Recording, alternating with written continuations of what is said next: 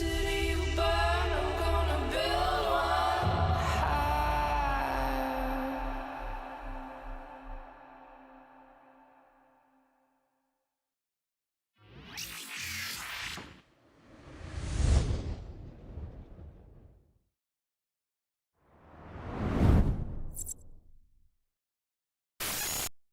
Greetings, fellow Empyreans. I am Ashtarothi, the voice of New Eden, and I think that we're live. I don't know. My bitrate crashed for a little bit, but now I think it's back. You might need to refresh if you need to. My green screen isn't quite working right. It's fine. We're all fine here. It is the Universe Show. Welcome, welcome, welcome, guys. Twas the night before the Winter Nexus, and all through the house, everybody was preparing their praxis. All right, we are currently today's stream. We come live from Serpentis Prime, which, I mean, all things considered, with the winter event coming, the winter event, of course, being focused on outer ring excavations, Upwell, to a lesser extent, Interbus, i.e., Evermore, and Sancha. So, of course, I am here at Serpentis Prime, the headquarters of the Serpentis, and you might be asking yourself, well, why is that? Well, that has to do with the Ashtarothi, the master of Scruff. Yeah, or Scuff, rather. I mean, you know, this is what happens when you have to do everything live. So, hanging in there with me, I appreciate that. So, today we are going to cover some of the history of the Frontline department of Ore, as well as the original opening history of Ore, which is actually why we're here at Serpentis Prime, because the Serpentis are intimately tied to the early history of Ore. We have been covering a whole bunch of, as everything that has been going on for the last 6 months to almost a year has to do with Upwell and the Deathless and all these kinds of things. We've been having to go over this lore story as it kind of develops over time quite a bit. We've had a couple of really longer videos where we cover the whole history together. And one of the things is that I've realized that a lot of this lore kind of is consolidated into these chunks of time, which are like these little arcs of story. And so rather than tell the entire story of Ore, I do want to tell kind of the original story of one of the earliest stories that played out in EVE Online while it was live, which shows which kind of sets a lot of this stuff up. And then from there we're going to talk a little bit about what Ore kind of is up to as an organization over time and how that relates to the winter event. We also today have a couple other things to go over. You know, we have of course, the Winter Nexus details, which we've got more of those details coming out of HoboLeaks now that we can cover. And we have the monthly economic report to cover as well. But first, let's go ahead and just jump into the patch notes real quick, because they are pretty quick, which is that this is the formal version of the change that was made and we talked about last time, which is that basically items that weren't traded very often have their value kind of messed up like the estimated value for things that don't get traded very often is sometimes kind of confusing, because the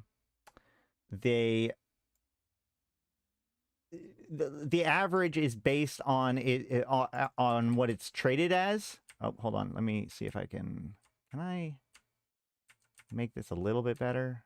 I can make it a little bit better. Does that make it better? Yes. Okay. So things that don't get traded very much don't have a very solid average made. You know, we talk about this often when it comes to ore, as in rocks. A lot of uncompressed ore's value is very confusing because it doesn't get traded very much. And when something doesn't get traded very much, it is rife for manipulation. We also see this with like modules that don't get traded very much. It's very easy for a group or even an individual to alter the price of these things by just trading a little bit of it, because whatever they trade it as, that becomes kind of the value of the thing, right? And so one of the biggest examples of this, literally the biggest example of this, is Titans and supercarriers. Now, if EVE Online was a properly designed game, and they wouldn't have Titans and supercarriers in asset safety, but they do. That's a discussion for another day. But so since they do, the problem is that without it being like in a keep star, you cannot actually sell and trade Titans unless they've been asset safetied into a structure. And so like the vast majority of supers and Titans that are traded are done so off the market, as it were. And therefore the real value of supers and Titans are not really adequately reflected on the market.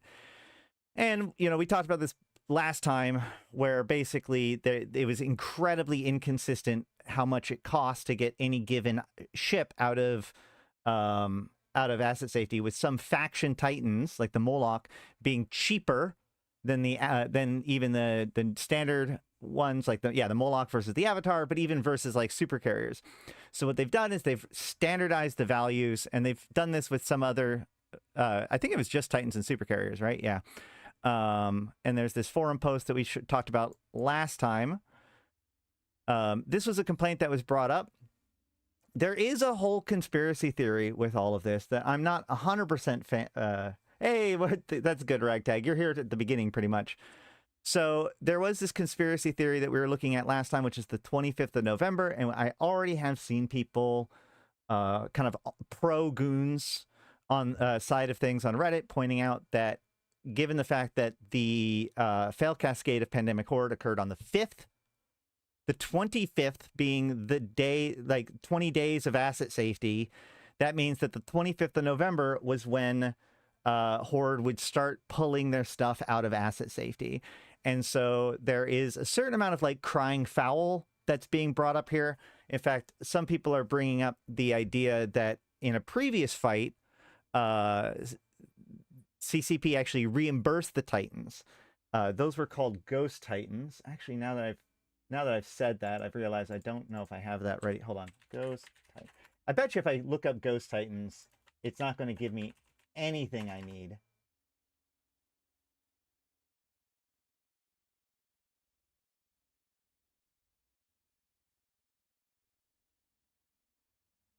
Yeah, there is some people talking about it. So effectively, what happened was, here we go. Here's a Polygon article about it. So back in, when was this? Why is all these things popping up? Stop advertising to me. Okay, so back in 2021, there was this huge fight called the M2 fight, which was worth, which is a record breaker. And I think it still holds the record. 13,000 players showed up to fight, breaking the previous record of 6,500. When they attempted to come in, it basically ground the servers to a halt. Now, this used to be a more common thing to happen in EVE Online. It's been less likely to happen since then, in the modern day. But, in this case, it did. And the second timer, let's see. What does it say in here? On the of the three nodes, attackers staging, defender staging, and fight, 2 were under heavy load. The long story short is that this fight ended up causing a significant number of players to become disconnected or not really there, not fully load correctly, and yet their Titans did load correctly. What players were seeing in their client call log and center call log was everyday occurrence. The client would call every jump, and when logging in to check to see if the population cap of the destination system, in this case, was not receiving a reply from the heavily loaded system. While there was no population cap, players did have trouble entering the system, which was an unfortunate symptom of the sheer scale of the fight. This caused a great deal of unexpected outcomes and has understandably been a cause for great frustration. Another discussion is revolved around whether players could have loaded given enough time due to the unprecedented circumstances. Any discussion on that is theoretical. What can be said, however, is that we've received reports of players that waited for their jump tunnels ended up traveling, but to the same system as they originally were in. This says that they're not reimbursing. Is this even the right one? Yeah. The point of the matter is that this fight was so big that it actually messed up the system. And so in the end, there were like extra ships that were made. Where does it say it?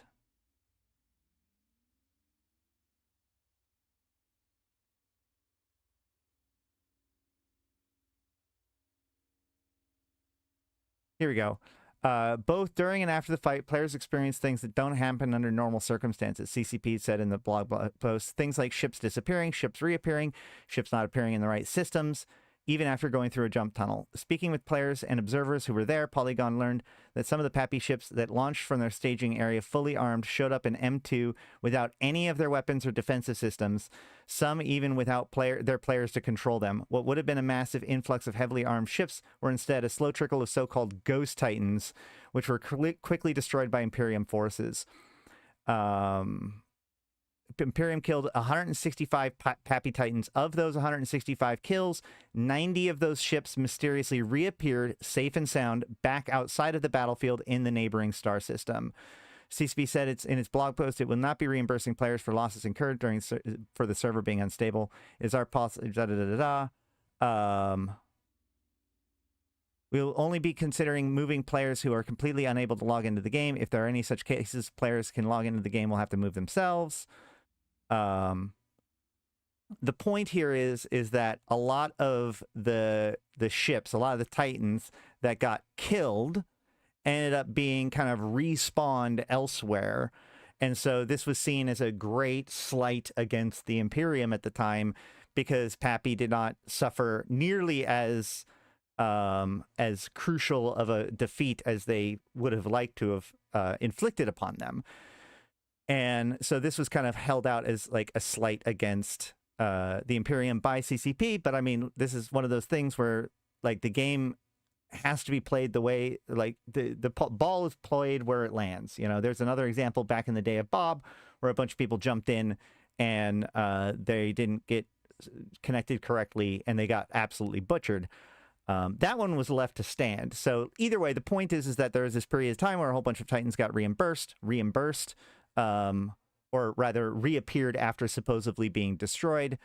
And then with this latest one, now, as soon as the Pappy forces or the Pandemic Horde forces are going to need to pull their ships out of the asset safety, they've had their prices standardized, and given the way that the reimbursement is made, then either they'll pay the less of the two values, right? They'll either pay a lower amount now that it's been standardized, or if they paid more before, they will be reimbursed for that difference, but only those who came out after the 25th. And this is the part that a lot of people are kind of complaining about, but ultimately, I don't know necessarily what to say about it. I think that this is one of those things that has been a problem for a long time. And it's less to do with the fact that it's some sort of favoritism towards Pappy, or even an anti-favoritism towards Imperium, which of course, you know, victim mentality is a great motivator for an organization. So of course, Imperium is going to cry foul about it. But I think that this is honestly just like different. When the situations come up, CCP has to make the best of the situation. And this is probably the single largest asset safety like event in a very, very long time. Certainly since the current people in charge of CCP have been involved, right? Like this has been something that's been festering here for a long time. But nothing as large as the scale of the fail cascade of Pandemic Horde has happened in recent history, which will bring focus towards this problem on a level that none of the previous events could possibly do so. And so, like, you have to fix it at some point, and this does seem like the focus point to fix it. It would have been nice to have fixed it earlier, but it is what it is. I suspect that there is a certain amount of like people taking advantage of this as much as they can, which is one of the reasons why, you know, whatever. But also, like, there are some people that are complaining that this doesn't value these ships correctly, which is still technically true depending on how you calculate these different fees and the math of it. Oh, look at how cheap these Titans are. But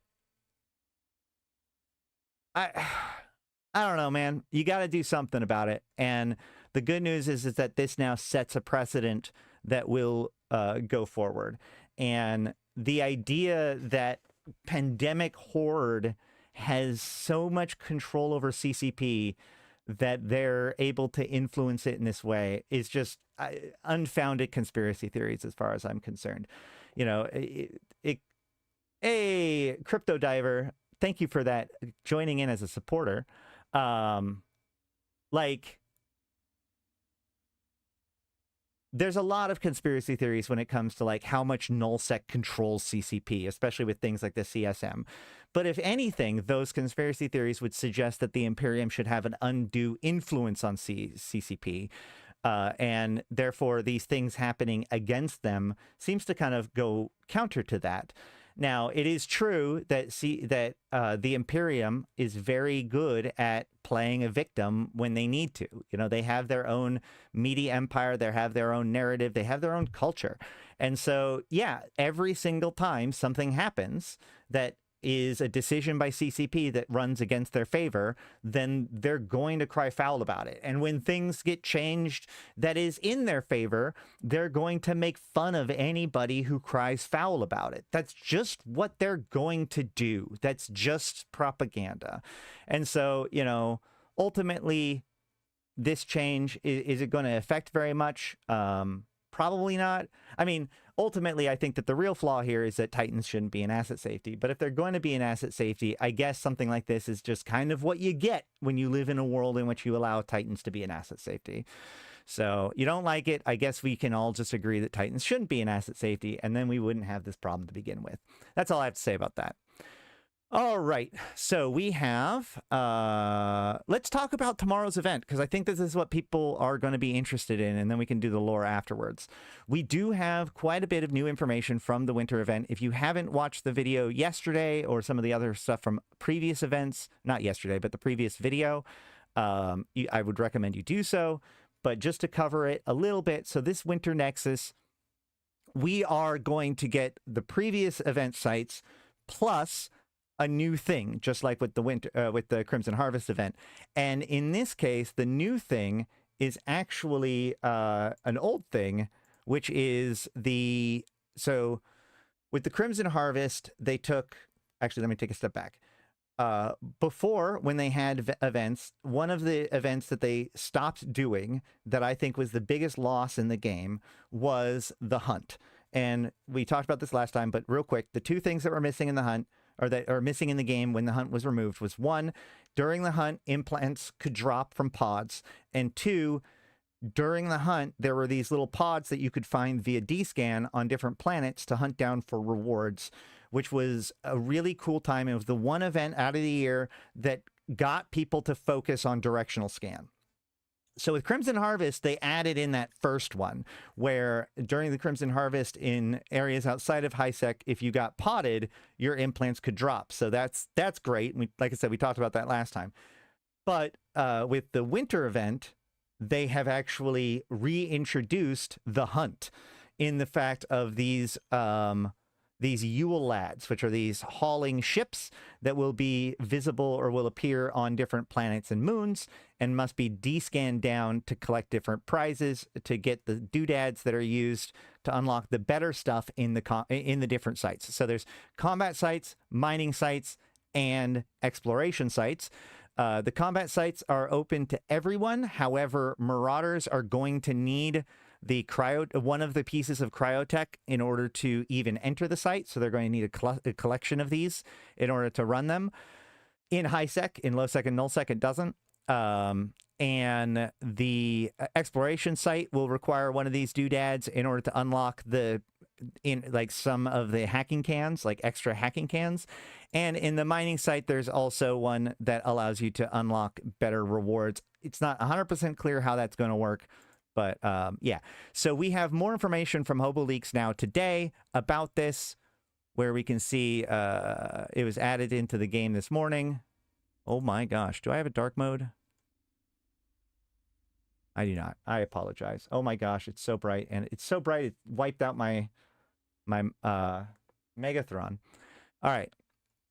So we can see here there's 192 new entries. This is in the Vanguard event recently with the Squalls. Yes. But if I remember correctly, those were visible on the map and were closer to like a all right, hold on. There is a way to do HoboLeaks with dark mode. Hold on a second. It's just not in HoboLeaks. Hold on.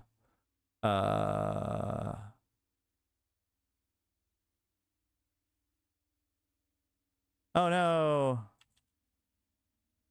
My old dark mode thing got kicked off because it violates Chrome's web store policy. That probably means that I got infected by it or something, but let's see if I can find it. Dark mode, global dark mode, add to Chrome, add extension. Is this going to work?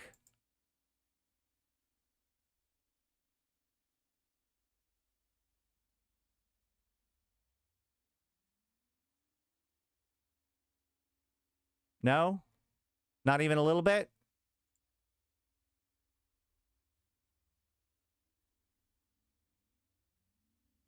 It doesn't even dark mode its own screen? All right, cool. Thanks. Thanks for that. Oh, wait, maybe. It worked. Okay, it did work. I just got a Chrome extension for dark mode. Okay, great. So we have a bunch of the boosters were added. We have the accelerators. We have the filaments.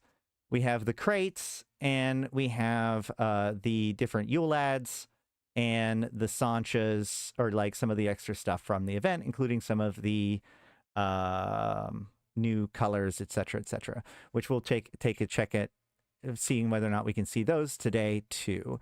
So the big thing here that we can see is that there are the filaments return are in fact the Rudolph filaments from before: Dasher, Donner, Dancer, Rudolph, etc., which will lead to the different areas of high sec, low sec, null sec.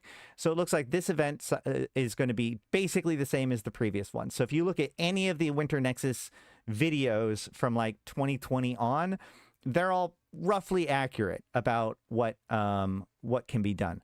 All this stuff is in game. It's just whether or not it's published is what I'm saying. These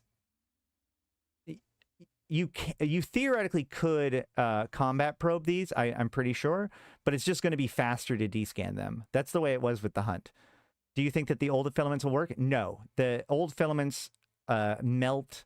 They used to melt into standard abyssal filaments, but then I whined to CCP about it, and they made them melt into expired ones. Oh yeah, you were using them in Skinner? Great, awesome. Well, then we'll look at them. You've already played around with a Perseverance fit. Excellent. We also got confirmation. One of the big questions that we had before is the Perseverance, right? So the Perseverance is right here. It is, in fact, a faction ship, not a Tech 2 ship. We will look at that a little bit more in a second. But, and then there's the new Aurora Universalis skins. And some other, like, fun, like, winter items that are being put in there. And some other stuff, too. Let's see. Is there anything? What has changed? Attributes per type?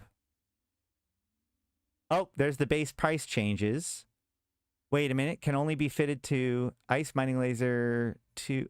I bet you This is just to make sure that the ice miner can only be fit to the endurance. Maybe? I assume that the 91174.0. Let's see. If we go to Eve Chucker or Eve Ref. We go to Eve Ref and we put in that number 91174. We get nothing. Yeah, we get the Perseverance. Wait. Perseverance? Wait. Hold on. Hold on.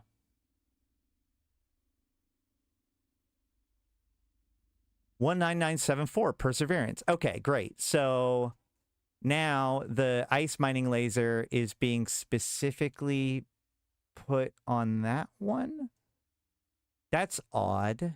Does it? I mean, it still works on endurances, right? Ice mining laser can only be fitted to from none to that one. Let's go ahead and look at this. Let's go ahead and look at this in game. This is curious. I'm going to dock so that way nothing bad happens to me. We will talk about why I'm outside of Serpentis Prime, this particular station, in a little bit when we talk about the history of the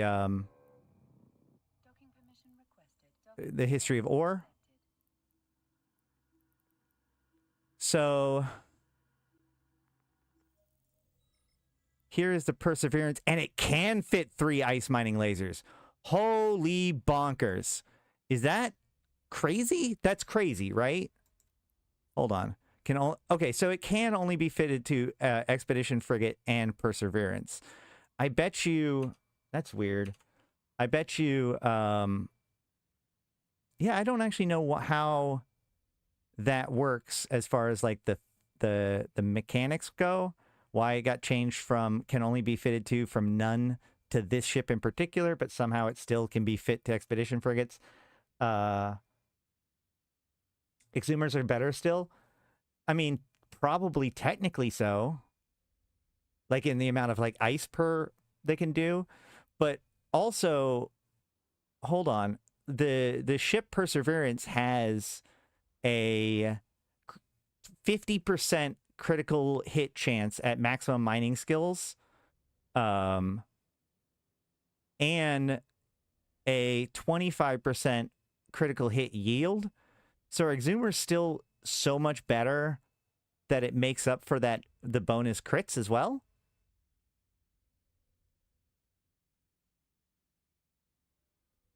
Well, also, like, they aren't... we're talking about an Exhumer, not a barge. And, oh yeah, and 100% crit... Wait. Well, yeah, but that's 100% increase, right? So its critical chance becomes 5%. How do you add this thing to the fitting window? Well, you can... Is it not in?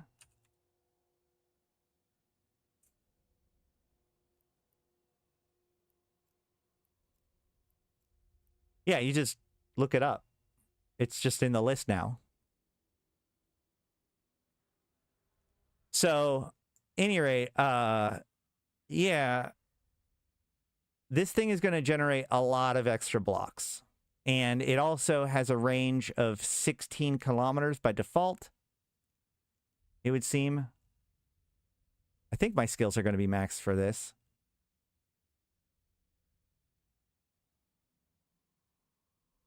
Only 5% pre-boost? What do you mean, only 5% pre-boost? Because it's got 7 cycles will fill it up with crit. It looks... Okay, my point is that this thing looks very strong.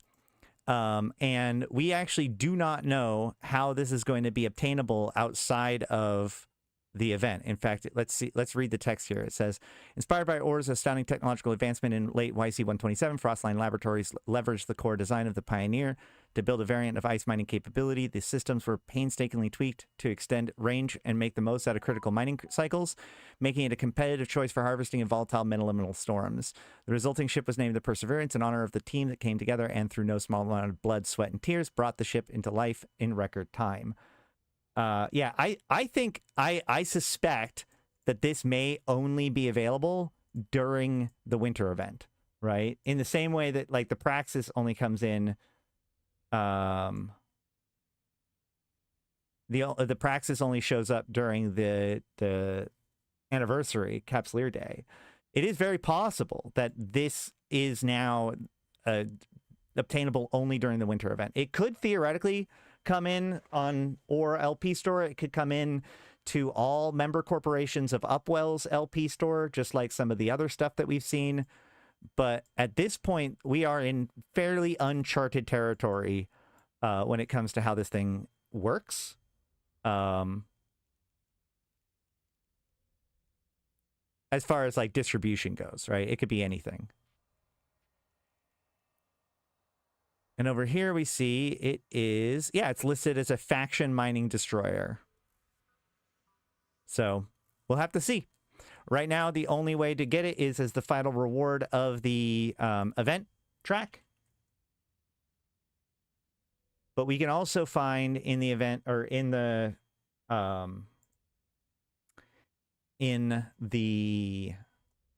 whatever it is, in the Hobo Leaks, we can see that all of the same boosters as before are coming back. So we have capacitor recharge time, afterburner speed, shield hit points, module heat damage. We have your normal brain freeze accelerators, which are the same as last year, more or less. And energy tracking speed and energy turret damage. So those are the different Sancha boosters. The filaments are the way that we get to the different winter storms. The ice filament crates are... this is going to be just filled with the ice, with these filaments. Festival booster crate contains festival boosters, which I think this is one of the tiered rewards that we were looking at from the scope video. Then brain freeze crates contains some cerebral accelerators. Skin crates consists of skins from previous Yule festivals. Skinner crate, Skinner components from previous Yule festivals. And then we have the green, white, and red salvage packages, which are usually from completing ice mining, right? Depending on where you turn in the ice. So you turn in, what is it? High, low, or sorry, high, null, low, or whatever, as far as the quality of it goes. Friable, fresh. I think it's actually high, null, low, with white being the top, but I'm not 100% sure if I remember correctly. And then there's unusual icebound salvage, rare icebound salvage, and peculiar icebound salvage. These are special things that appear in your cargo hold when you're finishing mining one of the ice blocks in the mining sites.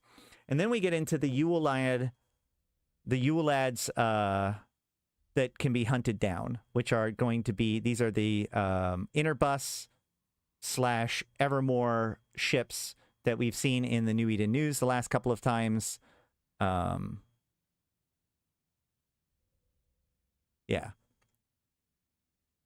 So this Neuros is a Yule logistical automated delivery Yule lad drone operated by Interbus via Verity Entertainment, advanced remote linking technology. Interbus and Verity Entertainment partners in Evermore.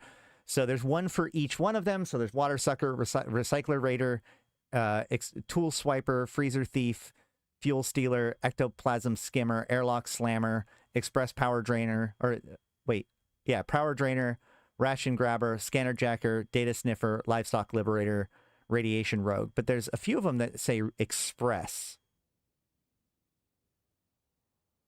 I don't know why a few of them are labeled Express while the rest of them are not. It looks like there's Tool Swiper, The ones that are express are only express. The ones that are not express are not yeah. And there is a spawner for low sec, null sec, and high sec. So they're going to be all throughout known space. And I'm not sure why one would be express versus not. The codename Wintersucker. Well, those are all. So I guess we can jump into this real quick because we're talking about the Yule Lads. I have this prepared for you guys. I think. Hold on. I had things prepared for you guys.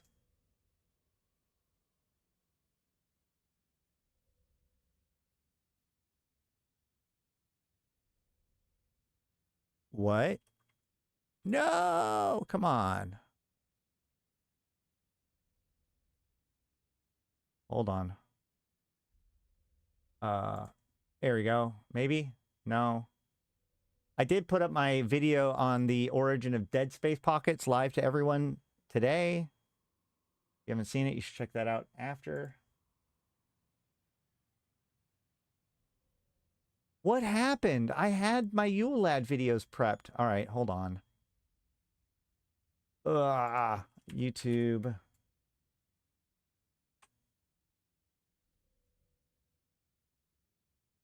CCP Yule Lads.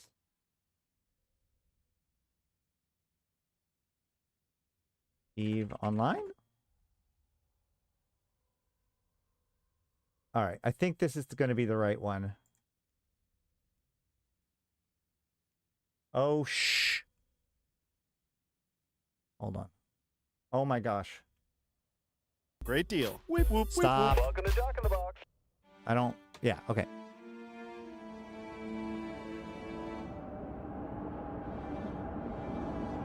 This scruffy-looking fellow is Sheepcoat Clod. Every year on the 12th of December, he used to make his way down from the mountains to steal milk from every sheepcote he could sneak into. His brother Potlicker wasn't any better, as he prowled in the night for pots to lick. They are two of the 13 Yule Lad brothers who, one at a time, pay their visit to Icelandic homes during the 13 days leading up to Christmas. Born to... So this is the real Icelandic tradition involving Yule Lads, just so that we're all clear. This is where these names come from. So just, yeah, so we know. Completely dysfunctional parents. Grilla, their troll mother, is infamous for devouring naughty children. And Lepaludi, a lazy loser who Grilla married after eating her first two husbands. The whole family used to be considered a pest. But as Icelanders moved into the 20th century, it became clear to these misfits that they had to shape up and change with the times. And today children place shoes by their bedroom window, and each night a Yule Lad leaves treats for the well-behaved children. Those who haven't behaved get a rotten potato. In return, the children show their gratitude by leaving milk, cookies, and other goodies for the Yule Lads to take. Candle beggar. He used to steal and eat candles, but now children leave them as a gift. However, modern times and globalization has its complications and has brought in a foreign player. And this fellow feels that the Yule Lads are, shall we say, operating too close to his own business model. This has created cultural friction that remains to be settled. I love these old Eve videos.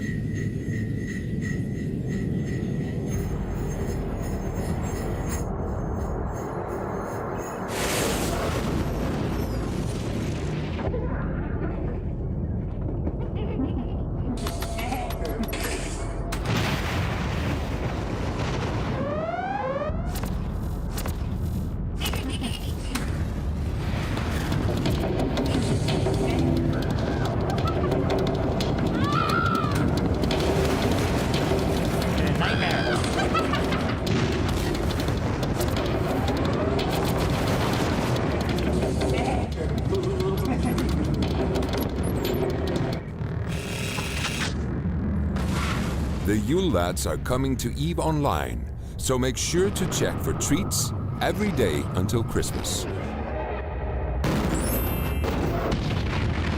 And remember, try to be nice. So back then, EVE Online like didn't have full events like we do now. It was just a login reward track for these different gifts. But that is where this kind of tradition came from, both in Icelandic and also in EVE Online. So from there, we can go back and see like, so all of these are some play on the original Yule Lads that we found, that they were talking about. Like instead of Door Slammer, it's Airlock Slammer, for example, right? So these are fun. And there also is all of those, in previous years, there's there's little doodads that drop that are referencing to each of these guys as well. So you can pick those up. They'll probably drop again this year. They didn't have to add them in to do that since they already existed. But so these guys are going to be found throughout New Eden. And they drop these Cryostorm items. So we have the Cryostorm Calcifier, Cryostorm Mapper, Cryostorm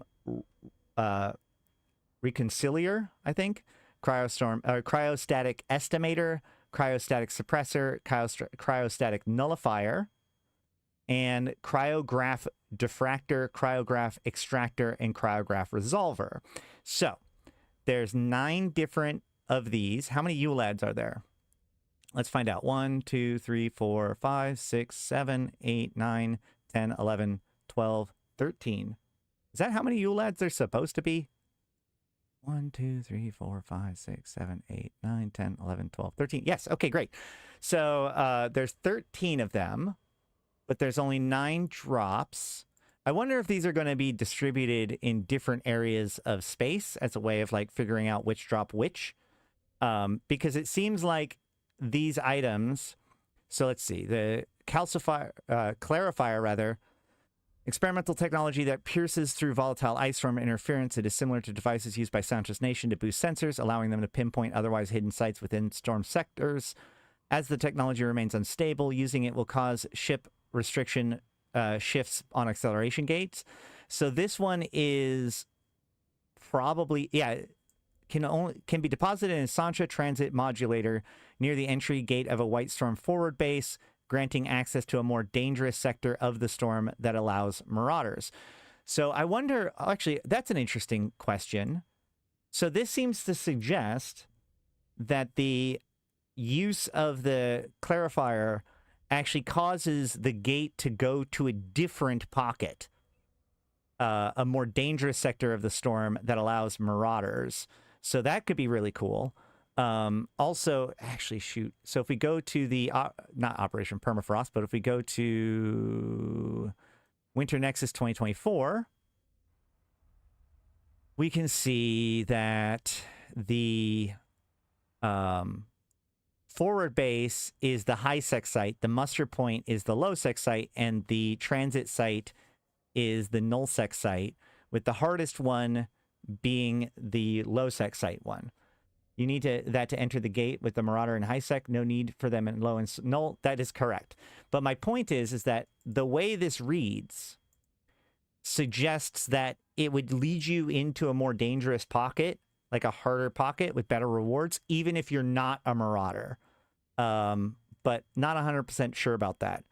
Then the Cryostorm Mapper, experimental technology that tracks volatile ice storms. It is similar to a device used by Sancha, blah, blah, blah. This can be deposited in a Sancha transfer modulator near the gate of a White Storm transit site, granting access to a more dangerous sector of the storm. So here we go. Yeah.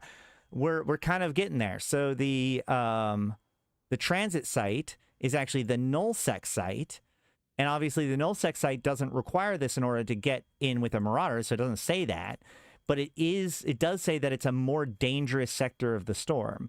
So I assume that this clarifier, if it was used by a non-Marauder, would still go into the harder pocket of the thing. It's not exactly a filament because it's like, so, shoot, let me pull up the video. In the Pulse video, it shows...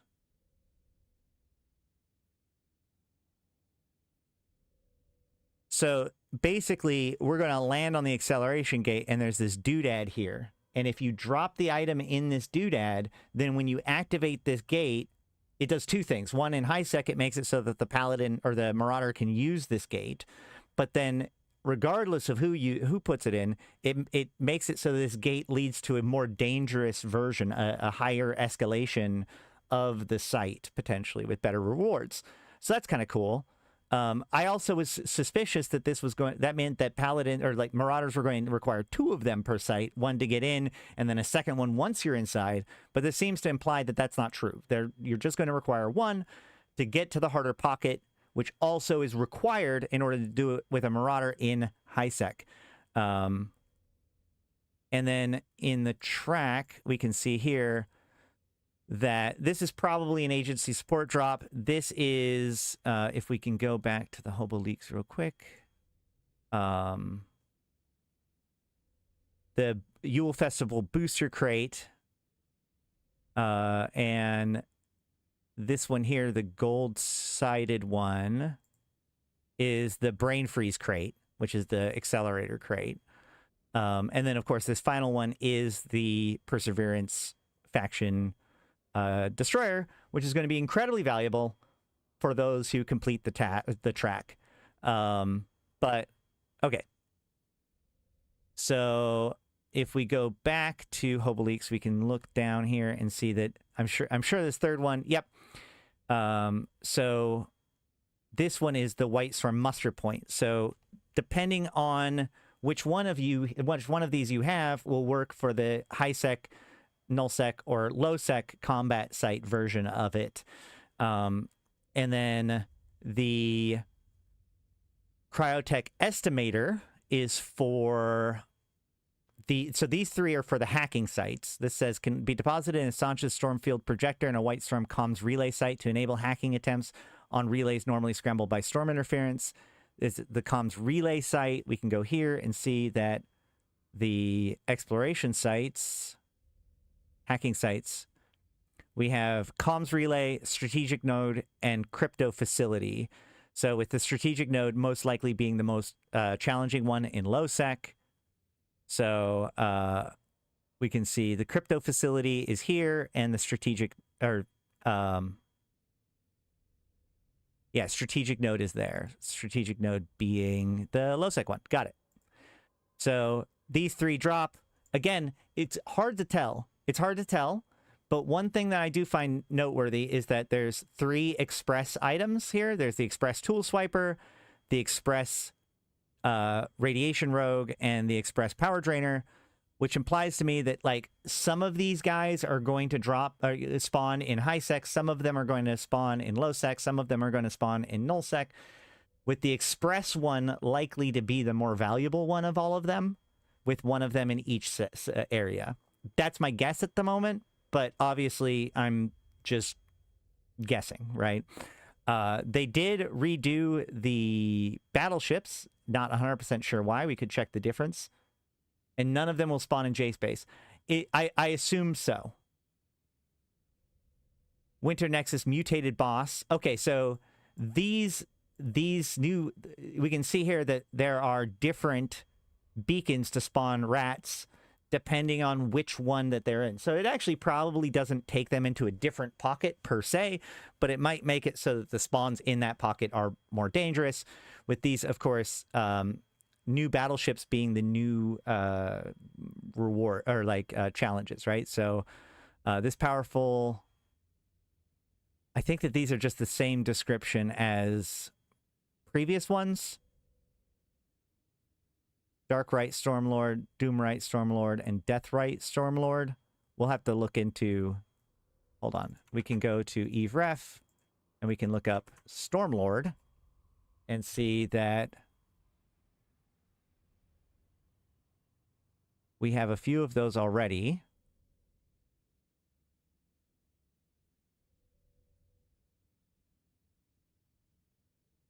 What? But some of them aren't appearing, which is interesting. Yeah,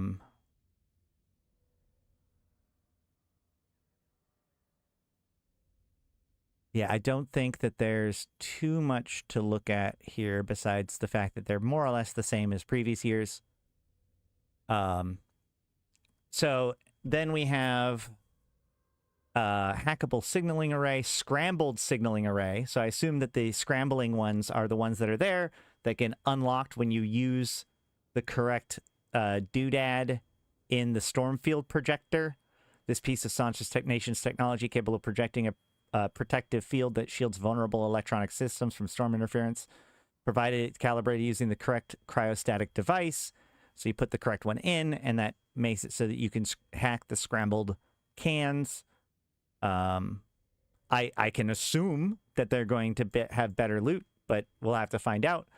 And then these diffractor, extractor, and resolver are for the ice mining sites we see can be exchanged together with faded volatile ice and faded volatile ice fields in return for enhanced salvage packages. So you drop these in when you drop in your ice in order to get better rewards. Enhanced salvage packages.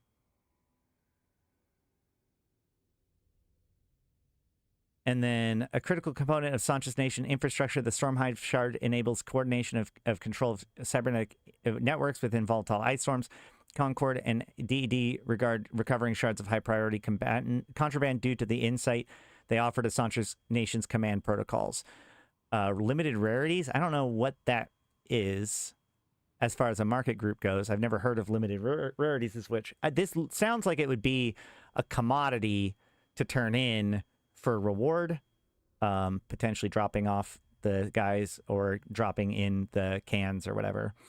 And then we have a whole bunch of new patterns and colors. Oh, wait, hold on. That silver one is a Verity Tech Crate, not a agency booster. Contains a randomly selected Verity Cryotech. So, yeah, you theoretically get some of those. That is on the login or the reward track, potentially. And then here's the Perseverance reward crate. And we have the Anathema, Aurora Universalis, Balgorn, Confessor, Paladin, Barbaroga, Buzzard, Golem, Jackdaw, Rattlesnake, and Svitbull and Cheetah. As well as now the Endurance, Hulk, Outrider, Perseverance, Pioneer Consortium, Venture Consortium, Hecate, Helios, Kronos, Vargur, Macarial, Nightmare, and Odysseus Aurora Universalis skins. Hold on a second. Let me just make sure real quick. I want to check something here. If I go to my personalizations, skins, if I check out my Aurora Universalis,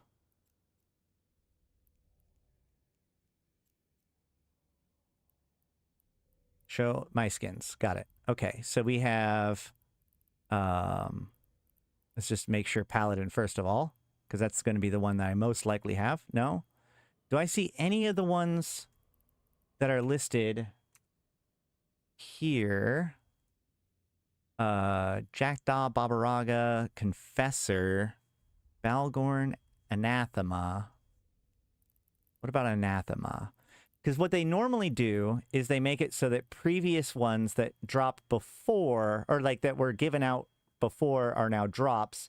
But that isn't what I'm seeing here. A lot of these ones that are listed are ones that we haven't seen yet before. So these might all be new. These might all be new. Just so we can see.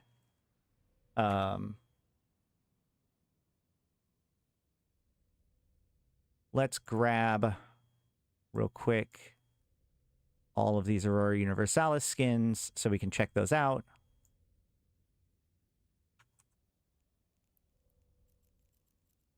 Copied from the, from HoboLeaks. Let's see, what day is it?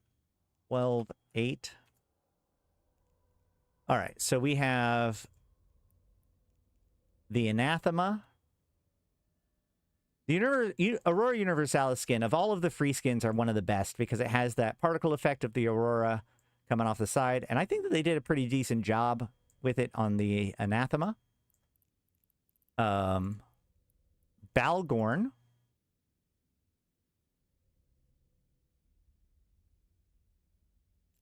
That one's just basically the same as the Armageddon. Confessor. Ooh. Good Confessor skins are always really good.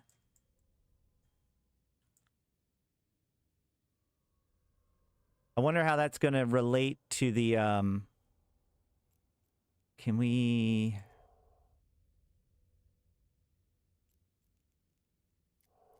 Isn't there a way to change its... No. I thought there was a way to change the... what fitting mode it's in, or what mode it's in, while looking at it from this angle, but I don't think so. We have the Paladin, which honestly I'm kind of surprised doesn't already have an Aurora Universalis skin, but let me tell you, if it did, I'd have it, so pretty good evidence that there isn't one. Oh, wow, opening up new windows every time. Great.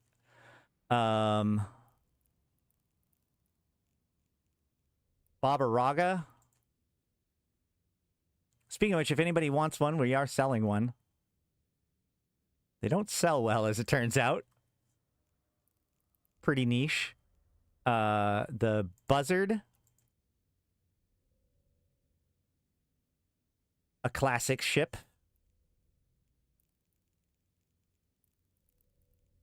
The Golem also looks really, really good. Golem. It looks like they have it for all the Marauders this time. 6 billion for one is a bit much. Wait, for which one? Oh, for the Babaraga? Yeah. Yeah, they are pretty expensive. And then the Jackdaw. I do like the fact that we're getting more for the Tech 3 destroyers. Rattlesnake. I mean, if you've seen the Scorpion, you've seen the Rattlesnake. Svipul. Svipul recently just got a pretty decent buff, along with the Confessor and a lot of the Tech 3s. But the Svipul is... I haven't really heard that much about it coming back into the quote-unquote meta or whatever. But it can be a pretty fun ship. It also now has the remote shield boost, or like repping, which is kind of interesting. Although I've definitely heard of more spider tanking efforts by the Confessor than the Svipul. But if you're checking out the Svipul, if you played around with it at all, let me know. Whoa. Why? Whoa. Okay. Hold on. Hold on. Hello? Hello? Oh gosh. Oh no. I have actually killed my computer. That... Okay, hold on. You can hear me, but you can't see me. Right, hold on. Eve Online. Reporter. Oh no. You can see me? Oh.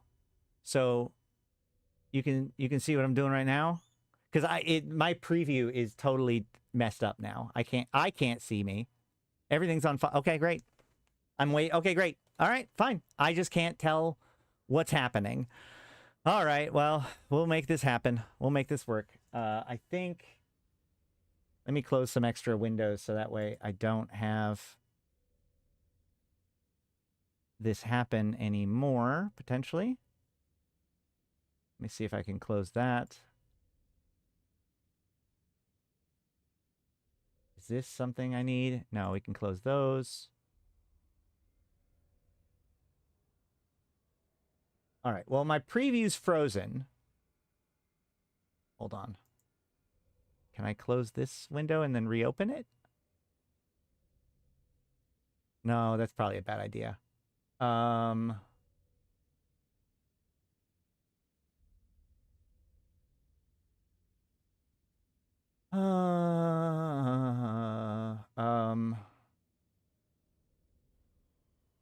think I just don't get to see me today. So this could be fun. Does this work? Oh, no, I can't. Wait, yes, I can. Hold on.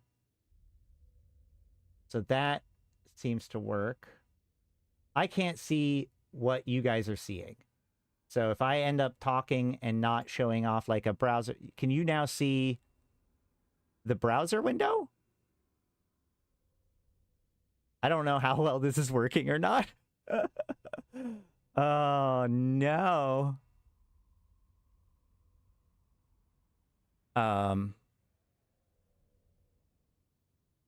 I assume that you can see the browser window now, and then now you can't see it again. So we're back in here.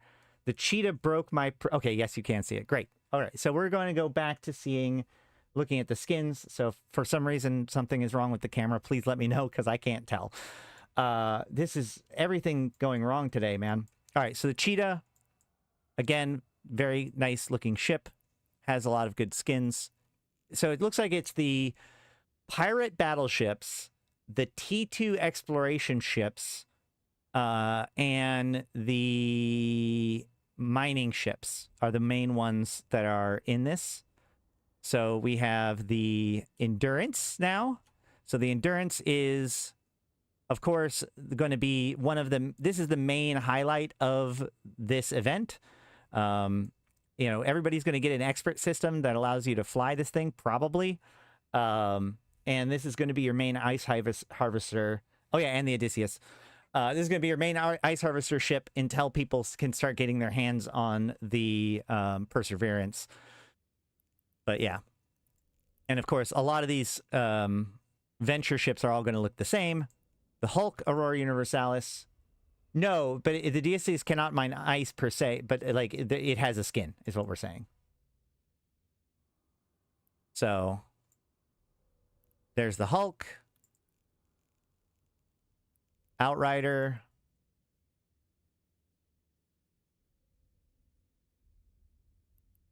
which there aren't very many good. There's only these 2 skins for the Outrider right now, so that's good, except for, of course, ones that people make. The Perseverance, which is the new hotness, of course, looks basically the same as an Outrider. The Pioneer, which is the new mining destroyer, also gets their Aurora Universalis skin. The Pioneer Consortium issue, which is pretty slick ship, actually. Also is getting the Aurora Universalis skin. And these are all these are going to be a combination of free during the login rewards as well as free during, or like from the event track, right? Venture Consortium issue looks the same.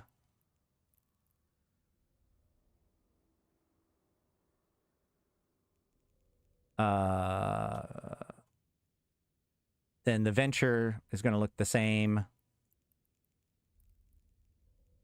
The Hecate, a sick-looking ship, and it looks pretty good with the Aurora on it. Although, I don't know, the Aurora looks a little almost small compared to it. I would have liked it to have been a little bit forward, so that way it went over the fins better. The Odysseus can mine ice. I guess you can with like a ice mining drone, right? You probably could, but an Odysseus almost certainly won't be able to get into the ice mining sites, so it doesn't matter. Helios,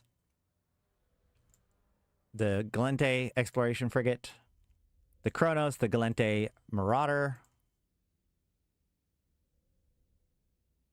That's actually going to be kind of sick because these plates fold up when it's in Marauder mode.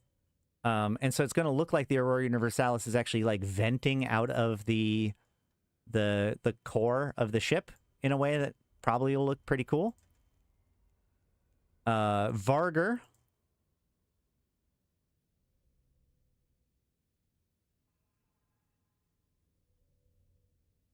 Always a good Marauder. And the Macarial. One of the most popular pirate battleships in the entire game. Just great in PvE, great in PvP, great everywhere that you might need a battleship. The Nightmare. Finally, a Nightmare skin that doesn't cost a fortune. Possibly. I don't know. They'll probably put it as like the final reward for a $500 pack or something silly like that. And the Odysseus.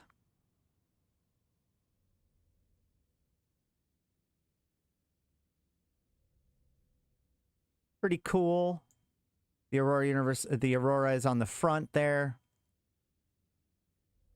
Yep. So those are the Aurora Universalis skins that are coming. How beefy is my PC? I have a 6-year-old PC. It's pretty okay. My problem is actually my video card. And I probably, between trying to render that and being inside and everything else, plus my OBS, it just caused my driver to like blow itself up, which is now resulted in, it can happen. I definitely need to upgrade my video card, but 'tis not the season to upgrade your video card. Yeah. So on top of that, we also have a bunch of new items that are put in.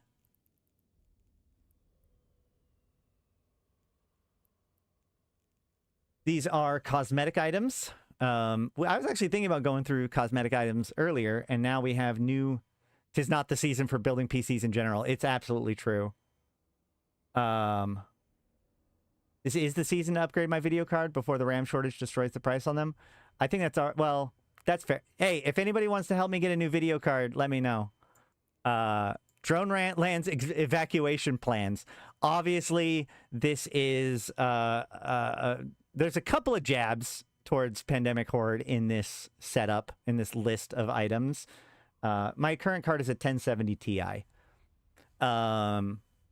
So a datapad containing a set of exhaustively detailed and exactingly precise evacuation plans with a reference to the relocation of a large alliance base somewhere in the eastern side of New Eden. The datapad was discovered in the lost and found bin at the Interbus terminal at the Picone factory station in Uemon, the owner apparently forgetting to take it with them when they departed on their trip to Paragon Falls.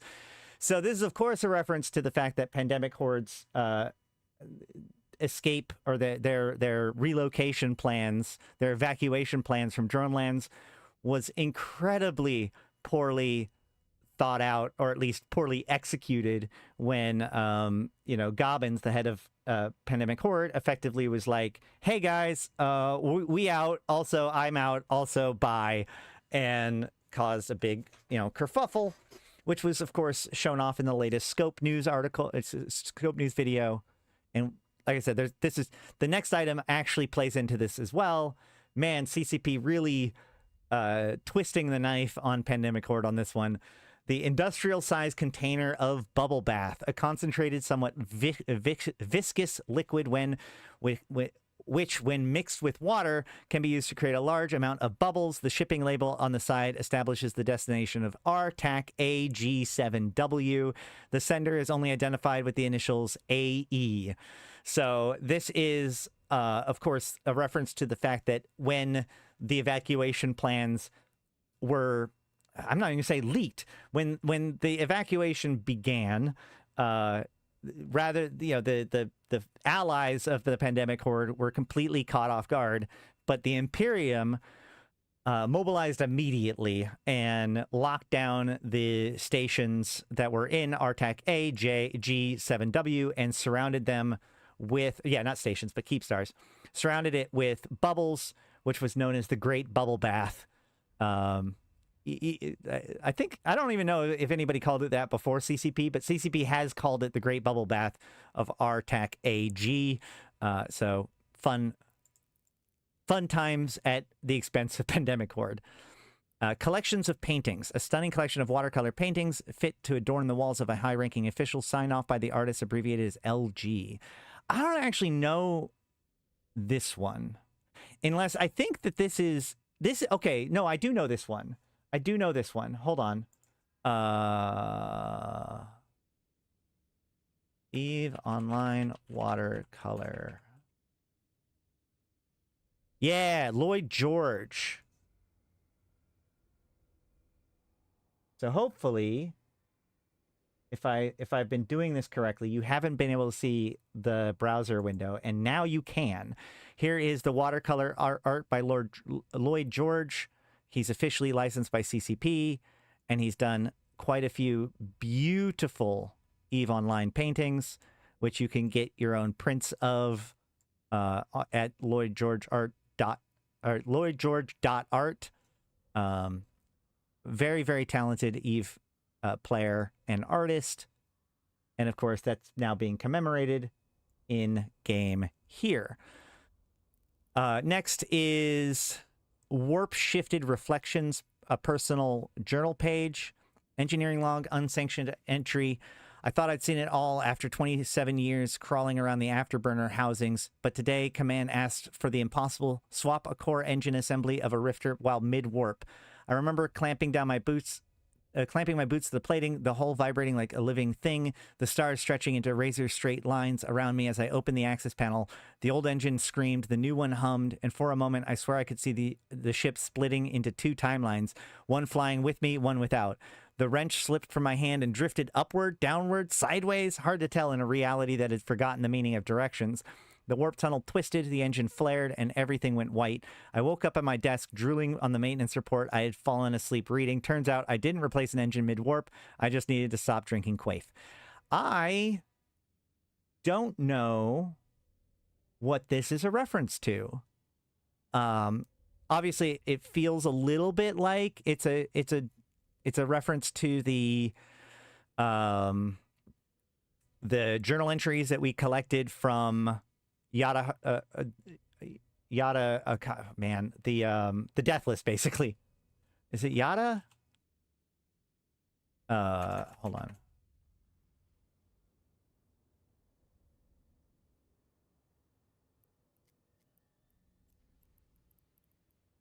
Yeah, Yosef Okada. That's who it was.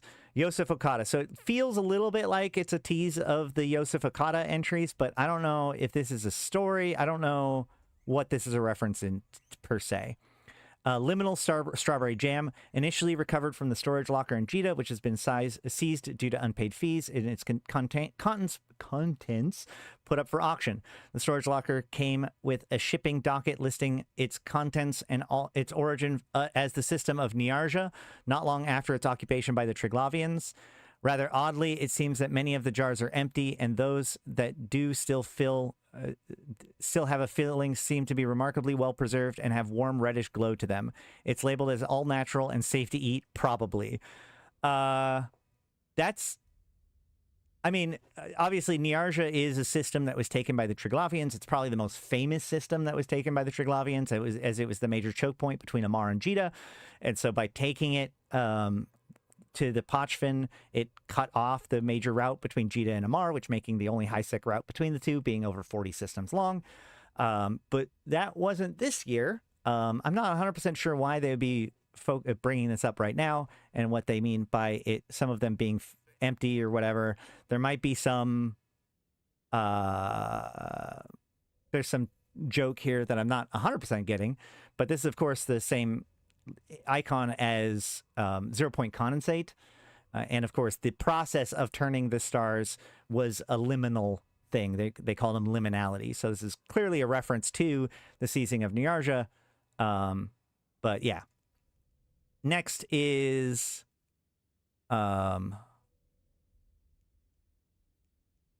unpainted ship miniature, a small unpainted miniature that appears to have been separated from a large collection of miniatures. It would be an ideal tool for a strategist to develop invasion plans in a war room, a tactician to choreograph the movements of a ship in close combat, or even a board game.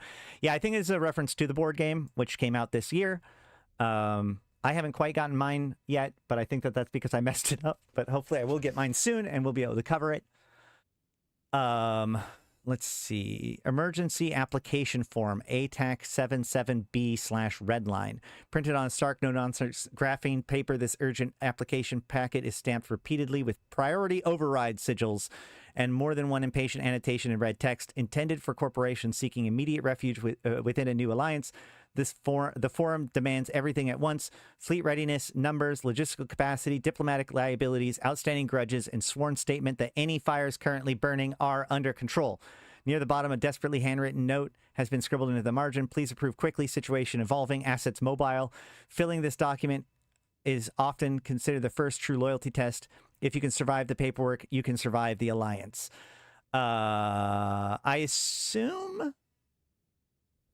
assume So Redline is a fairly major character in EVE Online. This might be also part of the whole, like, falling apart of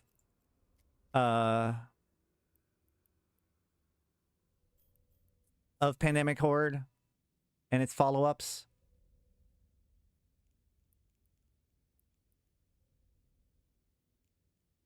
I'm not 100% sure. Hold on a second. Let me look up ATAC 77B.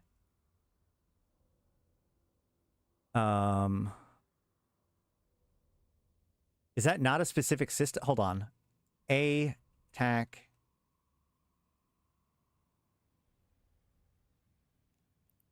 Nope.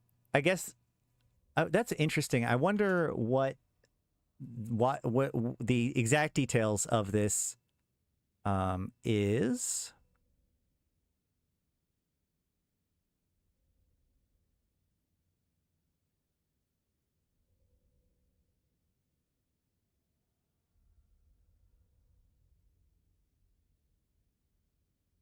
Redline was the main guy from Trash Talk Tuesday. He did podcasts and stuff, but I'm not even sure if that's necessarily what it's a reference to. I don't know. Maybe somebody can help me out. Then we have fragmented quarterly earnings report holoreel. Upon attempting to turn this holoreel on, only parts of the original recording seem to be remain visible. The rest destroyed by incomplete data transmissions. Upon closer inspection, it seems to mention some sort of aquatic creatures and the revenue generated from them. So this is, I'm assuming, a joke about, like, the real life quarterly reports of CCP, and is it salmon stream? I assume that this is connected to whales, right? Whales being the term for the people that spend way too much money on their favorite free-to-play / whatever video game. It's the salmon stream? What is the salmon stream? I feel like I'm learning things now. EVE Online salmon stream.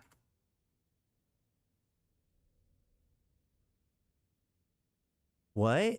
What is the salmon stream? CCP's Twitch went live. Oh, right!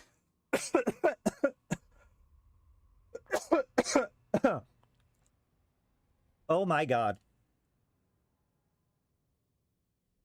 God, that's so true. Okay. So the other day, or like a month or two ago, CCP went live and then accidentally streamed an Icelandic fishing company's quarterly report video. So that's what this is a reference to, which is okay. That's pretty funny. And then CSM19 electee archive script and the CSM20 electee archive script. They have those for the previous ones too, I'm pretty sure. The Fall of Hoth. In the middle of YC127, at the conclusion of the war in heaven within the Anoikis cluster, the Alliance We Forsaken Few was evicted from their home in J121006, a Class 4 pulsar system known as Hoth. Defending forces led by CEO Dreadfather Linux mounted a formidable stand against their heavenly fortified Keepstar grid, but eventually succumbed to the attacking forces coalition, led by the Hard Knocks Alliance that included allies from Laserhawks, No Vacancies, Blue Loot not included, Zarma Capania, and others. So yeah, this was the big war in heaven that occurred this year in Pochvin, a big high-profile eviction. Capsuleer Guide to Dropping Dreads, initially found in an auxiliary broadcast studio in the expert distribution warehouse in Socide, where the walls of the studio has been plastered with cartoonish anthropomorphic characters in a storyboard style. The foreword mentions that it was originally intended to appear as a black market show called The Cope, which has been adapted for a scripted media. It appears that the largely propaganda focused on how various low-sec-based alliances would deliberately corrupt the solar system to facilitate the use of bubbles, then YOLO dreads for fun, and reductive instructions that follow seem to depict various suggested methods for others to, quote, enjoy themselves, alongside some scripture about a rat god. So yeah, this year we also saw the rise of The Cope, which was a player made a YouTube series that kind of referenced the EVE Online The Scope series. I think they're still producing those. We have Project Firebird Dossier. And that's how you can find the answer to life, the universe, and everything. Excerpt deep from inside the New Eden's largest public Galnet repository, recently overhauled and now fully funded, operated, and maintained by EVE University. So Project Firebird was a piece of EVE lore from in fact, actually the last hunt, the very last hunt, was about Project Firebird, which was like the Guristas had a spy who was looking deeper into the Phoenix refit. But I'm just going to double check. No, that is not what this is a reference to. This is actually a direct reference to the other Project Firebird. Hey, Master Rawl. It's good to see you again, too. I'm still here. So if we see here, Project Firebird was the name of the project that was the redo of the EVE Uni wiki. So that's where that comes from. Worn out Titan jump console. It appears to be a very worn out, simple blue 3-button console. You can discern particular iconography on each of the 3 buttons, but it remains unclear what exactly it is depicting. Following the writing, wiring out the bottom of the console, it appears that there are 3 labels: jump, bridge, and coffee. As to which button does what, only the original owner could ever know. I'm not sure why this is coming out this year, but this is obviously, like, there's been many cases, including the Battle of Asakai, where the difference between the location of the jump versus bridge for Titans has gotten confused, and a Titan has accidentally jumped instead of bridging. Not sure if that's 100% what this is a reference to, but of course, you know, that basically seems to be. Keepstar fragment, a weathered fragment taken from the storied 1DQ Keepstar, a scorched plating still radiating the long memory of a structure that never slept. Mixed within the plating are specks of rifter debris. So this is a reference to, of course, 1DQ. The main Keepstar there was blown up by a whole bunch of rifters, and it basically in celebration by the Imperium as they did their move. There's one this year that confused jump for bridge and jumped. Was it? Oh, okay. That happened again this year. See, it keeps happening. Looping audio log. This audio log that displays the logo of some sort of reptile. Upon playing it, seems to repeat the same word over and over. Lizard, lizard, lizard, lizard, lizard, lizard, lizard. Okay. So when I read this, I thought it was a reference to the bug that makes it so that the warp tunnel sound continues forever. Can anybody explain to me why it's lizard, lizard, lizard, lizard, lizard? Is that a joke? Is that an inside joke from this year that I'm unaware of? Some sort of reptile. I thought... Is it a Pixar meme? Okay. Is it a EVE Online meme?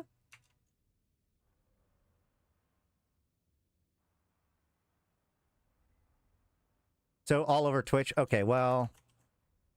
I'm an old fuddy-duddy.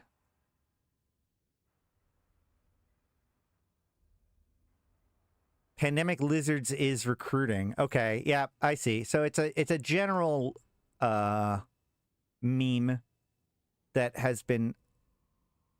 Wait, Pandemic Lizards has been around for a while. Okay.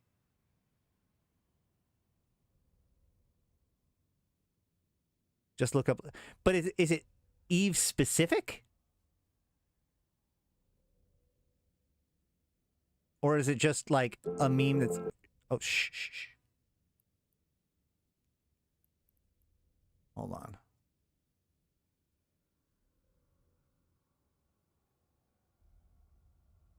This one says Star Citizen.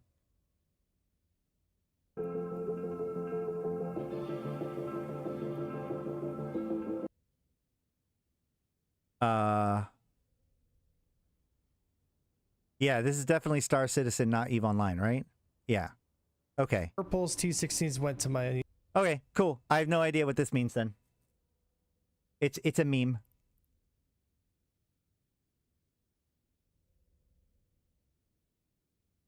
I'll link it to me. Or you'll link it to me? Okay, great. There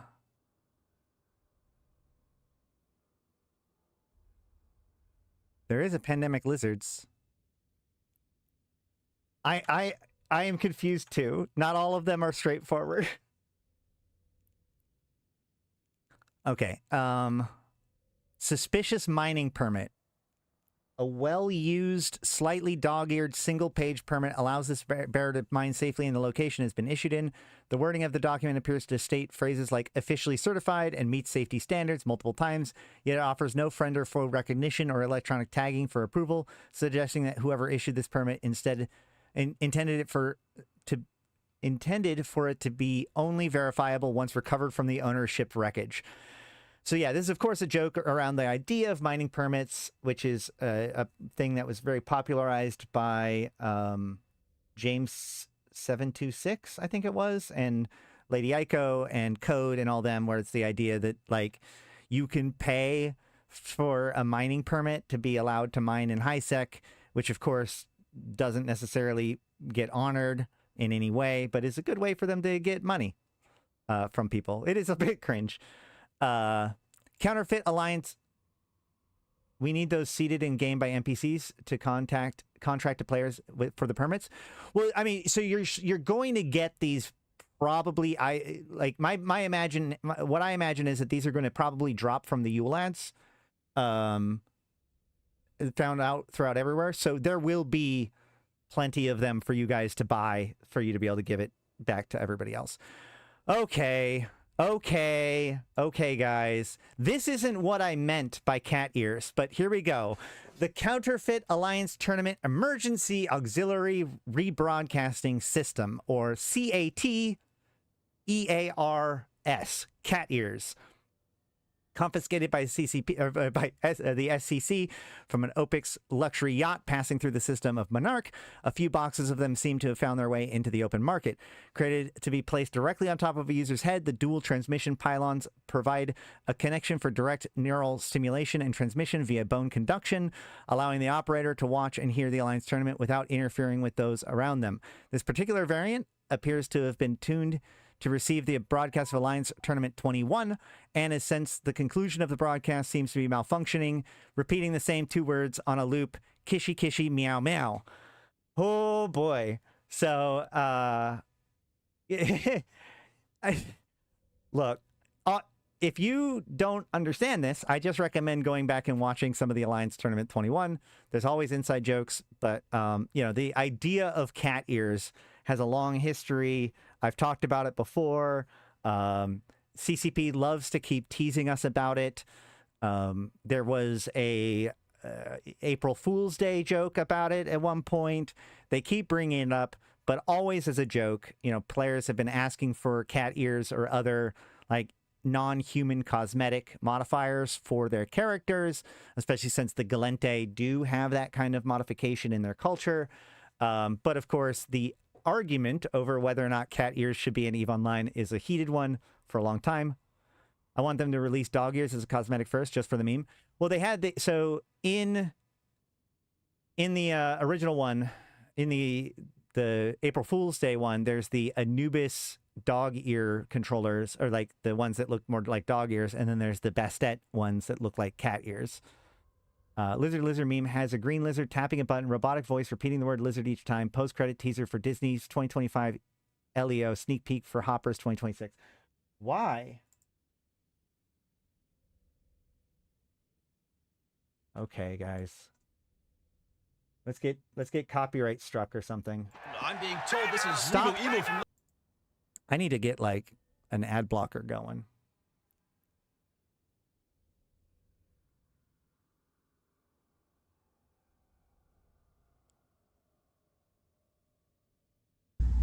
Lizard, lizard, lizard, lizard, lizard, lizard, lizard, lizard, lizard, lizard, lizard, lizard, lizard, lizard, lizard, lizard, lizard, lizard, lizard, lizard. Lizard, lizard. Am I old? Is that what the problem is? Is this how I learned that I'm too old to get memes? Probably. I feel like that's what this is. That's me hitting the compress all button. Hell yeah. All right. Where were we? No, you're not too old. I feel like I might be. For those lost but never forgotten, this was something that we covered the other day. Hey, somebody's doing a skyhook theft, and I just found out about it because I happened to be in nullsec. Interesting. All right, so a small-scale replica model of the Fallen Capsuleer's system we just visited a couple days ago, and it has the classic eulogy that players do give to those who have been lost, which is eyes forward, Capsuleer, the Cyno is not yet lit. Consider your modules, your rigs, and ammo before you undock, for the Cyno is not yet lit. Break free from the station and witness the universe before you, for the Cyno is not yet lit. Set your ship to fly through the vastness while you wait, for the Cyno is not yet lit. Pay attention, Capsuleers, for those who have gone before you. Call to you to join them. The Cyno is now lit. Which is the first time I've read this in a while where I haven't been like tearing up as I'm saying it, because obviously anytime that this comes up, almost always is in regards to losing someone or someone who has been lost. But fun fact about this, when they reseeded all of the moons back in 2016, I think it was, there was a competition to figure out who was going to be, or what was going to be the seed phrase for the random number generation for the moons. Those of you who may not know, the original random seed generation for all of New Eden is 42, the answer to life, the universe, and everything. And then when they redid the moons, they gave us an opportunity to kind of submit ideas and then vote on them. There were some finalists, including Mooney McMoonface, but in the end, this poem won. So you could say that this poem, the Capsuleer poem, is stitched into the moons themselves, which is a very fitting tribute. But now we also have this cosmetic item. You remember.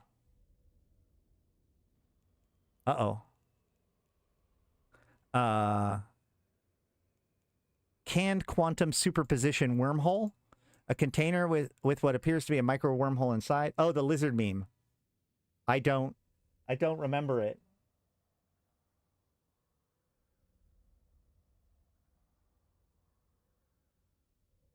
Malak, I don't know what you just linked me, but I don't know if I want to open that randomly. Oh, that's an AT ad.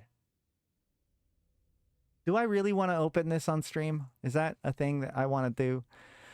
So a container that with what appears to be a micro wormhole inside. When observed, the wormhole seems to vanish, but when left to its own devices, a very small negative pressure vacuum seems to be exerted on the inside of the casing, simultaneously acknowledging the existence of wormholes, but also providing no visual proof of their existence.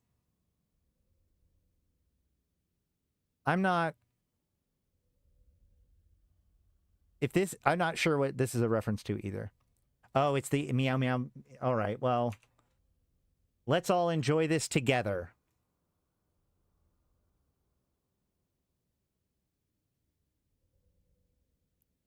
Kishi kishi meow meow, kishi kishi meow meow meow, kishi kishi meow meow, kishi kishi meow meow meow, kishi kishi meow meow, kishi kishi meow meow meow, kishi kishi meow meow, kishi kishi meow meow meow, kishi kishi meow meow, kishi kishi meow meow meow, kishi.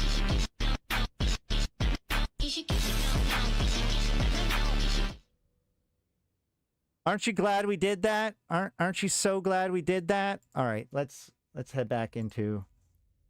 This might be AI. The meow. Actually, unironically, it is a pretty decent AT ad, all things considered.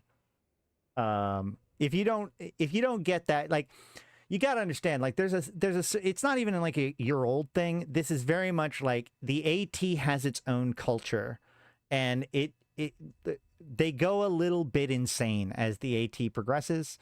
But yeah, no, like, I will say that ad fits in perfectly fine with the overall vibe that the AT often has. All right. But yeah, I don't necessarily get this quantum superposition wormhole per se. Scrap of paper. This scrap of paper containing a code phrase to grant the holder access to a very exclusive social club. The coordinates for the club don't match any location in known space.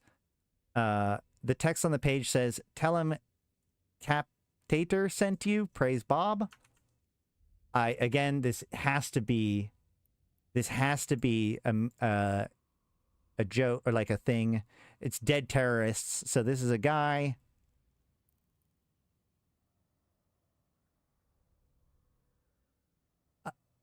I assume this is some sort of meme involving him. Hold on, let me go look.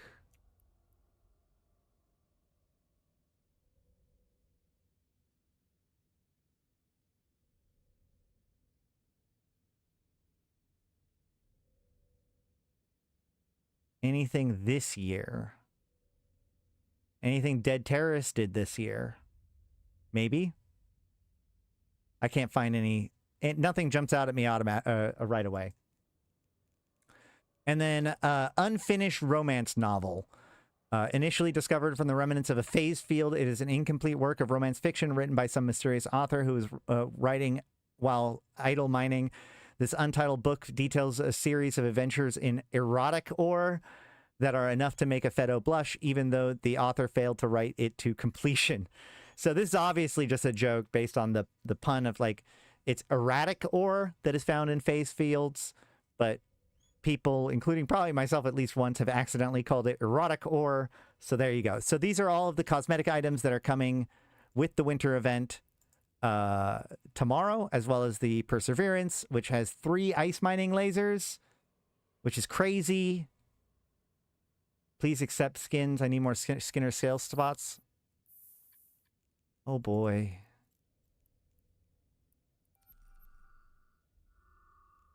Tomorrow we will be doing the actual event itself, and we will probably be doing some giveaways for these skins.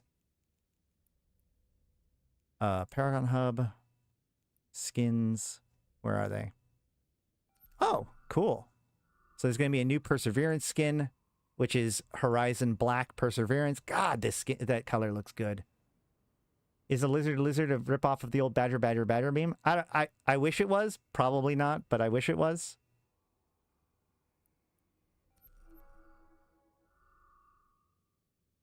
I'm probably going to need 2 of those. What ship do I prepare for tomorrow to beat people out the gate? That's a good question. So it depends on what you're wanting to do. If you're wanting to do combat, I would recommend some... Actually, let's go ahead and look at some of this. If we don't get to the lore today, I'm not totally sweating it if we have enough stuff to talk about.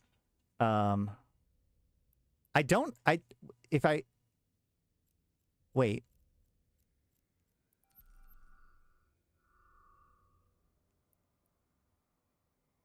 Oh, there is 2.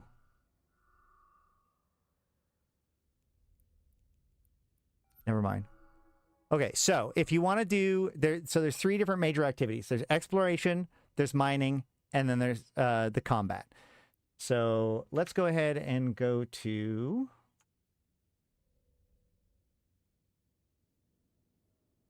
We go to Eve Workbench. We can look up Winter Nexus, right? Yes. And then if we look up any sort of fit within the Winter Nexus, we can then search for the tag Winter Nexus, and we see a bunch of different options. Now, any of these combat ships that are not a Marauder are going to be good for day 1. Now, remember, like one of the very first things that's going to be technically 4? Technically 4 what?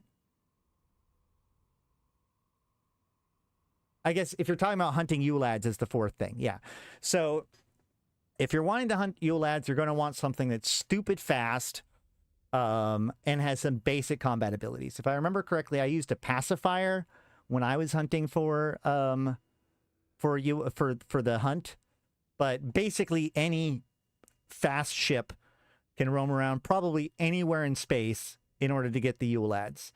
Now, once you actually go to one of the winter storms themselves, that's where the combat, the exploration, and the mining sites are going to be. So we can see here, like, there's a Rattlesnake fit, a Praxis fit. You can also use T3 cruisers, are pretty good at them. These Marauders are going to be a little bit more day one, probably not as good, because there aren't going to be a good source of the materials that they need in order to unlock the gates for themselves right away, probably. As far as the actual mining sites to go, though, the number one beast is going to be the Endurance, at least for now. And actually, this is a very good all-in-one multi-fit, because this Endurance will be able to scan down and hack the combat sites, although I consider a sister probe launcher, but it can scan down and hack the exploration sites, as well as mine the ice sites. So, and do the festival launcher for those rewards too. So I would say if you wanted to get any one ship that's going to get you in the door day one, getting stuff done, this Endurance fit is a pretty decent option, all told. You are giving up some of the rigs for the scanning capabilities. Again, I would consider just changing this to, well, yeah, it has sister probes, but at least consider having a sister probe launcher. It does make it a little bit more expensive, but there you go. But overall, I think this is going to work pretty well as far as both the mining and hacking sites this year as well. Yeah, I can't remember exactly what did good last year when it came to combat sites that wasn't Marauder, but there were lots of different options. Even, the Vagabond was a good one from Torvald. Yeah, there's a lot of decent combat options. I heard people ganking the mining ships, but I don't see that's enough DPS before Edencom. So, first of all, it's not Edencom, it's Concord. Second of all, that's going to be done in... Oh, yeah, command ships will probably be pretty good. So the point is that the mining sites are highly restricted, okay? So the volatile ice storms are only allowing, or rather the mining sites, where are they? The mining sites only allow expedition frigates, mining barges, exhumers, haulers, blockade runners, deep space transports, Noctis, and Porpoise, but not the Squall, Deluge, or Torrent. So chances are we will be able to get, we potentially could get the Pioneer. We almost certainly will get the Perseverance, and we might get the Outrider in these sites as well.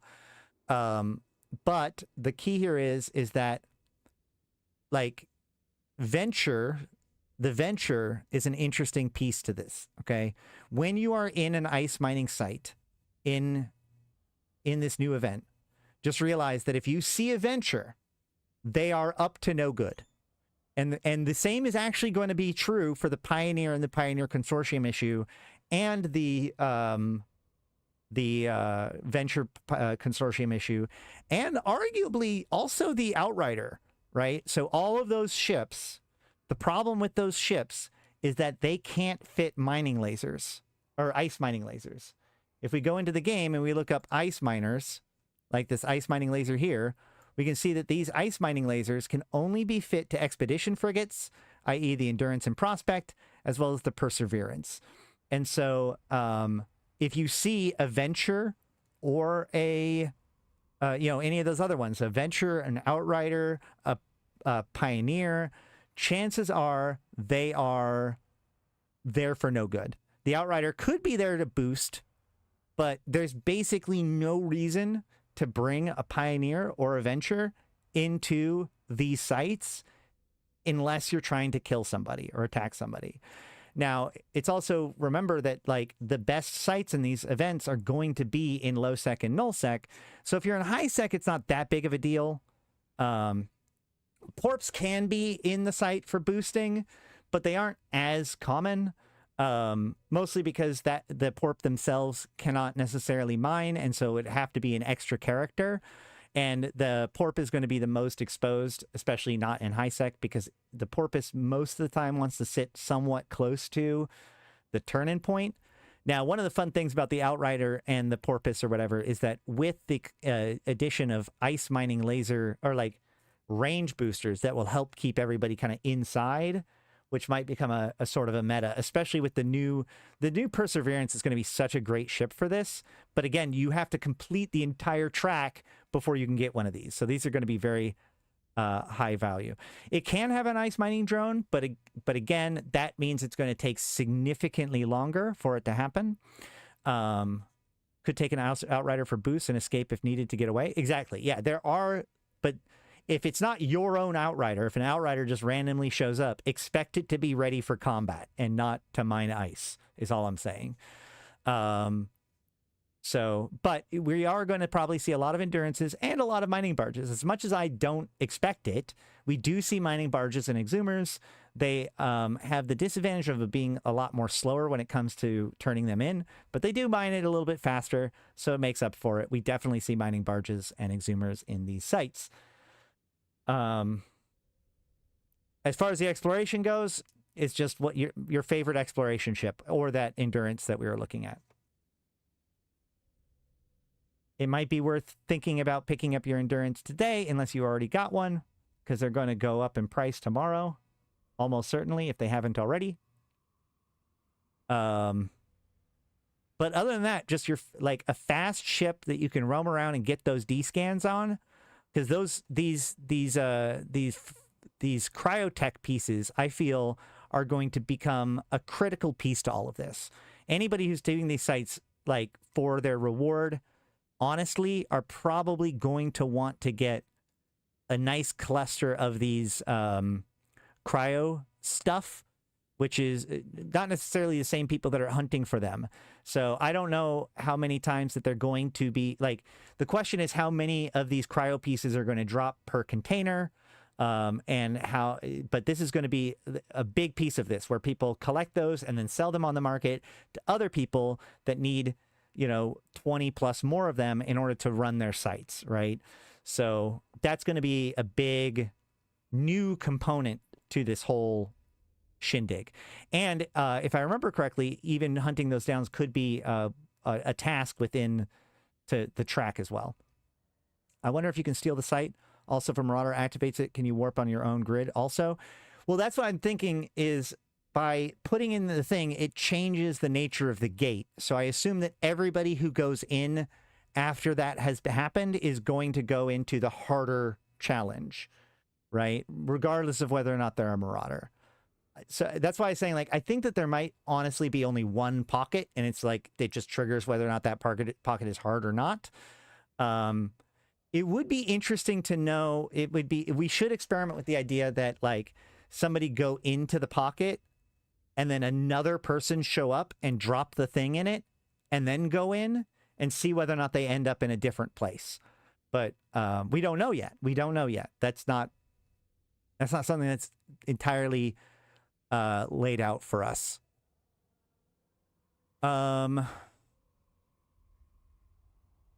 Anything else we want to cover about tomorrow?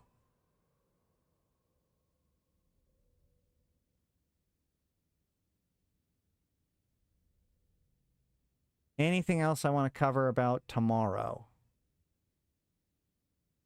I feel so bad. I hear my guinea pigs squeaking in the back room. I wasn't able... I need to run to the store today to get more food for them. I wasn't able to do it before stream today. So I don't know. I don't necessarily want to go forever long today. Tomorrow is going to be a long day. So we'll probably hold off on some of the stuff. We have talked about lore stuff before. I think I'm going to hold off on the lore explanations for another day, just because we have enough other stuff to go over when it comes to the Winter Nexus.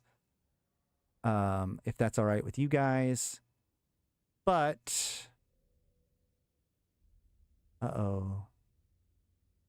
here we go. We do want to look at the monthly economic report for November 2025, right? So the monthly economic report was released today. This is a monthly report. I think we more or less skipped over last month because there's some wonkiness to it, but there's some interesting, there might be some interesting stuff that we want to look into here. So let's go ahead and take a look at this. The monthly economic report for November 2025 is now available.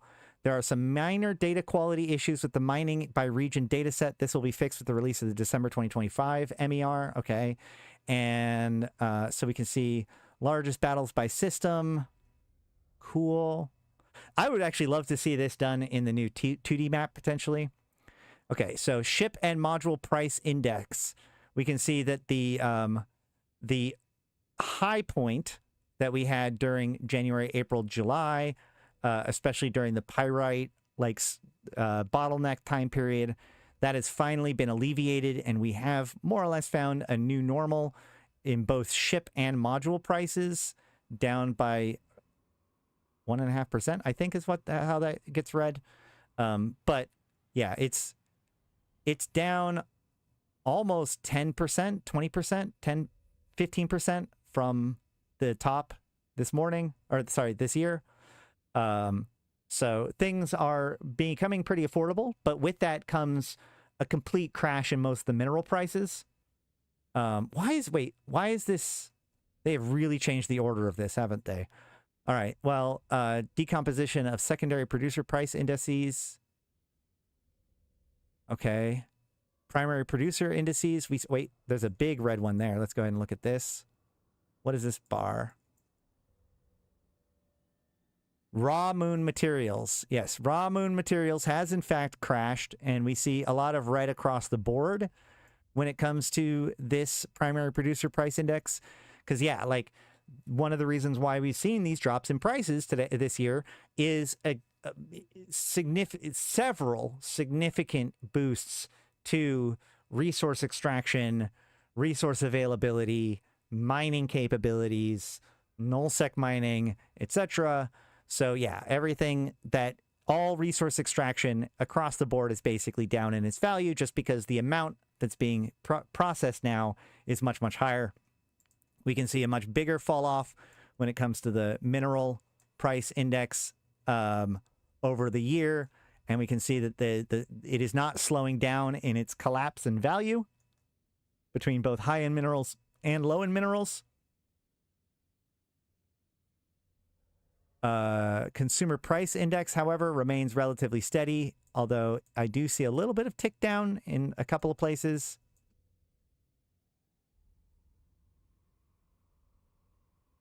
Good time to be a producer. And economic indices, yeah, here is basically the mineral price index has been on its way up since 2022, which is kind of interesting. I think the spike represents kind of the end of scarcity here, or like it was a major point in production and mining, but then it, like, as production ramps up over 2022 and 2023, the mineral price index continues to keep up, and then it spikes during this big overhaul. What was weird is as CCP added more mining capabilities to nullsec, this actually made a big bottleneck, especially on high-spec materials, including pyrite. This caused this runaway cost that then got corrected throughout the second half of the year to see where we're at right now, which is pretty low, all things considered. And it has seen in a downtick in the consumer price index, and in the primary producer price index has been hit pretty hard too. Economic values full history, we can see from 2004 that the mineral price index is still at a point higher than any point in time since scarcity, or since before scarcity rather. Even before the reign of the Rockwall, right? Which would have been this period of time over here, if you can see that. Yeah. And then velocity of ISK. Velocity of ISK has seen a major spike this month. I imagine that's like people trading stuff. There's a really decent chance that some of this September, October, November, some of this was the preparation for war. A lot of it's going to be the changes in Plex, especially since we can see like this uptick in Plex without contracts or Plex related items, almost half, over a half, maybe 3/4 of this spike gets wiped out when you're not counting for Plex and contracts. Plex and contracts take up a little bit more, but yeah, so about half, if not more than half, of this spike is basically trading with Plex and Plex related items. As you know, there's been some pretty significant changes to the way that Plex is managed and the way that Plex is spent, and like Plex sales throughout the year. And the price of Plex has crashed from 6 almost to 4, 5, I think. It's been a pretty, in fact, we can even look at it. So we look at Plex. Since Plex no longer has a locality to it, we can just see the price history since it came out, since they changed it. Oh man, yeah, this final current day's drop off makes it all look more extreme than it is. But we can see that it went from 6.01 when this changeover was made, and it has crashed all the way down to 4.71 with 4.9 sell orders, 4.6 buy orders, which is crazy low for Plex given the last few years. But we can, like, this has also led to a high amount of volume of trading as this has been going on, which we see in the economic report there. The money supply also sees an uptick up, but with the vast majority of that being in character wealth, which this tells me actually, like, this could be a bunch of people selling off Plex for ISK, but anytime I see a spike this big and a spike this big, there is a more practical reason for this, which is that CCP did give away 7 days of Omega to basically everyone, especially accounts that were already Omega. But this money supply counts active characters. So anytime we see, like, around that time period, you know, here's one bump here, one bump here. We see these little bumps here and there, usually towards the middle of the, you know, the springtime and the winter time. And that's because during those during those expansions, they give out a week of Omega. And also it's an expansion, so it brings a lot of people back to the game to check it out. And when a player returns to the game, if they've been logged out and they haven't logged in for a few months, they are no longer considered an active character. And so their ISK is taken out of this calculation. But then when a bunch of people come back in order to check out what's going on with the expansion, especially when those people are industrialists that are interested in mining changes, we're going to see a big uptick in the amount of active money that's available. Not necessarily from people generating new money, but from money logging back into the game after a long time and now being considered an active player when they weren't considered an active player before. Yeah. So then ISKs and faucets over time, we see the giant commodity spike from the Crimson Harvest. We expect to see a similar commodity spike, just like we see here, when it comes to the winter event, probably. An overall little bit trend up in Triglavian invasion money, and transaction taxes have increased as well, mostly because of the changes to the broker fees.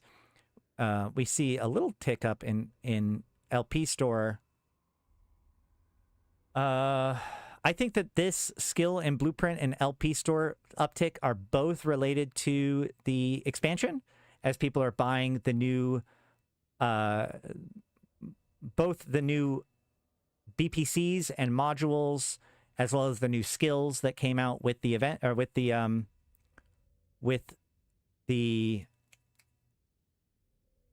whatever this is, Catalyst expansion.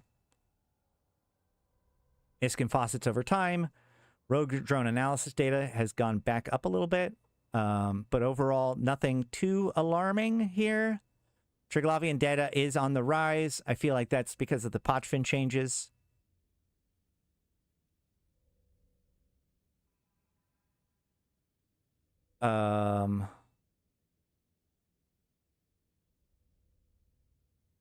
Nothing too extreme here. We'd have to look at previous months for that. Moon minerals by region. Veil of the Silent still has the most in refineries and also the most overall. But it's a lot closer than it was before. I might need to pull up the previous months to see that. But wait, what the hell does this mean? Wait, oh, I think this is one of the things that they were talking about as it being like weird right now. Because as you can see, according to this chart, nobody mined any moons normally. Everything was 100% metanoxes, which is just not true.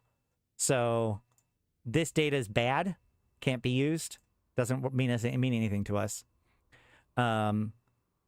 Ice volume by region is fine. Mining over time. We do actually see an uptick in ice mining. I'm not 100% sure why that would be, other than the fact that people are just out there mining overall more, and as maybe they're hunting for the new Amber sites, but end up finding an ice site, and so mine it instead. I'm not 100% sure why that would be. Gas volume over time. Iridia is always a big one. Gas harvesting does seem pretty steady, with it back on the rise, mostly in, looks like null sec, with a little bit more than in low sec. I think that this drop off is actually, most likely these drop offs are, so gas miners are some of the more active members of the game, right? They're the ones that are like, they're trying to maximize the value that they get for the risk that they put in for PvE tasks like mining, right? Like that's the kind of person that does gas huffing. And so it should surprise nobody that during big events like the Crimson Harvest or like the Capsuleer event, we actually see a drop in those other activities that would be done by that same kind of player. So in this case, I think that a lot of the gas huffers stopped mining during the Crimson Harvest because they were doing other things, and now they are back at it again. Asteroid ore mined over time, Innsmother being the top one. That chart is bonkers, but I don't know if this is part of the bad data or if this is just a symptom of the expansion and a lot of people doing like doing the new mining epic arc. But I don't think it would make, well, yeah, I mean, a lot of this is most of this is in high sec. So all of this giant gold rush of Amber and Kernite and the Epic Arc, this is a huge spike. I don't know how much of this is like valid because of what they said at the very beginning, but that's a very, very interesting spike. This has been,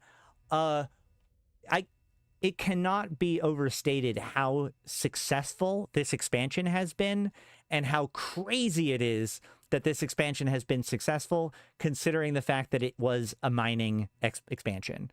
Like, again, as I've said this before, 10 years ago, if you had said that the most popular expansion in recent years was going to be a mining expansion, nobody would believe you. They would be angry at you for suggesting such a thing. But this is where we're at now, right? Like, I mean, Uprising was a very popular expansion with faction warfare, but this pretty much by the numbers has been more popular than even Uprising, bringing back a new blood into a new passion to the game and by players of the game that hasn't been seen before, including in our own organization. Like, this idea of constantly hunting down these mining sites and causing opportunities for people has become a big thing, which is why you should absolutely join the Convocation of Empyreans and come and hang out in our Discord and our in-game channel and help us find these sites and get on these sites, because there's some good money in there. Also, gas makes drugs and you get a large free drug supply during events. That's true, but those are different drugs. So, I don't necessarily see the event drugs causing the like crash booster market or, you know, Mind Flood booster market to necessarily be damaged too much, but that might be true. That might be true. Key economic figures. Again, we would have to look at previous months for that, which I didn't pull those up this time. Destruction proportion by meta location. Okay, so the October, we see a big spike in high sec. No. Yeah, high sec. I hate how high sec and Zarzak look exactly the same, but we have high sec, low sec. We have this big spike in at the very beginning of October, like across the board. October, November. I am very pumped for the winter event. What? I don't understand what this giant spike across... Oh, no. Okay, so yeah, never mind. Because this is the way it works, there's actually a big spike in high sec, and that is less so in these other places. Right, that's how this works. Is that Crimson Harvest? Yeah, okay. That's probably what that is, actually. Yeah, because we see this spike in high sec and then it drops back down because the high sec ganking wasn't actually that cool. But we do see a big tick, you know, it's still up in low sec and even null sec. In fact, it basically gets taken over in null sec as people try to kill each other. Which that, of course, I mean, like, what happened in null sec was bloody enough that it almost doesn't matter what was happening elsewhere in the universe. Nullsec destruction was going to take over the charts, right? And that's what we see here. We see HighSec have a bit of a boost towards the beginning and mid of October and then fall off. But this gigantic change in destruction in Nullsec is clearly due to the Imperium's invasions / the pandemic hordes strategic withdrawal, whatever you want to call it, production proportion by meta location. We do see also in November with that expansion a big uptick. We see a little bit in high sec, even more in low sec, with not a whole bunch of it actually increasing in NPC null sec, and almost eating into it a little bit in null sec production. So a lot of that new production is in high sec, with some of it in low sec, which is going to be an interesting one. Why there's this increase in production in low sec? I mean, there's some pretty decent reasons. Yeah, Glassing 8 regions has a tendency to show up in the combat charts. Mind proportion by location. Again, so here we see that there's actually the vast majority of new mining seems to be in low sec, which again, I think that this might be, what did they say? There are some minor data quality issues on the mining by region data set. So this is not necessarily that, but it might be based on that. It's hard to say, but it does seem to suggest that the vast majority of new increased mining that has actually happened in low sec versus null sec, or versus high sec, which is sort of strange, especially since, wait, this tells a different, this is asteroid ore volume mined, and this is mined proportion by meta location. Huh. That's so strange, because this seems to suggest that there's this big increase in the amount that's mined in high sec, but this suggests that proportionally it's actually not that big compared to the low sec one. They may have Ombre and Kernite tracked as low sec. Yep. Yeah. So the big thing that happened is in high sec, they added low sec ore into high sec anomalies in the Ombre and Kernite sites. So for some reason those were combined in, or if for some reason they're tracking that as low sec ore still, then that would explain this. Not see README and details for data sources and methodology. Wait, hold on.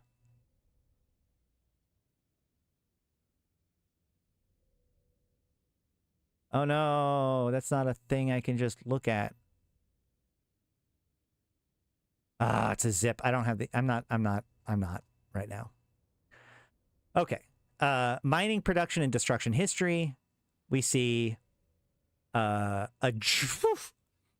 is glassing 8 regions right there. That's what glassing 8 regions looks like on a chart.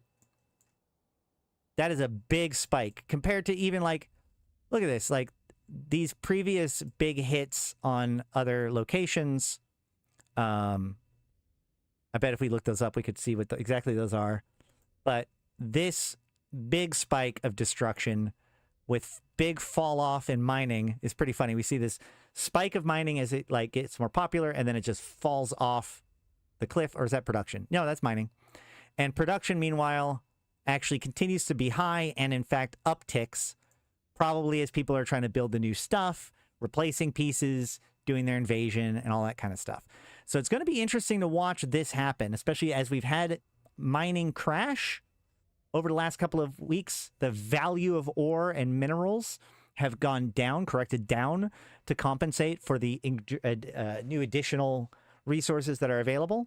But this increase in production plus increase in destruction plus decrease in mining may suggest another correction coming soon that could bring back up the value of ore, because like as this original gold rush is ending, then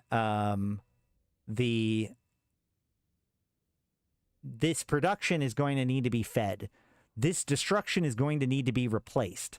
And this mining is not sufficient to keep up with either of these two charts. So this does demand a correction of some kind. We're obviously in the middle of a shift because of the changes to mining and a resource availability. So that will also impact this. But this much destruction and this much production with a downgrade in mining is unsustainable. And that's it. That's it. There is actually, man, I wish I knew whether or not this was like, or hold on a second. Let me see if I can open up this. Mined proportion by meta location. Let's see if I can find this one.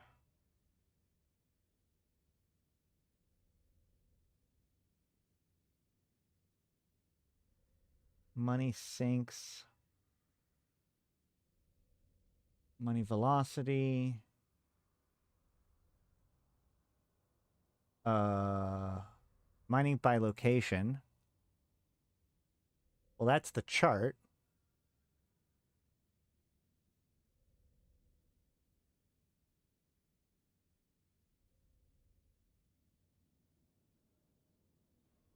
Nope, that's a different chart. Nope. Data. Where is the Word document?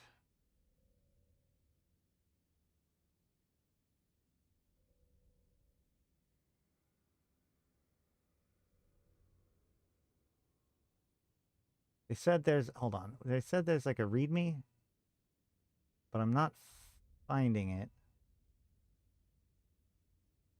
Data? No, those are just CSVs.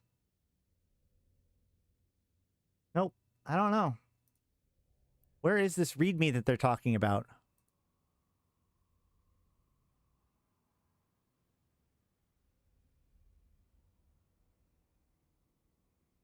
Also, where is the post that we were looking at? Here we go. readme.md. I don't see that though in anywhere that they gave.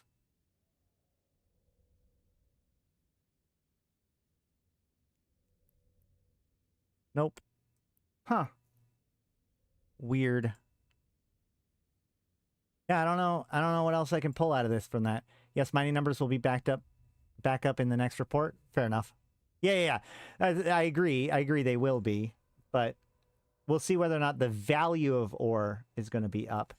So let's actually log out real quick here and head over to JITA, so that way we can see kind of the practical effect of some of this stuff.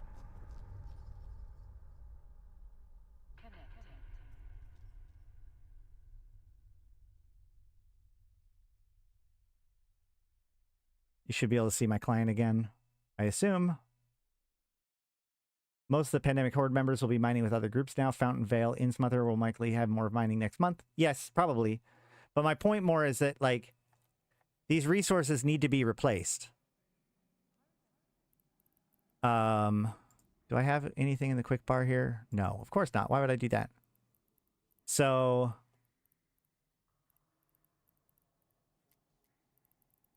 with standard ores, let's see, we've got Veldspar. Well, this is not compressed. So let's look at compressed stuff, because that's the one that actually, like, usually matters.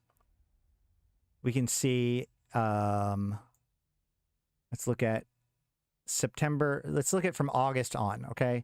So Veldspar, compressed normal Veldspar has remained relatively stable. Veldspar grade 2 has actually dipped down a bit. Veldspar grade 3 has been corrected back down, but has also remained stable. The one that's worth paying attention to here is Veldspar grade 4, because this is brand new, right? So this is one of those things that, like, I've been kind of curious as to how this is going to play out over the next few months, because it used to be that compressed Veldspar grade 3 was like the de facto way to move Tritanium around. This is what used to be called dense Veldspar.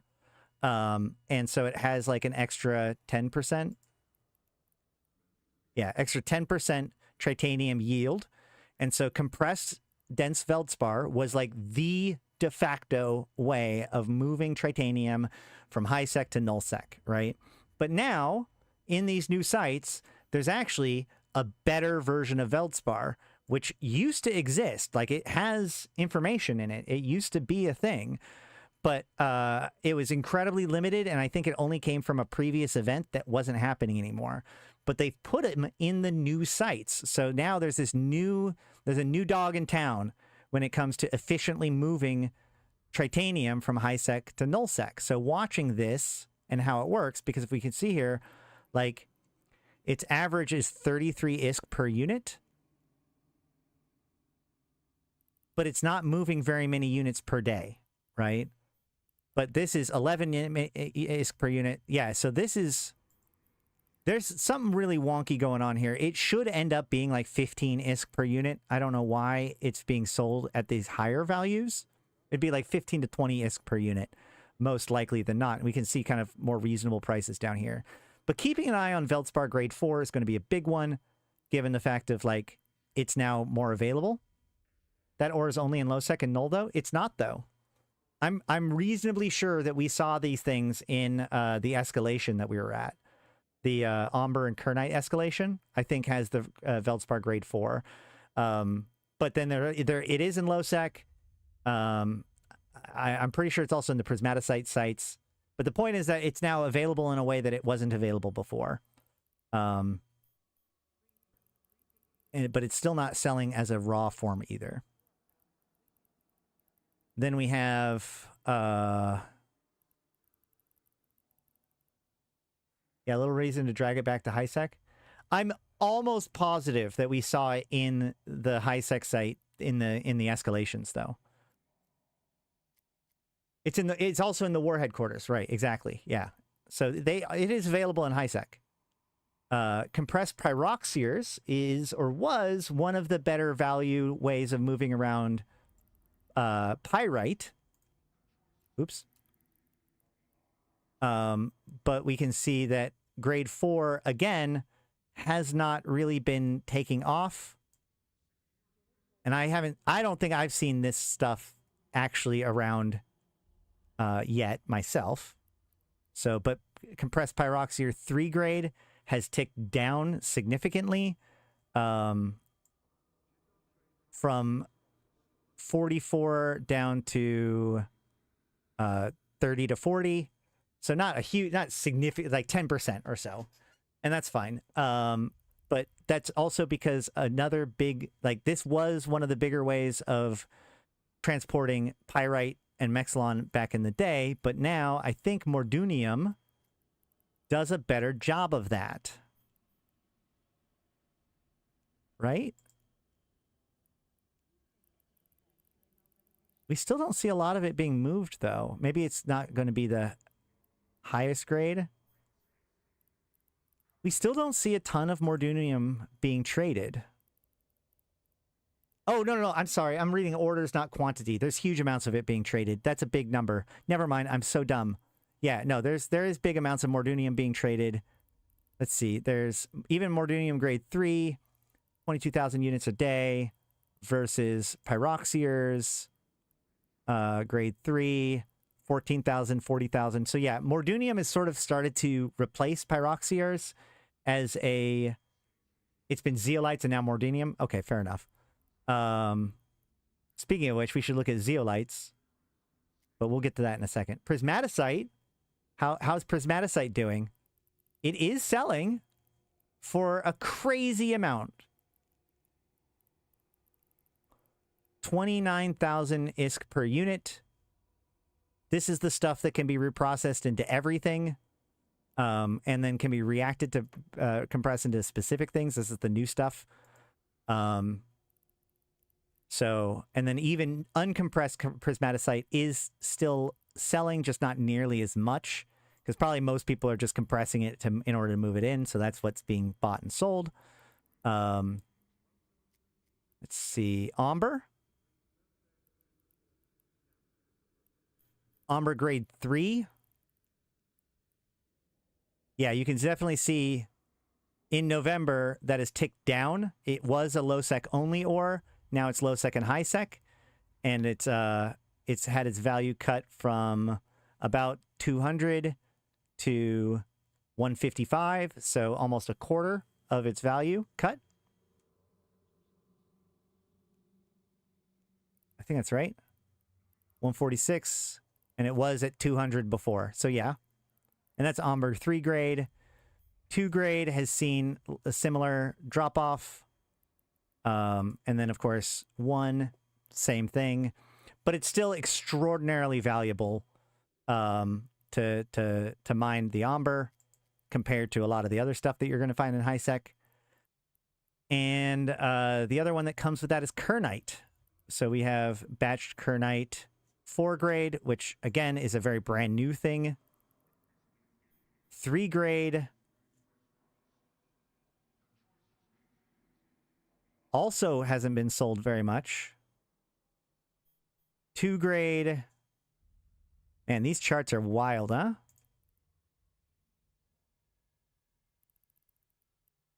Yeah, we're still not seeing a lot of Kernite being bought and sold.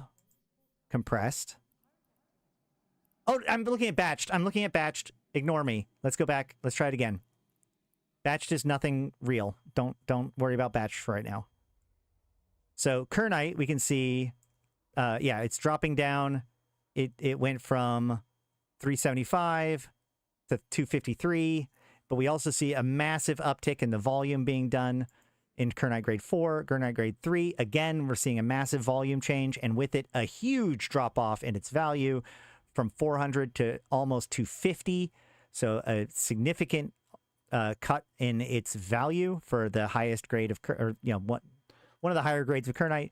Kernite grade 2, likewise, we see a drop from 400 to almost 200. And of course, Kernite 1 dropping from 400 to 250. It is worth noting, though, that Kernite, oddly enough, can be sold better as a non-compressed form by turning them into the mission runners. But that obviously is also taken to kind of a dampen down due to the vast amount of Kernite that is now being flooded into high sec compared to before. Let's see, anything else that is worth looking into? Let's look at some other low sec ore. Nice. Nice does see an uptick in its mining, and it does see a downtick in its value. A big downtick in its value for a grade 2, and grade 1, again, big downtick in its value. So this is what happens. You know, this is one of those things that's like, everybody talks about how, oh, I want my gameplay style to be improved. But the problem is that when you improve a gameplay style, that gets more people to get into it. And when that happens, that means you've got more competition, which means the value you get out of it drops down, right? So this is the result of it. Like, the price of things, the price of minerals go down, which is actually good for people that produce, or that need ships and stuff. You know, that's good. But for those of you who are mining, you've got new opportunities, and it's fun, and it can be good, but just realize that your prices are kind of collapsing a little bit. But again, I don't know for how long, because not only have we had some time to adjust to the new normal, we don't see a bottom here to these, a lot of these dips, but we do see that, like, we're going to need more production. We're going to need a huge, like, replacements are going to need to be made, and production is going to need supplies. So, you know, we'll see how long this lasts. Dark Ochre also takes a hit, but not as, like, striking of one compared to some of the stuff from earlier. Does take a little bit of a hit there, and a bigger hit there. Dark Ochre being known for having, again, Isogen and Noxium. Things that have Noxium have a tendency to have sustained a little bit of its value, because a lot of the stuff that was added in to HiSec, like the Amber is Isogen, and so is Kernite. So Isogen is now more available, but Noxium is not so much. And we can actually see that probably if we look up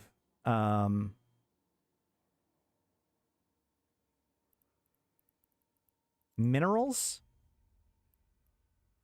We'll see that Isogen has gone down pretty steadily over the last several months, where Noxium has not.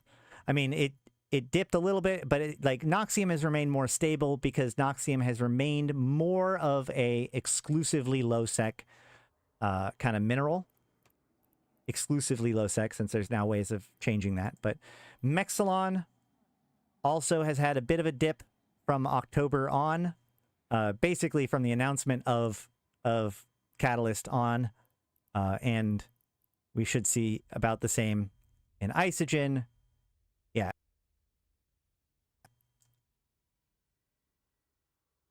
Had actually been trending up over the summer, but then pushed back down, and now after that announcement has been going down to a year low.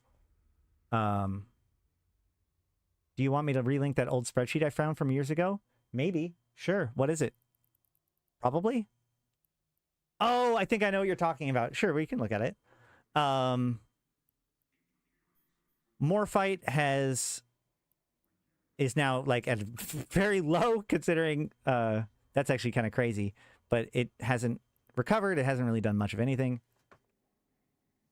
Oh gosh. So yeah, we have here what 14 Abaddons would take. So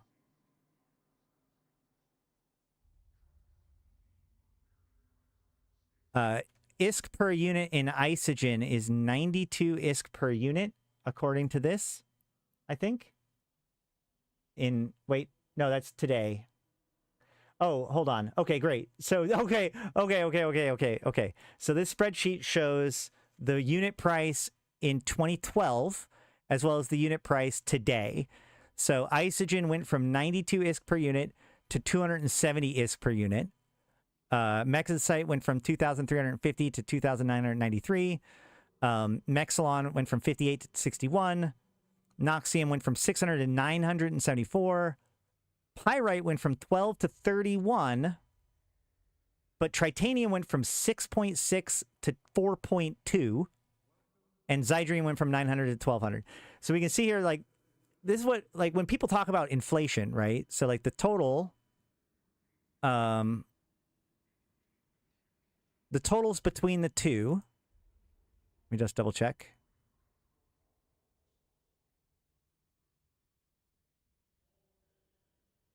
H5, H6, H7, H8. Yeah. So the total of this row, which are based on G3. Yeah. So The new prices is that one. And then this one's just a number? That's not great. I'm not sure what that number is. Can I edit this? I have view only. I'm going to make a copy of this. And we can see equals sum of that. And then equals sum of that. And we can see that, yes, there has been a change in value between the two. But it's not even. So this isn't like inflation in the classic sense. This is actually, like, for instance, the tritanium requirements went down.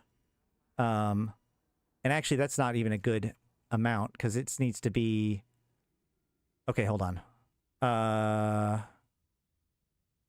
So what we can do is...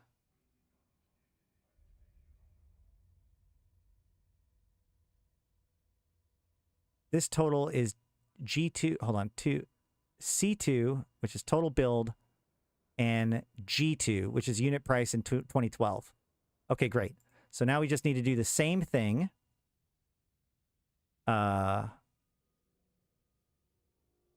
Equals product of C2 plus...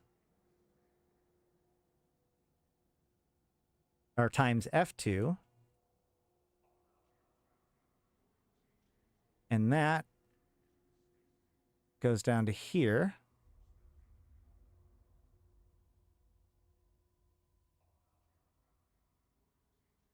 And then this is the total of that. And we can take this formatting and apply it to here. And then we can call this total 11,325, which is a little bit different because remember, this isn't 100% correct because, oh, wow. Okay, hold on. Yeah. So this is not correct because the actual mineral requirements to build the thing, you guys can't see anything right now. Haha, see, thank you. So here we go with this, my bad. So here we see that like the unit price has changed from 12 to now, and the total price has gone up by almost by a third.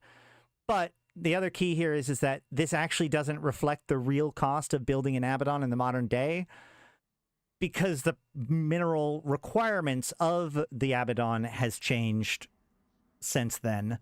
But what we can see is that some of the things, like isogen, has exploded in value because isogen has become restricted to mostly low-sec, where tritanium has actually decreased in value. This is a big piece of that industry changes that people don't really talk about when it comes to scarcity, which is they actually removed a lot of the tritanium that's required for things and replaced that tritanium with stuff like the new doodads from reactions and such for battleships, capital ships, etc., which actually brought down the price of tritanium from what it was before. So a lot of lower grade stuff is actually easier to build than before, but things that require these rarer pieces, like the more it requires isogen and oxium and stuff, the more it may have increased in price too. So the idea of like inflation in EVE is a little bit more complicated than just the prices have gone up, because there's a lot of different factors that make the prices change. And so it's inconsistent. You can't just be like, oh yeah, all of the prices are now 5% more than before, because that's just not how EVE works. Actually, in a lot of ways, like I said, tritanium's actually down almost a third, actually basically a third from its value in 2012. So inflation isn't happening on a universal scale, and it has more to do with internal market pressures than an increasing ISK supply, I would say. Either way, that said, this is a very fascinating post as well. And let's look at ice. Dark glitter. Which ice is good to look at? Compressed blue ice? The problem with ice is it's like, how much of it is actually sold as blocks and how much of it is sold as material, right? This doesn't look to be that big of a... I mean, that's gone up.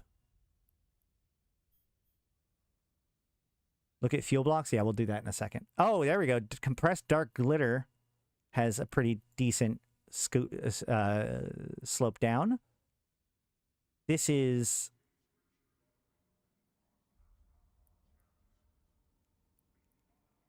I'm not sure where this comes from. That's not how Eve works, just real life. Well, yeah, and like, well, we could talk about why inflation works the way it does in real life and why it doesn't work the way it does in Eve Online, but it really boils down to the fact that like Eve Online doesn't have paychecks, you know, or like that kind of thing that continues to drive, everybody wants their paycheck to go up, and therefore the cost of everything, infinite growth, capitalism, that isn't properly reflected in EVE Online. I will actually be right back. I gotta go to the bathroom real quick. Hold on.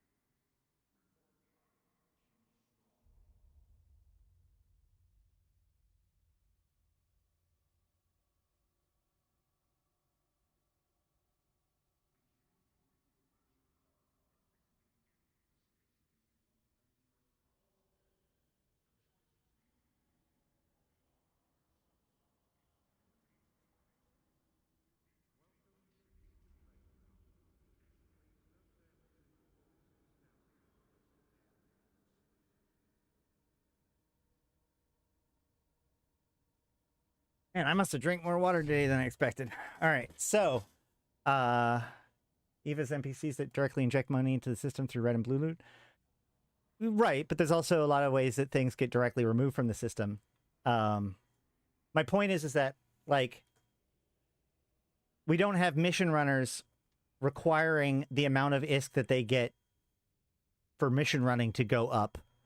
You know what I mean? Like, so the ISK supply, the methods of ISK production have not increased, which has made it so that overall inflation doesn't increase because people don't gain more buying power with the same amount of activity, right?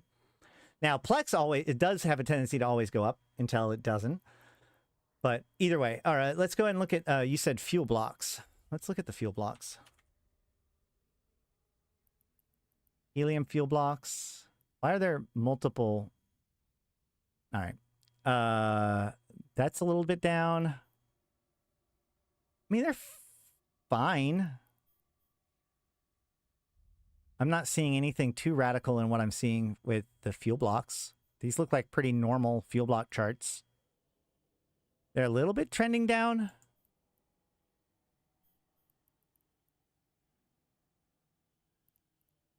So are bounties and mission rewards. Wait, what? What do you mean? Well, they haven't increased the amount of, like, they don't constantly, you don't get a 2% increase in how much you make in mission rewards every year or whatever. You know, the kind of things that would apply those sort of market forces. Instead, we just have people that are, you know, people gaining increasingly insane wealth as individuals.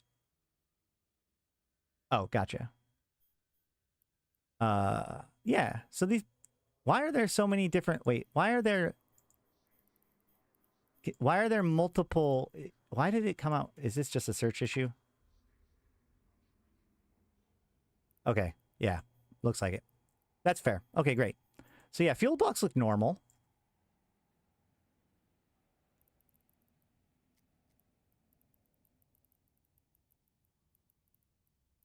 I don't know. People are saying ice is going down, but I don't necessarily see it. Let's look. Hold on. Heavy water. Nope. The problem is that ice is so hard to process on the market. What about CalGal T1 hull price change? Has there been? This year?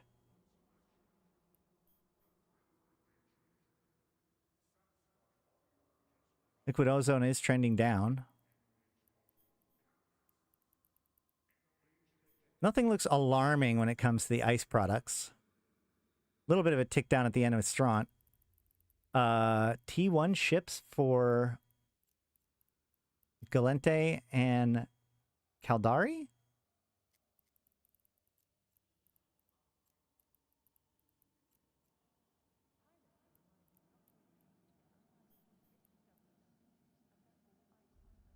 I mean, that looks pretty stable. Looks like it had a little bit of a spike in September. I can't imagine ice getting that much of a dip after all miners are being pulled from ice fields to mine new ADOMs. Yeah, that's fair. There's going to be probably less ice. And that is a big point, which is that, there's going to be a lot less ice mined this next month because the people that normally would be mining ice are going to be mining the new ice, which doesn't actually produce the ice products that you would, it's its own special ice. So normal ice mining is probably going to take a pretty big hit this next month. I mean, all the prices of the frigates seem fine. I mean, like, all frigates take the same material cost for the same frigate, or for the same type of frigate, right? So, like, all combat frigates, all T1 combat frigates cost the same. All T1 Logi frigates cost the same. So it wouldn't really make sense for there to be a huge change in the values. Yeah, I don't know. But I think that's probably about it for today when it comes to market analysis, unless there's something else that jumps out at me as being something that we should be looking at. Character time played month is the real bottleneck. Yeah, value per player. Like, back in 2010, maybe an alliance could replace a Titan that got blown up. But nowadays, individuals could replace a Titan that gets blown up. Like, the amount of individual wealth that exists has only gone up, but the problem is that somebody who has that much money, it's not like they're going to be spending more money on the little things. They might buy more expensive stuff, like the higher end stuff, but it's not like they necessarily churn through more of the smaller stuff. A lot of that smaller stuff is just going to newer players. Producing a Titan is pretty easy now, compared to before, for sure. All right. Well, actually, I want to hop back over to, because I realized as I was out there that I do want to cover the lore. Oh, I do want to tell a story about the lore before we wrap things up today. So we're going to head back here because I came all the way out to Serpentis Prime. I'm going to damn well talk about this story because it's weird. So we might be asking ourselves, why are we in Serpentis Prime? Y'all can see Serpentis Prime, right? Like, I rely on you guys right now.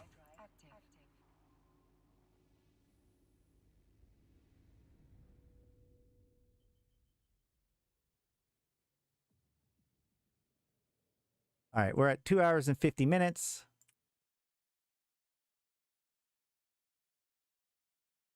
Where are we? Here we go. All right. And make sure I have all this stuff set up right. Getting rid of a bunch of my extra windows so that way I don't accidentally crash my computer again. The Frostline stuff we can wait till tomorrow to talk about probably. Today we are going to talk about what happened in YC126. That's how far into the past we're going today, guys. So bring back the unique station. I agree. All right. So, greetings, fellow Empyreans. I am Ashtarothi, the voice of New Eden, and today we are going to talk about a little moment in EVE history and how it relates to this station right here. We are currently in Serpentis Prime, which is, of course, the capital city of the Serpentis, or the capital system of the Serpentis. And the question is, well, with Frostline, or the winter event coming, and Or being in the limelight, what are we doing here in Serpentis Prime?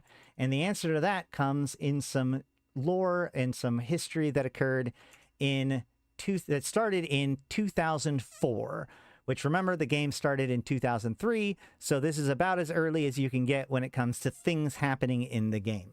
So let's jump into it right now, starting with Reclusive Or founder meets with the leader of Mordu's Legion. And now, before we even jump into this, I do have to point out that this is the reason why I didn't stream on Tuesday, because whenever it was, because I was trying to get this piece of information together. I was just like, oh yeah, I'll just throw together all the Or news together and I'll put it all together and it'll be right. And the first thing I did was I hit this, which is the first moment that I've seen that has to do with Or and Mordu and all of the stuff that comes after that. It's in 2004, but there's this thing that broke my brain about it, which is that this refers to a guy named Orion Mashel. So we're going to read this, and then I'll talk about why that broke my brain. Orion Mashel, the founder of the Outer Ring Excavations Company, is known for his secluded nature. He never travels outside of his fortress-like home in the Heart constellation, and very rarely invites visitors. Thus, whenever he meets with someone, it is always a point of considerable interest for the press, and it is now chewing over what Mashel's meeting with Moria Mordu, leader of the Mordu's Legion Mercenary Corps, means, especially in the light of Legion Guard or property in the outer region. The two met yesterday at Michelle's sprawling complex. The meeting lasted more than 2 hours, and when Mordu left, he was visibly upset. But he declined to comment to the media, waiting outside, and left in a hurry. Calls to Michel himself were not returned. Orion Michel founded Or several decades ago when the private corporations were taking their first tentative steps outside of Empire space. His company grew rich in trading in Noxium, which back then was heavily in demand. Or established itself in the Outer Ring region and surrounding areas, scouting out the systems better than anyone before or since. The company is thought to know the location of fabulously wealthy asteroid fields deep in space, which they mine slowly so as to not flood the market. Michel withdrew from public eye some half-century ago and has since lived almost as a hermit in the midst of the outer region. But he still manages to be well-informed about going-ons in the outside world, and the few times he has stuck his neck out has always turned out to be a transitional period for his company, either to save it from looming threats or to expand its already great fortune to even greater heights. Now we are left wondering, what will this meeting between Michel and Mordu portray? Is there some impending doom waiting to fall on Or are we witnessing another chapter in its extraordinary success story?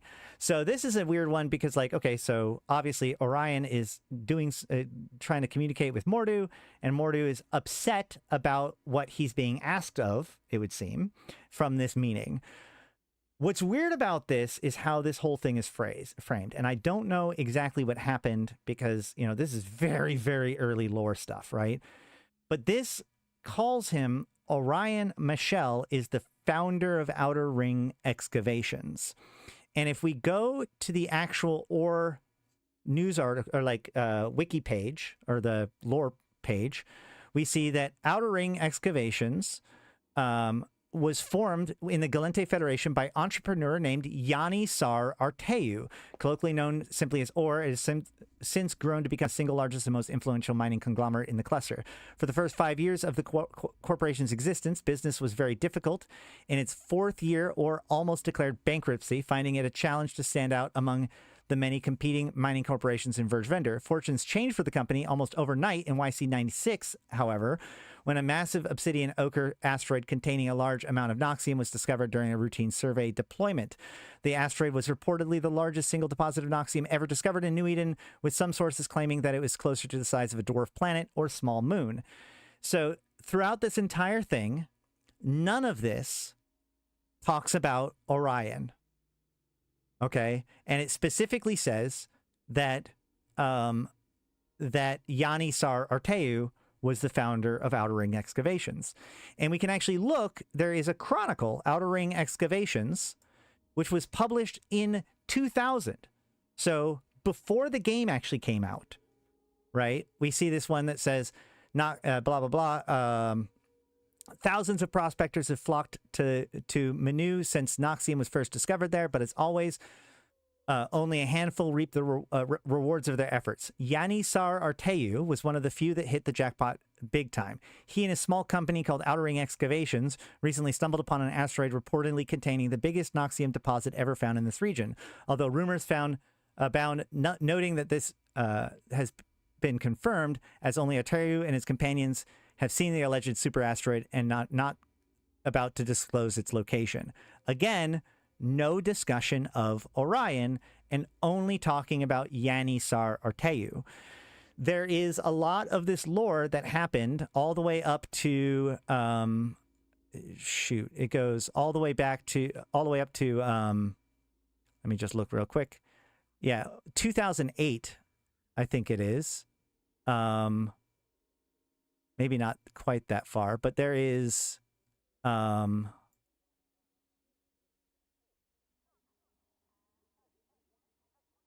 I don't know if this is going to actually mention it, but so during the 2000 or the first couple of years of this whole story about Or and Mordu, and then also this story about we talked yesterday about like the founding of Dead Space pockets, right? So while where is it? Yeah. So during the same time, we'll talk about all this as we get through it. When they are yelling at Or about creating paw sticks, we actually see Orion Mashel. So in 2004, all of this lore story that happens in 2004, we see Orion Mashel being stated as the founder of Or, with no mention of Yanni. However, outside of this small block of time, we only ever see them talk about Yanni as the founder of Or. And this is kind of important because Yanni shows back up when Upwell gets formed, as he's now the chairman of Upwell and is connected to all of this, right? So Yanni's incredibly important, but Orion shows up for this period of the story and basically disappears after that. The only resolution of this contradiction or of this retconning or whatever you want to call it that I found is actually in a wiki article that isn't even officially on like this. The CCP used to maintain a wiki, but this like got copied from that, I'm pretty sure. And in this one, it actually gives a synthesis of these two things. Founded in YC91 by Yanisar Arteu and Orion Mashel, Or's first 5 years were tough as the company found it difficult to stand out amongst many corporations, blah, blah, blah. However, in 96, a massive obsidian ochre asteroid containing a huge amount of Noxium was discovered by Or. The asteroid was reportedly the largest single deposit of Noxium ever found. These are things that we know about. Then in YC103, Yanisar Arteu steps down as CEO of Or, allowing Orion Mashel to become CEO. This line here in the wiki, I cannot find anywhere in anything that actually is that moment in time. This post in this wiki and things that reference this wiki is the only like evidence I have of this resolution. So if this was a retcon that happened years ago, and this is kind of their attempt to smooth it over, I have no idea. I do find it very odd that the Outer Ring Excavations chronicle that came out in 2000 does reference Yanni. So I'm not 100% sure. There's a lot of missing pieces when you get to this old in the lore. It could very well have been that this was well established somewhere, but just for now, this is what drove me insane. Trying to find evidence of this event in the story. Could not find it outside of this post. I apologize. But it even says here, for many years, Mordu's Legion provided security for Or and their assets. In YC106, Orion Mashel required a meeting with Moria Mordu, the CEO of Mordu's Legion. After that meeting, Moria appeared clearly upset and later led an operation into Serpentis space. So we're going to look into that right now. So let's see. On the 20th, July, they have a meeting. 3 days later, Moria arrives safely in the headquarters region up north. This morning, Moria Mordu arrived in his headquarters with the bulk of his task force despite harassment. Hold on a second. Did I skip? Yeah, I think this one comes first. Yep. Sorry. So, Mordu's Legion mobilizing. What is Or up to? This was now 3 days later. Moria Mordu, the venerated leader of Mordu's Legion, has ordered for a full mobilization of the Legion forces. According to sources inside of the Legion, Mordu is putting together a task force with strike capabilities, which he intends to lead himself. Legionnaires everywhere are left bewildered by this development, as no explanation has been followed in the wake of the order.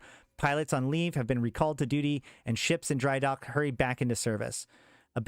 The biggest employer of the Legion in recent years has been Or, charging the Legion to protect the property of Or against encroaching piracy at the hands of the Guardian Angels and others. There is little doubt that the mobilization is the result of a stormy meeting between Moria Mordu had with the elusive Orion Mashel of Or. Though the content of this meeting remains a secret, still one can easily surmise that Mashel put this on the screws onto Mordu, using a strong financial grip Or has on the Legion as leverage to get Mordu to agree on whatever scheme Mashel is hatching. Until now, Or has not been known to dabble in power politics or to use undue force, so a strike against neighbors is thought to be unlikely. If an attack is imminent, the most likely candidate are the Guardian Angels or even the Intaki Syndicate, though the purpose of such an attack are a complete mystery. Until the task force is assembled and is on its move, it is anyone's guess what Or and Mordu's Legion are up to in the outskirts of civilized space. And then this morning, Moria Mordu arrived in its headquarters of the bulk of his task force. Despite harassment from the Guardian Angels and one major confrontation with a handful of ships were lost, Moria wasted no time upon his arrival. He called his leaders of the Legion to an emergency meeting and then proceeded to deploy his forces around the outer region in case the Guardian Angels sent a retaliation force. Oh, shoot. This also isn't right. Hold on.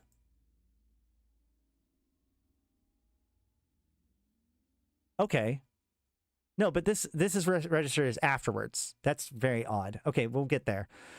Speculations have been ripe over what Mordu's mission in Serpentis space was, as it was obviously neither a raid nor an all-out attack. The strange device used by Mordu's flagship point to Or, being a company with deep pockets and steeped in secrecy, has always been easy scapegoat for conspiracy theorists when it comes to strange occurrences in outer region.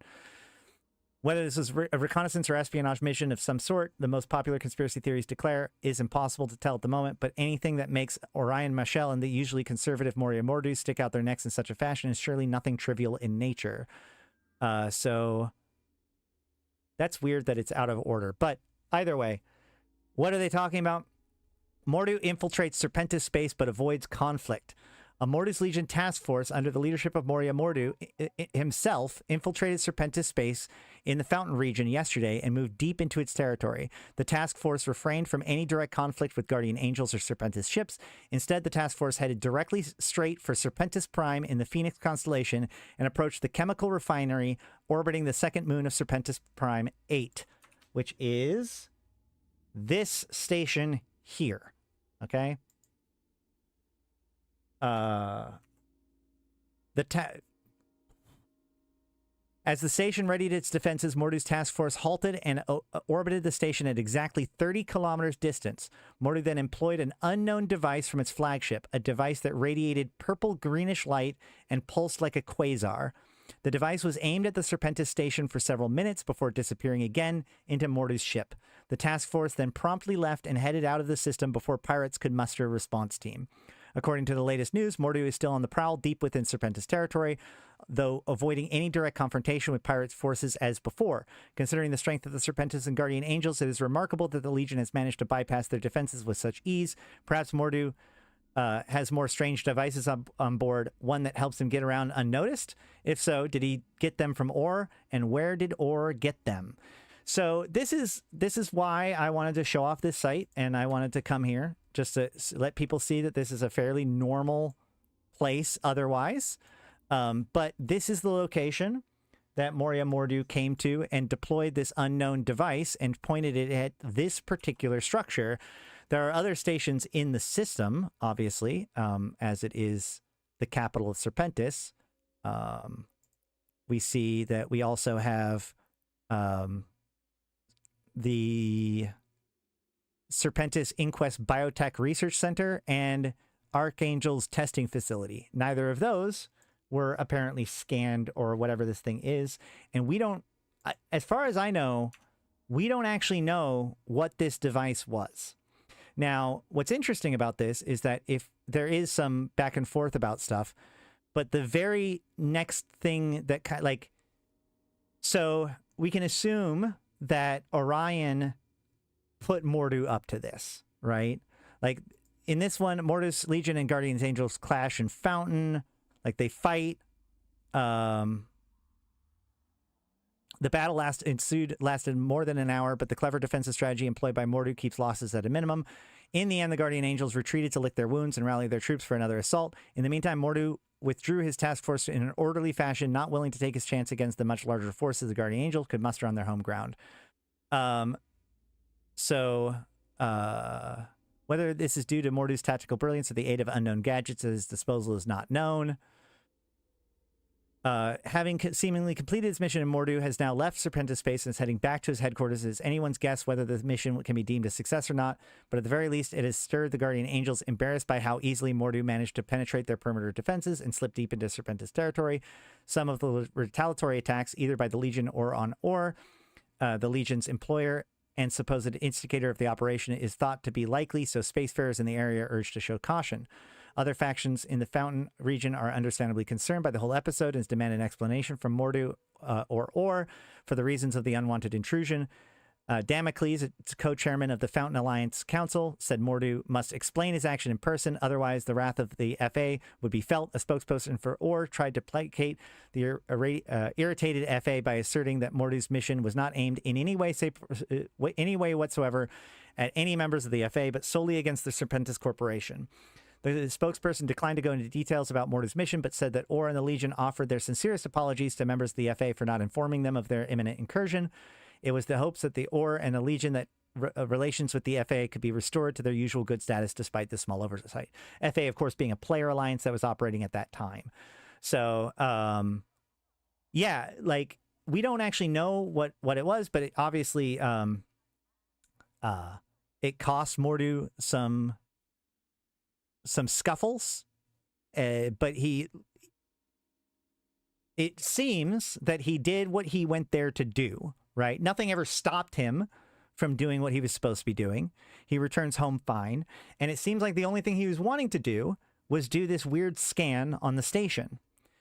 So, like, one of the things I think about with this, it's like, okay, well, if Or put Mordu up to this, why, right? What did Or need from this? What did they get out of this? And one of the ways to tell that, potentially, is to see what they do next, right? Like when Lydai raided the monasteries on Intaki and secured that technology, it was super suspicious how a few months later they released the subcranial nanocontrollers, or whatever they're called, that are specifically tied to new developments that they had access to, right? There's a pretty strong implication that whatever tech they stole from the Intaki goes directly into that. Well, what is the next thing that Or does back in 2004?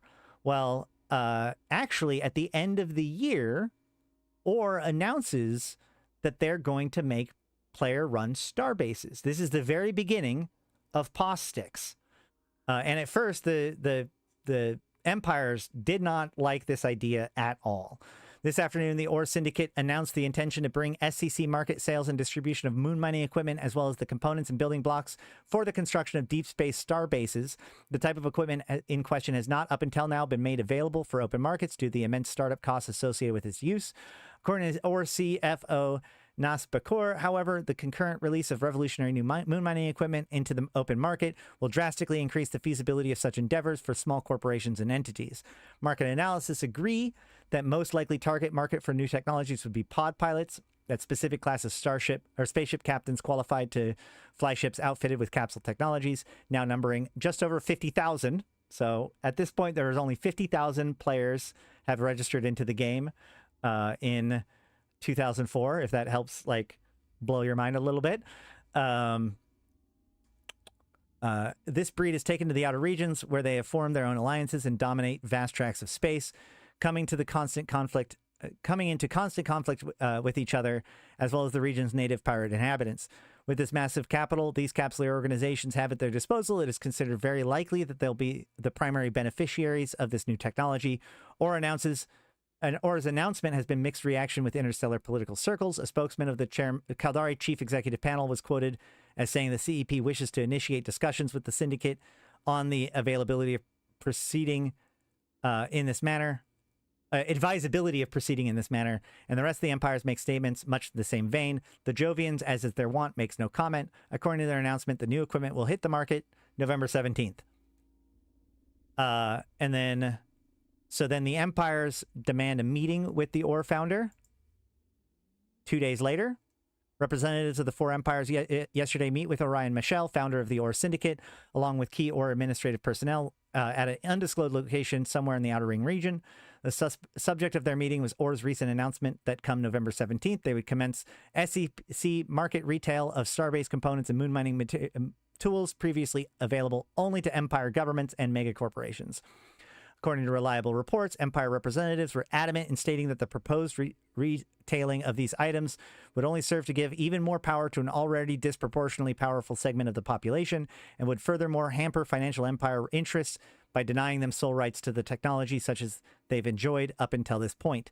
Or administration representatives were equally adamant, however, in stating that the move to retail these items was a significant step forward for the interstellar community, countering the Empire's representatives' concerns that their stated belief that these items would lead to a mass migrations of capsuleers from Empire-controlled territories, leaving the Empire's economy safe from the massive consolidation of wealth and subsequent economic troubles commonly found where prolific capsuleers set up camp. The meeting ended with no discernible conclusion, but according to inside sources, the consensus among Empire representatives was that the syndicate would put its own financial interests above the general welfare of the interstellar community. Other measures would have to be taken. More on this as it develops. And the Caldari then threatened sanctions on Or, with Amar following behind that. The Or Syndicate and its administration has shown no willingness to accommodate the Caldari state nor its neighbors in our wish for galactic stability, both the economic and militaristic. In an official statement from the Imperial Chancellor's office just 3 hours later, the Amar Empire declared that it placed its full support behind the actions of the Caldari state, prompting speculations that they would follow suit sometime in the next few days.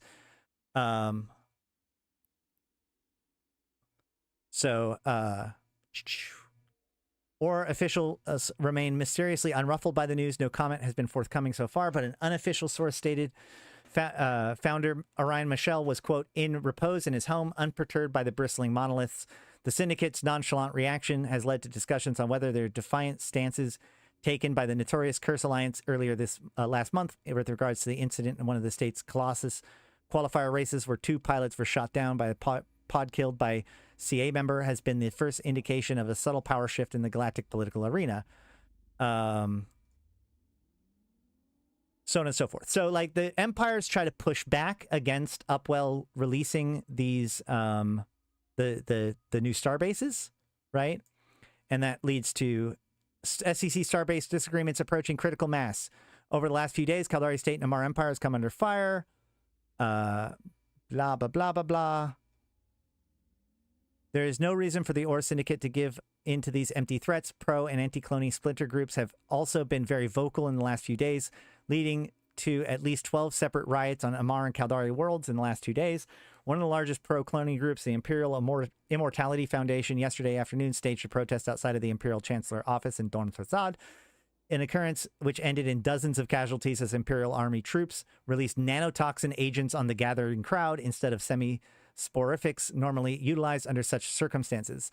So yeah, like the Caldari and the Amar respond so aggressively that this ends up being like a problem because, you know, they murder a bunch of protesters.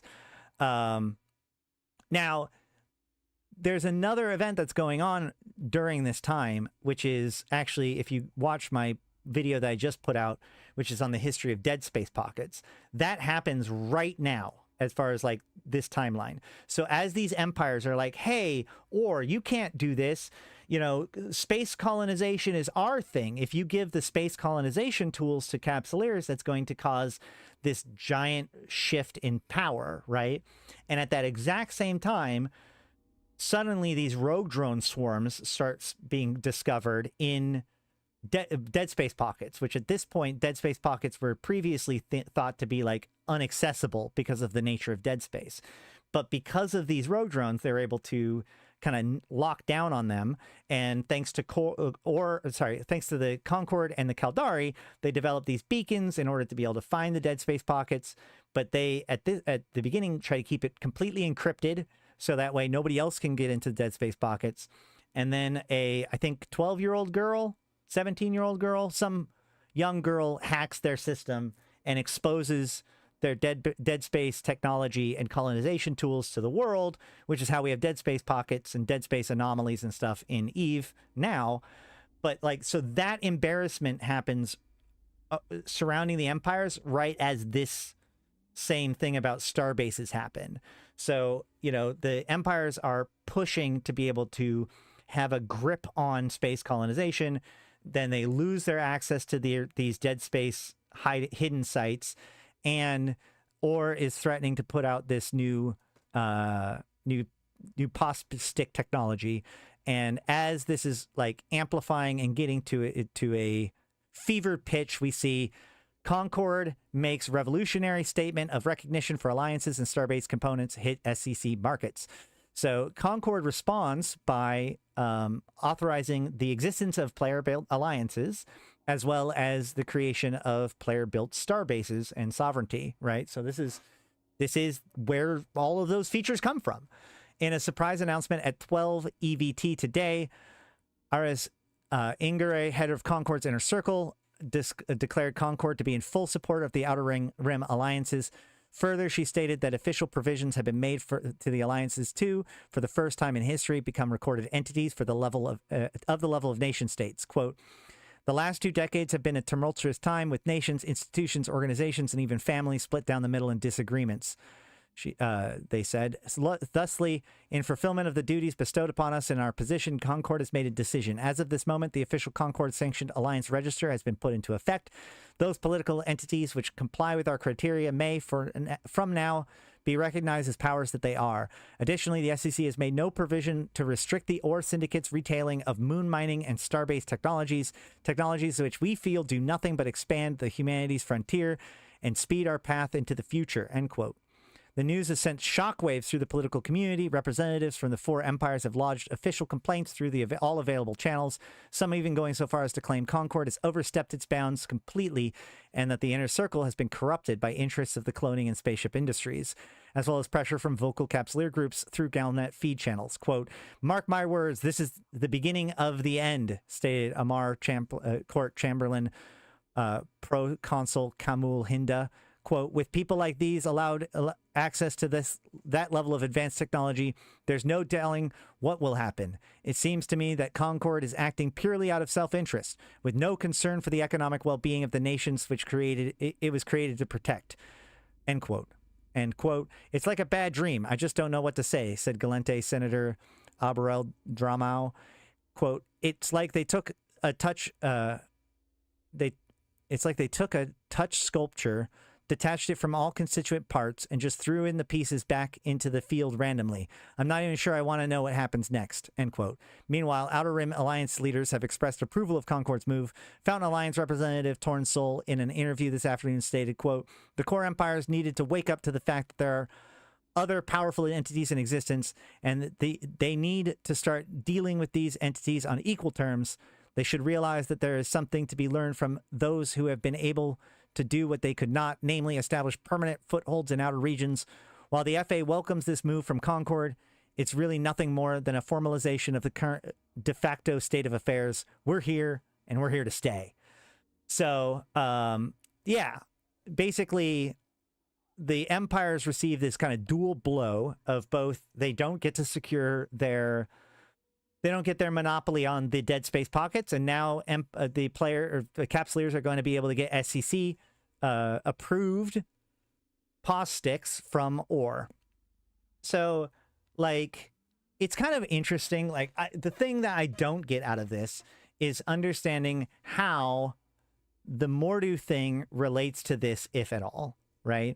Like I said, it might make sense that the next thing that OR does is put up these POS sticks, and so that might be the thing that OR was looking for. but it's unclear why scanning Serpentis Prime specifically would give them that advantage. And I haven't seen anything that, like, is the smoking gun for that, where they used some technology that they stole from the Serpentis to building the starbase. I'm not sure. I haven't found anything about it. This is the next event involving ore that is happening in this exact, in this whole thing. And the fallout from all of this doesn't start until next year, right? Because this is YC106. And so the next year is where the next stage of this happens, a couple months later. So it really feels like this should be related to it. It's also worth noting that the Serpentis, if you fast forward several years, when Outer Ring excavations, when Upwell is formed and they go after the Serpentis, one of the big things that the Serpentis was doing was working on their own capital shipyards. And so other than the Sancha's mothership of the Revenant, the Serpentis were the first pirate ships to have their own line of capital ships, the Vehement and all them, right? And a lot of that was stolen and then used by the other pirates and was connected to Upwell, Upwell launched the Shadow of the Serpent event to disrupt it or whatever. But, that whole thing was related around Serpentis buildup of capital shipyards.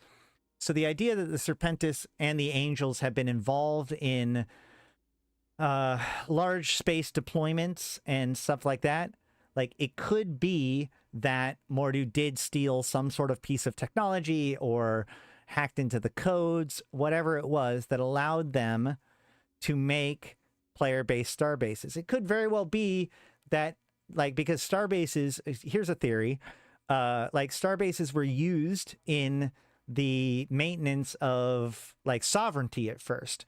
So maybe what he stole was the device that allows Serpentis Prime to be Serpentis sovereignty, right? It could very well, that could be what it was. But the point here is that it seems that Orion sent Mordu to steal some technology or to do this operation, to perform this scan or run this device against Serpentis Prime as its primary objective. It was successful. And they come out with these POS sticks a few months later. Then the next year, 2 months after that, we see Ore Convoy stranded in notorious pirate trade route. Ore Syndicate, the largest mining corporation in the galaxy, was in trouble earlier this week when the escort for a convoy of their industrial ships heading out of Syndicate region failed to turn up. The Mordu Legion fighters have been on a contractual agreement with Ore to protect their industrial convoys from attacks by Serpentis and other pilots who frequent the Syndicate region. According to Ore spokespeople, this is the first time that they have not shown up at the appointed time. They are taking this as a breach of contract. They are taking this breach of contract very seriously and are said to be inquiring as to the cause. Desperate for an escort on the hazardous run, however, the industrial pilots took a leap of faith and recruited an escort from the pilots in the local communications channel, most of whom were from Supremacy Corporation. The fears of the industrial pilots were well-founded, however. In K5 TAC JRD, the convoy was attacked by a contingent of Serpentis pilots. The battle was over quickly. The forces of the convoy completely overwhelmed by the surprise Serpentis attack squad. There were no more attempts made to attack the convoy after that. The convoy so the forces of the convoy completely overwhelmed the surprise Serpentis attack squad. So they succeeded in defending the convoy. The convoy safely made it back to Poiton and wasted no time in informing their superiors of the situation. Had it not been for the actions of these pilots, then the Serpentis Corporation would have triumphed, placing a harsh blow to the Ore Syndicate operations. Ore has expressed their gratitude to the escort pilots, praising their bravery in what was a highly unusual situation. So this was an actual in-game event that happened, but, this is where we see that Mordu failed to show up in a breach of their contract. Followed by 4 months later. Yes, 4 months later. Well, 3.5 months later. Although mere conjecture until recent hours, numerous credible yet confidential sources have confirmed that diplomatic ties between Ore and the Mortis Legion have deteriorated to a breaking point. The relationship between the two powers over recent months have proven to be strained, with a commonly held view that the source of the friction has arisen from disputes between the two faction leaders. Both Orion Mashel, founder of the Outer Ring Excavations Company, and Moria Mordu, leader of the Mortis Legion Mercenary Corporation, have had a history of public personal conflict, a factor that has been proved to be the source of recent sudden drop in mutual cooperation. The sources of the hostilities remain a mystery, with no official comment regarding either group standing to the other, but it's believed that due to feelings within the Legion regarding apparent stagnation at the hands of the continued regarding apparent stagnation at the hands of continued service to the Ore. Already reports have been issued by members of the pod pilot community regarding amassing of Mortis Legion in critical Ore locations along the eastern flank of Ore systems. Although not outwardly aggressive at the moment of Mortis Legion's personnel and assets to central locations have sparked deep-rooted concern within the local populace. We shall bring you more information as the situation develops, and develop it did. From bad to worse, Mortis Legion fails to project Ore convoy, or ships lost. In what seems to confirm previous reports about diplomatic ties between Ore and Mortis Legion deteriorating almost to a breaking point, an Ore convoy of 3 cargo ships was left waiting by its Mortis escort yesterday in 4 SeaTac B7X. This is, of course, a week later after the previous report. Already behind schedule, Chief Ore Transport Pilot Zenu Breedy decided to turn to local freelance pilots for help, showing a talent for diplomacy. Breed managed to convince Lakasoya from the Imperium, which is not the same Imperium that we have now, by the way, and Shivala from NORAD to strike a temporary ceasefire on their ongoing hostilities and provide the Ore convoy with some help reaching Galente-controlled space. With the forces of Shivaja and Lycosia were able to put together an unwilling to remain in unsecured space any longer, Breed decided to move towards their destination. After successfully fending off an attack by 2 Serpentis ships, the convoy confronted a TRS gate camp, which proved to be above their forces. While waiting for reinforcement, TRS operatives attacked the convoy, bringing down one of the Ore transports. According to reports, downed Ore pilot Shakora Fendorn's pod was spared and allowed to reach Orville after a toll was negotiated.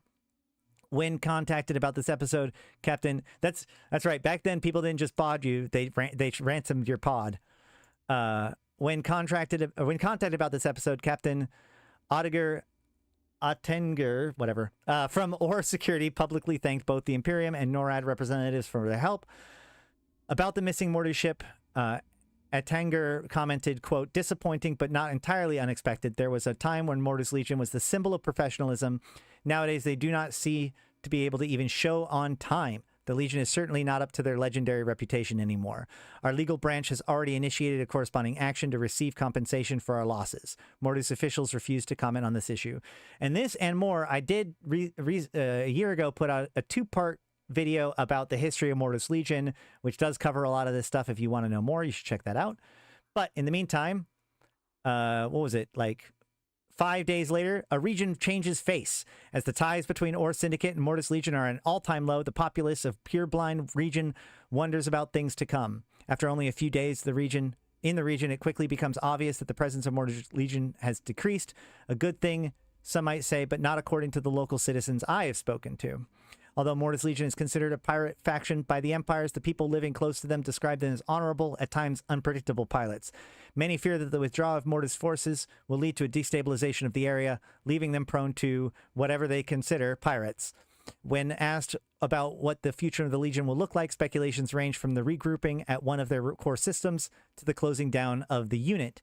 Yet others, although they seem to be a minority now, fear that Orion Mashel, the founder of Ore... I hate how every single time they mention him, they have to point out that he's the founder of Ore. All right. That Orion Mashel, the founder of Ore... This is before... I'm pretty sure that all of this is happening before Goonswarm has even joined EVE Online, by the way. Because this is 2005. Maybe it is after Goonswarm has shown up, but certainly long before the Imperium was named the Imperium. Yet others, although they seem a minority for now, fear that Orion Mashel, the founder of Ore, has enraged Moria Mordu to such an extent that an assault on Ore assets may be on the verge. What remains for a fact is that Mordu's pilots are on the move, but where they're headed remains a mystery for now. Another Mordu's convoy attacked in Outer Ring. So this is 2 months later. Under attack from NORAD and Imperium forces, a Mordu convoy managed to evacuate 4 SeaTac's B7X station last Thursday. Isn't that where... Yep, 4 SeaTac B7X. That is where they were supposed to be escorting last time, and it's the same forces involved. A fleet composed of somewhere between 18 and 20 Mordu ships and additional cover of reportedly nearly 20 freelance pilots traveling in a courier mission to the 4 SeaTac B7X system to retrieve Legion's assets met a hostile combined force of NORAD and Imperium vessels. According to Mordu's convoy leader, Lieutenant Amlarek Ron, operatives of the MC, Kane, Karn, and Pixie provided cover while Legion ships docked, retrieved their cargo, and left the system. After regrouping in PF TAC 346, the majority of freelance pilots escorted the fleet safely to the Legion headquarters in 5Z XX TAC K. The assets were reportedly as highly classified, quote, "We were not authorized knowledge of their nature," said convoy wingman Lieutenant Ome Hidemo. The reason for NORAD and Imperium hostilities towards Mordu vessels is not clear at the moment. Lieutenant Ron reported that his attackers acted on grounds of supposed territory ownership, claiming that neutral vessels were not allowed to fly in or through the system. 4 SeaTac B7X is under OR sovereignty. As reported in early June, OR-Mordu relations turned sour after Mordus failed to show up to protect an OR transport, thus forcing OR to request escorting assistance to NORAD Imperium forces in the area. Yet it is unknown if this episode was related to recent hostilities. Rumors have surfaced this week about Mordu and OR finishing their contract due to recent tensions, though there has been no official confirmation on the subject. That's August 26th. By September 9th, possible new overseer for the Mordu's Legion Exodus. In earlier broadcasts from unknown source, data apparently taken from highly guarded communication system of the Mordu Legion has indicated a flurry of activity in the wake of last week's exodus from OR space.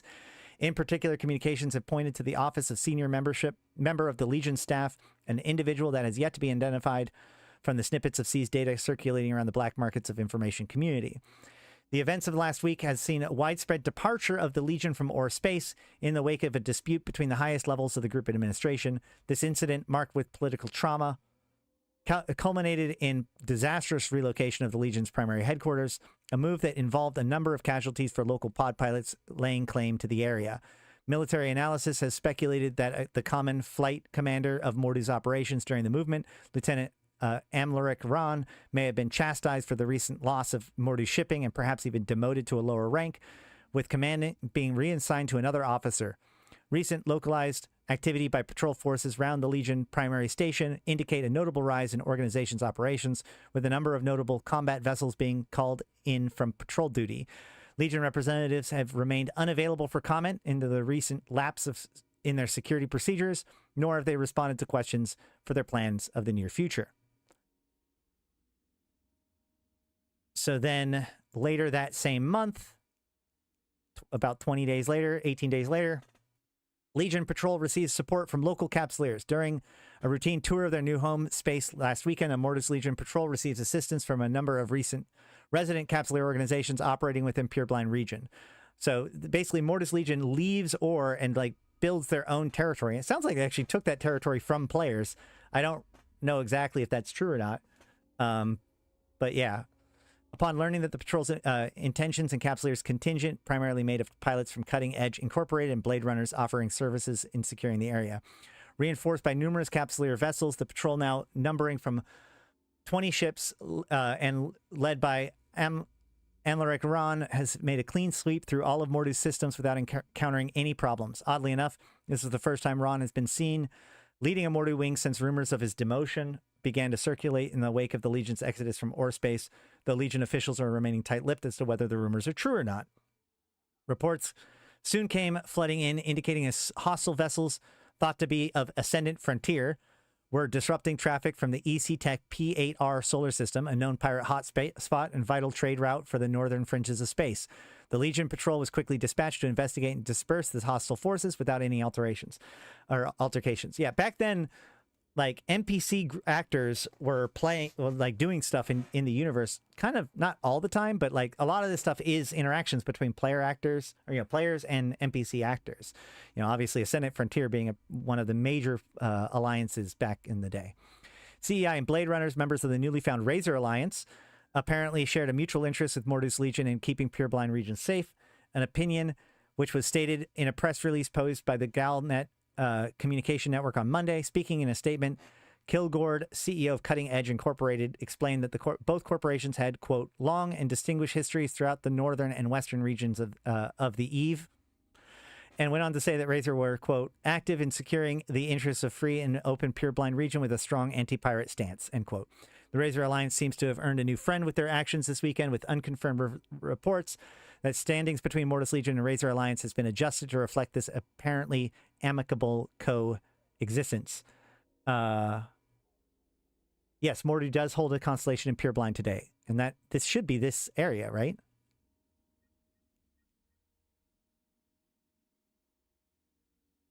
This is the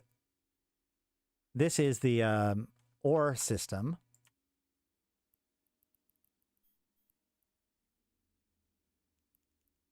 We can see that this system is in Outer Ring.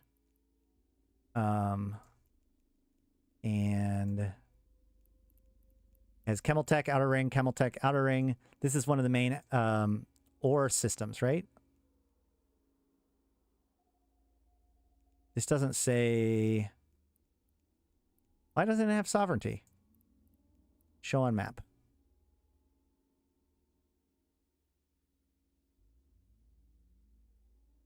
Yeah. So very much ore for this one. And then the other system is Mordu's Legion's headquarters. Show on map. So we can see it's we go from here through Cloud Ring into Pureblind, and we have this little area of Mordu's Legion territory, which may or may not have been taken away from players, possibly, if these reports are any indication. Either way. So Pureblind plays host to the Mordu's Legion fleet. Activities in Pureblind has seen increase in recent activities of Mordu's Legion and Razor Alliance pilots operating in the region. Initially, a patrol last Thursday established in a no-fly zone in Mordu's testing facility designed to ensure a successful deployment of the 2 Phoenix-class dreadnoughts belonging to the Legion. 3 days later, another patrol was launched, first covering all of the systems surrounding 5Z XX-K, then proceeding into Toranos, where the patrol reformed an escort fleet for Razor freighter destined to return to 5Z XX-K.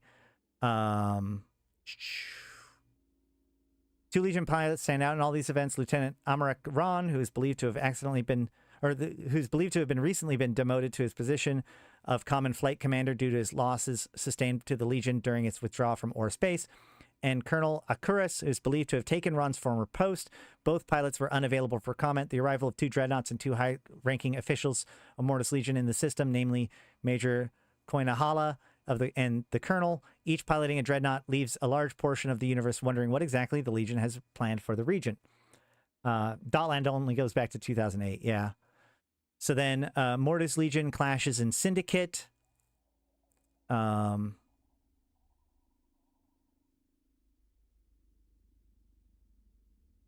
This is more following the Mordu's Legion side of things. But the point of the matter here is that at this point, by this point, Mordu's Legion and Ore have broken their contract, right? They're no longer in contract with each other. Tensions, Mordu's Legion and the Imperium tensions are mounting, increasing conflict involving Mordu. The strife between Mordu's Legion and Imperium began, as our readers will recall, after NORAD and Imperium vessels have attacked a Mordu's convoy and forced SeaTac B7X, as well as previous assaults on Legion's interests in the Outer Ring systems.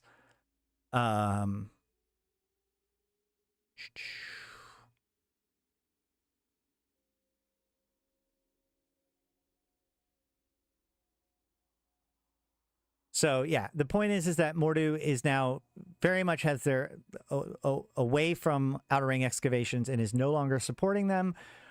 Immediately, or like, you know, a year after they, on behalf of Or, attacked Serpentis, right? Mortis Legion strengthens its Pureblind position.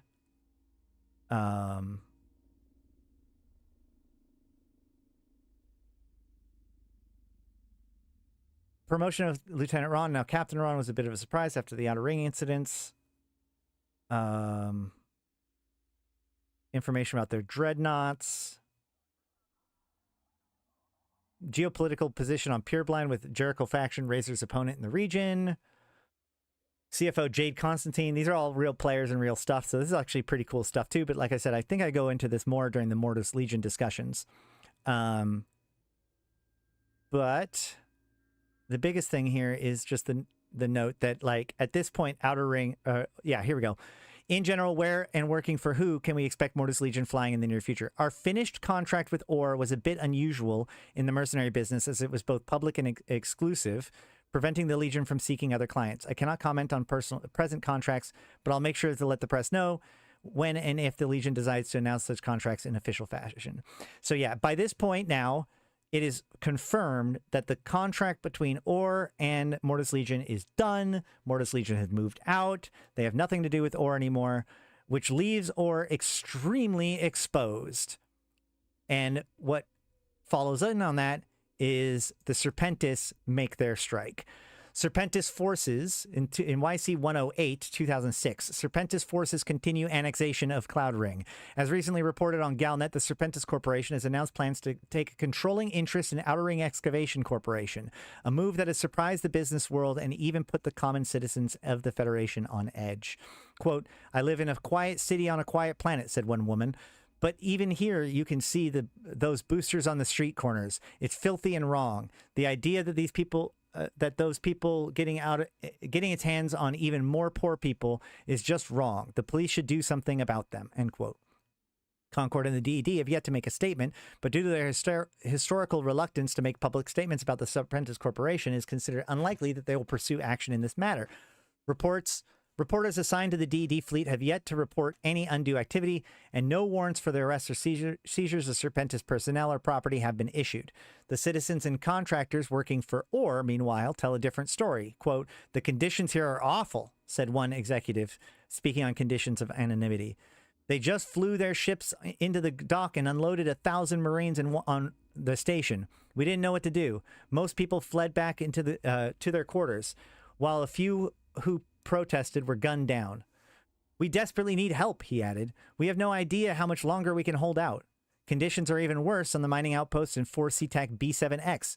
According to reports leaking through the Serpentis communications blackout, close to 1,000 Or personnel have been murdered in the past 2 days. Admiral Bryan, a provisional commander of the Serpentis fleet, 1st Expeditionary Fleet, denies the claims and says that there are rumors designed to stall negotiations. Murder is not the Serpentis way, he said in a recent interview. We are actively involved in negotiations and would jeopardize our talks with senseless violence, or wouldn't jeopardize our talks with senseless violence. Public perception of the corporation has been very negative in the past, and we're trying to change that. End quote. Still, reports continue to filter through the blackout of widespread destruction. What has been begun referring to as the Serpent's Massacre, elements of the 3rd Wing and the 22nd Escort Fleet have been patrolling the station, looking for fugitive Or personnel, and Serpentis capital ships have been patrolling the system. Despite opposition from within Or, it seems likely that the takeover will continue unopposed. Serpentis fleets continue to influence Outer Ring politics. Disturbing rumors have been coming out of the Heart constellation of the Outer Ring region as the Serpentis continue their consolidation of the Outer Ring Excavations Corporation. Sources inside of the organization have commented on increased traffic in the material and goods, most flowing from Or stations in 4 SeaTac B7X. In addition, Serpentis pilots have taken on patrolling routes in 4 SeaTac B7X to PF TAC 346, setting Federation officials on alert. PF-TAC 346, connected to Orville's system via jump gate, has seen several skirmishes involving Serpentis forces, including an unsuccessful assault on the starbase anchored in the system. PF-TAC 346 is actually pretty popular in the fact that it's like, I think it's one of the only nullsec that directly connects to HiSec, right? Or, I think, right? I'm right? Let me go double check. Yeah, Orville is a 0.7 system.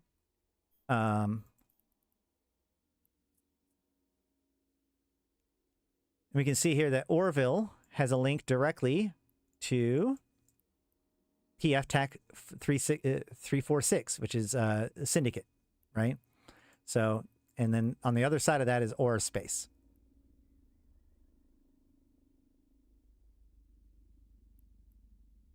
Admiral Brian, in command of the Serpentis First Fleet, recently released a report to the press stating that, quote, the Serpentis Fleet considers the bordering regions of Cloud Ring and the Syndicate to be regions of influence. We have worked with the G Alliance and the Intaki Syndicate to provide support for several ventures and believe that all groups will benefit from this arrangement. The arrangements at the release explains will be substantially different for the relationship between the Serpentis Corporation will be substantially different from the relationship between the Serpentis Corporation and the Outer Ring, or the Outer Ring excavations. Sure, whatever. In a move stunning much of the business world and stunning markets throughout the Federation, the Outer Ring Excavations Corporation announced last week that it'll be divesting most of its private stockholders of their shares. The corporation promised that the full value of the shares would be reimbursed to its stockholders, but the external pressures forced the corporation to adopt such extreme measures. Market Analysis, who has been predicting a radical shift in OR's business strategy, were not surprised, saying that the siege of OR stations and the recent deployment of Serpentis Corporation star bases and OR headquarters for CTAC B7X were all indicators of a restructuring of OR corporate model. Quote, having known outlaw organization seize your stations, kill literally thousands of your employees, and control your space is not conducive to business. Bariza Metcalf, an analysis of the Uli Daily, explained, quote, I'm surprised it's taken this long for them to fold. Grand Admiral Junset, Admiral of the Serpentis Home Defense Fleet and Chief Liaison within the Galente Federation, said that the allegations of widespread fighting were overblown and that the staging of the Serpentis First Fleet in 4 CTAC B7X was, quote, a peacekeeping measure designed to prevent malcontent forces from gaining undue influence. Deputy Commissioner Ishunala Sichula of the DED disagreed. Quote, if this were simply a peacekeeping action, then I could see a few dozen patrol ships as justified. Bringing a fleet of literally hundreds of ships, including over a dozen dreadnoughts and carrier-class vessels, is nothing short of an invasion. Should the Serpentis continue their expansion closer to the Federation, the DED will intervene with lethal and use lethal force. Daring theft in Outer Ring leaves officials baffled. So this is a few months later. Outer Ring, recent OR Ishikone trade dealers had come to a halt this week following the largest losses of assets in interstellar history. Officials are still trying to determine how several billion ISK worth of minerals carried aboard a Charon-class freighter owned by Outer Ring Excavations managed to vanish off the map. The plan was for an Ishikone Watch escort squad to rendezvous with the freighter at the ore refineries in 4 CTAC B7X. From there, they would escort the shipment back to Ishikone offices in Empire Space.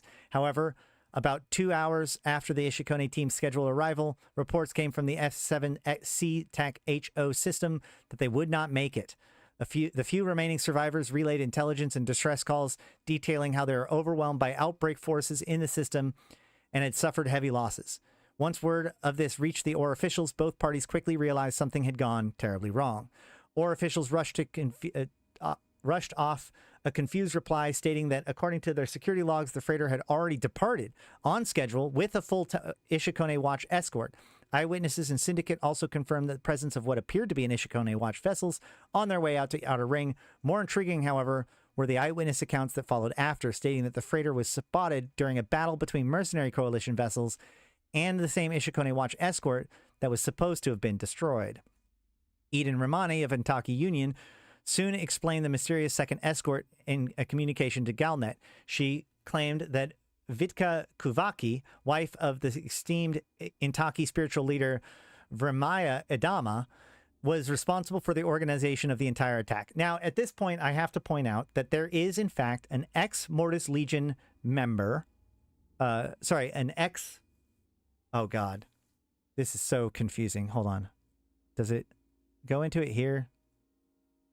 There's this Intaki Idama, religious leader, who married this person named Vaika Kuvaki. And I don't believe that this is related to Sancha Kavaki. This is not the only Kavaki that shows up in these stories.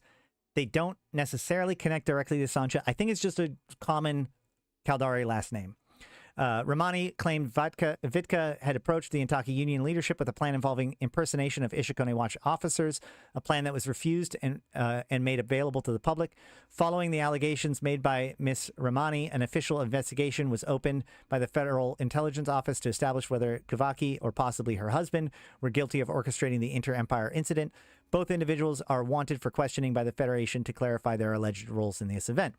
During preliminary inquiries into the mercenary coalition's involvement, it was initially stated that the official representing Ishikone CEO Ochir Goryushi himself had approached them. The comment was later retracted in a follow-up interview with Miss Gogo Yubari. She did admit, however, that given the nature of the operation and the level of inside knowledge that her people had, that ruling out an inside job was not out of the question.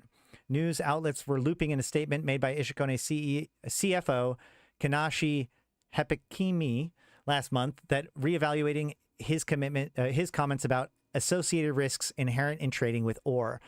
Speaking on the execution of the contract, Miss Yabari commented, quote, "We finally caught up with the freighter in 3KNK TAC A, dispatching its escort. Whilst she was unable to ascertain their true identities, she did go on to introduce another involved party. While we have been away, quote, while we have been away, members of Omerta Syndicate and their allies had successfully engaged Veritas Immortalis forces inside PF-TAC 346. It is my suspicion that they had also been contacted to catch the freighter," end quote. Commenting on their presence in the system, a tight-lipped Yuki Lee said only, quote, "The MC were taking something from Ishikone. We are more than happy to lend a hand." Miss Yubari concluded by stating that the contract was a success. "We traveled back through PF-TAC 346 and onward to our target system without resistance. FIO officials are asking for any information relating to the identity of the Ishikone imposters, as well as anything that may point to who ultimately was behind the heist. It is also believed that Ishikone and OR have established a joint investigative unit in search of further answers." So Ishikone and OR have old history together, obviously. Ishikone, of course, being one of the larger groups, or one of the groups within the Caldari state, one of the mega corporations, and has been the mega corporation most like outwardly focused of the megacorps. Serpentis appoints OR administrator to Lord Admiral position. This is, I think, a month after this event. No, 2 months after this event. Outer Ring, in a surprising change of policy, the Serpentis Corporation has announced a former Outer Ring excavation station administrator, Fazin Orond, as the position of Lord Admiral. He is now responsible for communications between OR and Serpentis and will assist with decisions between the executive boards of both corporations for their combined strategic benefit. This appointment follows Serpentis' hostile takeover of OR after Mortis Legion has departed the region, taking a majority of their defense fleet with them roughly 5 months ago.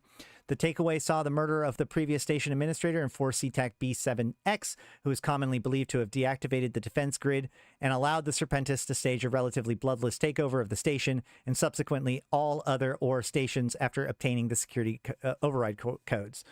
The Serpentis takeover is widely unpopular amongst OR workers, and there were subsequently many strikes and resignations throughout OR staff, with a large number returning to the central systems to find other work. Despite these difficulties, Fazin Oron, having been appointed station administrator after the murder of his predecessor, was able to start negotiations with Admiral Bryan, the head of the Serpentis fleet that staged the takeover. Yes, this is EVE Online lore. This is from 2000. Well, we're now in 2006. This is how OR became owned by Serpentis. And resignation throughout OR staff, with a large number leaving, returning to the central systems to find other work. Despite these difficulties, Fazin Oron having been appointed station administrator for the murder of his predecessor, was able to start negotiating. Within 3 months of negotiation between Auron and Brian, had brought the region under control, and in the last month, Aura has been turning a profit, and its operations in Outer Ring are growing again. Auron is also a very popular figure within Aura due to his influence and profit marketing and making strategies. His popularity is also presumed to be the reason behind the sudden promotion into Serpentis. Lord Admiral Fazan Auron is being joined by Serpentis advisor Admiral Alarath, who will be coordinating all static security forces within Outer Ring. Admiral Brian will stay in command of the Serpentis Expeditionary Fleet, which will continue to operate within Cloud Ring. Why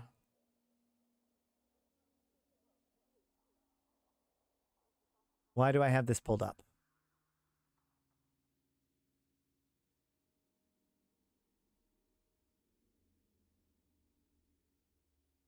I don't know why this has been pulled up. This is about Hasiota. I don't think... Oh, the project leaders were secretive and paranoid and getting worse with every rumor about Aura's development of another capital ship. Few people outside of the Erland station knew about it. When something went wrong with the research lab, public relations was instructed in no uncertain terms to ignore everything. The research, the project, the people, even the explosion. Okay, let's go ahead and read this again. Zemine, a one-time deputy vice president of the public relations for Hasiota today, provided reporters with information regarding recent reports of an explosion at a Hasiota facility in Erland's system. It was a secret project. Osman was obsessed with the creation of a new mining laser technology. A significant amount of ISK was diverted from the company projects to secure funding. Oh, I think I know what this is.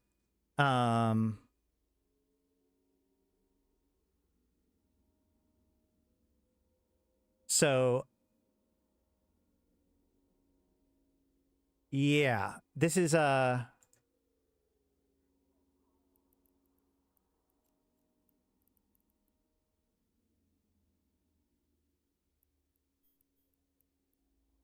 one second. I gotta...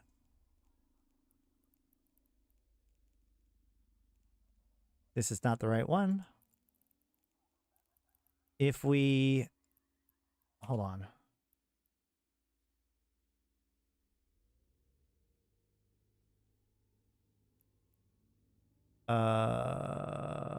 Boop. If we go here and we look up empires, Caldari corporations, we should find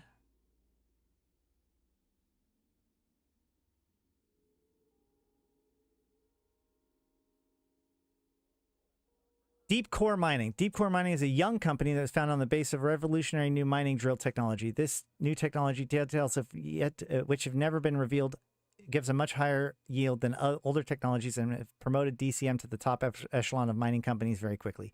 That is not what I was hoping to have. Hold on.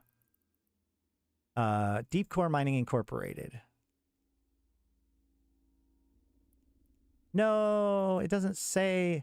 I think this is what they are talking about. That this is basically about the founding of Deep Core Mining, but I'm not 100% sure on that.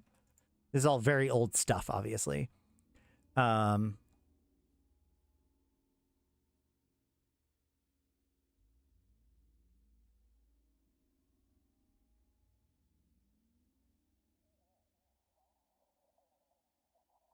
right. So then, okay. Brotherhood of Sparta builds first known Orca industrial vessel. So yeah, so the Or was working on, that's what they're referring to here as the Orca, I'm assuming. On November 14th, 110 at YC110 at 7:43, the Brotherhood of Sparta Corporation completed their first Orca industrial vessel. They believe this is the first ship of its kind to be produced, following a public release of a long-awaited blueprint.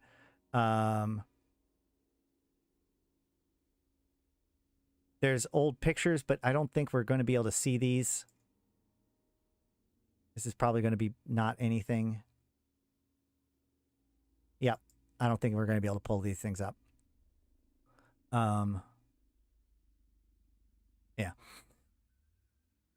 Most small corporations dream of being the first group to accomplish something amazing, and Brotherhood of Sparta feels that they've done that with teamwork, long hours, and energetic drive. Blah, blah, blah. We had a pilot waiting in ore space for the release of the blueprints. As soon as they were released, he flew it here as fast as possible in a recon ship, so we didn't have to worry too much. Upon completion, the ship was immediately commissioned and put to use in the belts of Quirius. So yeah, they come out with the Orca. And that's kind of the end of this story of like the Serpentis taking over. Now, obviously, there is actually this is one bookend. We've talked about a lot as we talk about like Orr and Upwell and Mordu and all these kinds of people. We have been talking a lot. We always talk a lot about the Shadow of the Serpent event. Let's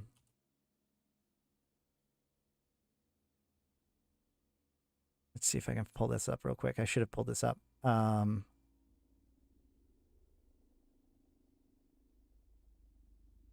Yeah. So this is how Serpentis took over Orr. And then, so Yanni, the head of Orr, has kind of disappeared before all of this. Obviously, Yanni was not involved in any of this. It was all Orion, the guy who left over. But then when Yanni shows back up in 2015 as the new chairman of the organization, the newly formed Upwell Corporation or Consortium, one of the very first things they do is take back Orr from the Serpentis and attack them outright. So we have like this video. Mordu's Legion this, right? and our combined forces have launched simultaneous attacks on key Serpentis-controlled ore stations across the Outer Ring region. The assaults appear to have captured all stations in swift, surgical executed operations, with most of the fighting already winding down. The same tactic was applied during all of the captures. Mordus used their fast ships to warp in and immediately throw out warp disruption fields to prevent any escapes. The importance that Mordu ships seem to have placed on destroying all ships attempting to escape somewhat contradicts the statement released by the Upwell Consortium today, stating that the main objective of the operation was to return the control of the stations and Orr itself to the rightful owner and founder of Orr, Yanni Sar Arteo. Once the space had been secured, shuttles carrying our combined mercenary forces warped in and entered the stations. In most cases, the station personnel surrendered without a fight. It is expected that Orr will announce it is joining the Upwell Consortium as a full partner later today. This is Lena Amber, reporting for The Scope. So that kind of ties you to where we're at now, right? And we'll look at that when we talk about the Frostline stuff later, because, you know, this is actually how Frostline first gets exposed, right? As Upwell and Mordu is attacking Orr and taking back their facilities from Serpentis, they managed to get their hold on the technology that Orr had been working on at that point, which was the beginning of the Frostline laboratories, the creation of the Endurance and stuff, which we'll talk about probably another time, or probably tomorrow, you know, sometime soon when we talk about the Frostline stuff. Right now we're talking about this original event. But there is one last thing that I want to read you. It's a chronicle, actually. You know, as I talked about from the very beginning, it's kind of confusing as to why, like, during all of these events that we've just been talking about, Orion Michelle is over and over and over again the main character as far as the Orr goes. We know, according to this post, that in YC103, Yanni handed it over to Orion Michelle. So where Yanni is in all of this has always been kind of up in the air, or at least I thought it was. Especially since, like, well, we do know that, you know, eventually the very first thing that Yanni does, or like once he has, once he can, he takes back Orr, right? So this has obviously been a long thing that he spent almost a decade setting up and getting ready for. But for a long time, I thought that there wasn't really that much to bridge these two events. Until, while hunting through this stuff, I found this chronicle. Not that. This chronicle, Particle Tracks, which actually came out in 2011, which puts it pretty solidly right in the middle of things. And this was when there was the construction of the different, this is the attack battle cruisers. So the NATO, the Talos, you know, the very fast but uses large weapons and relatively untanked T1 battle cruisers, right? So this article, this chronicle came out during that time as a method of kind of explaining the development of these ships, and it's designed to explain why they got developed so quickly. But I found it today, the other day, when I was hunting for any evidence of Yantey, because Yantey shows up in this story. And what's weird is that in this story, Yantey is a woman, when Yantey is, you know, in every other account, a man, which is weird. And Yantey is talking with another man who is not actually directly identified in this story. So I think that this story is actually really interesting, and I'm sorry that I'd missed it up until this point. So if it's okay with you, I'm going to read this story as a way of kind of wrapping up today's lore-like tale, okay? So this is the Chronicle Particle Tracks. The glittering dream. How banal, the man thought. He stepped out of the transit tube to the top level of perhaps the most famous nightclub in the Federation and walked over to the bar. The place was, by its standards, quiet, and the crowd parted easily before him. At the bar, he glanced the vast crystal mirror behind it and noted his own classically deadest feature with a wry grimace. Ideal. Always ideal, without preconditioning. He used the mirror to scan the bar behind him while he gestured to the barman for a drink. May as well play the game. The woman wasn't difficult to pick out. She was looking directly at him with a faint smile, playing about her lips and laughter in her eyes. He shook his head, picked up his drink, and walked over to the table, set it on the corner of the vast western picture window, ignoring the breathtaking view of Kali by night. The man looked down at the smiling woman with a frown. I'm a busy man, Yantey. I could do without the theatrics. The Galante smiled more broadly and gestured at the chair opposite her with an elegant and perfectly manicured hand. My dear old friend, always the direct one. Please sit. Talk with me a while, and perhaps the theatrics, as you call them, will make a certain amount of sense. The man remained standing. I agreed to this meeting for two reasons. First, you weren't the one who broke the contract on me. And second, I'm frankly curious to see what you've been up to since the takeover. That curiosity is what keeps me here. But it has its limits, Yantey. And you best come to whatever point you want to make quickly. Yantey sighed and held up her hands in a placatory gesture. Very well, but please sit, she said. After all, it'll be easier on both of our necks, no?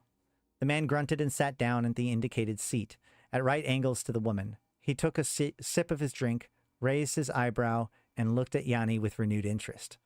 Good, yes? Surprisingly good. This was part of what I wanted to talk to you about. Let me thank you for coming here.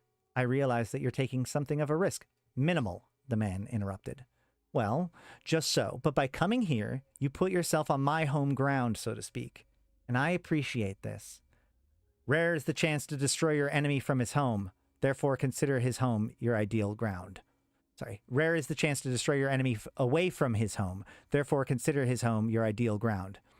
The Talos-class battlecruiser banked across the wreckage of its erstwhile target, riding out the shockwave effortlessly as its blasters swiveled back the central line.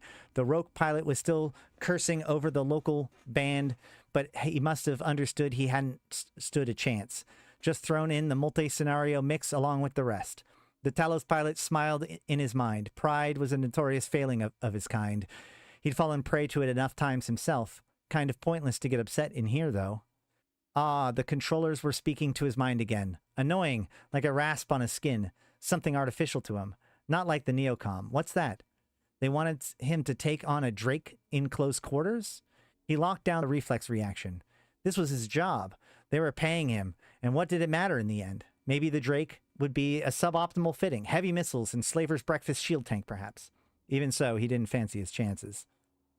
These basic one-on-one scenarios annoyed him. Okay, they happened, sure. Every variation happened. He guessed that was the point. He was slated to continue testing for a few more days, real time.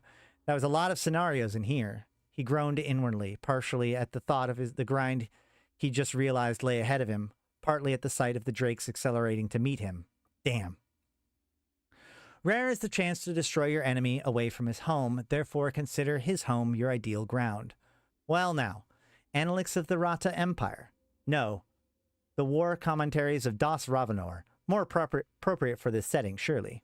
The man suddenly grinned, but the smile did not reach his eyes. Your point is well taken. In fact, it is more relevant than you realize. Yanni, those limits that I spoke about. Of course.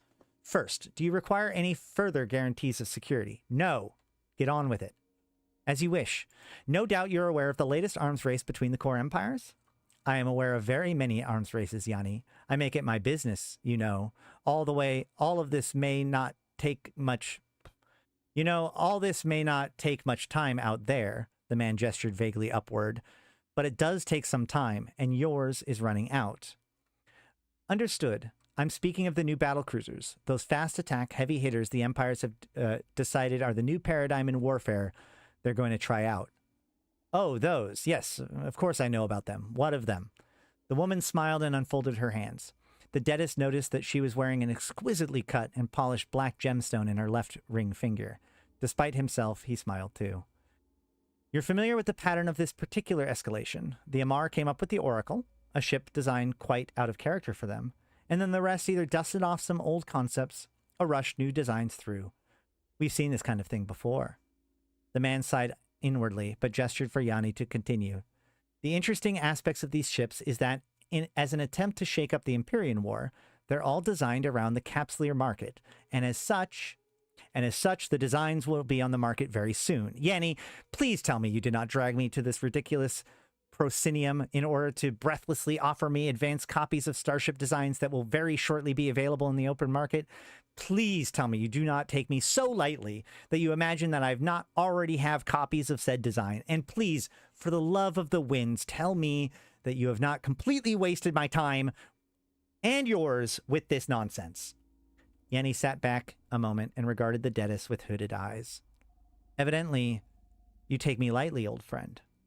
The man looked down, took a sip of his drink, marveled at the taste and feel of it once more, and looked back up at the woman.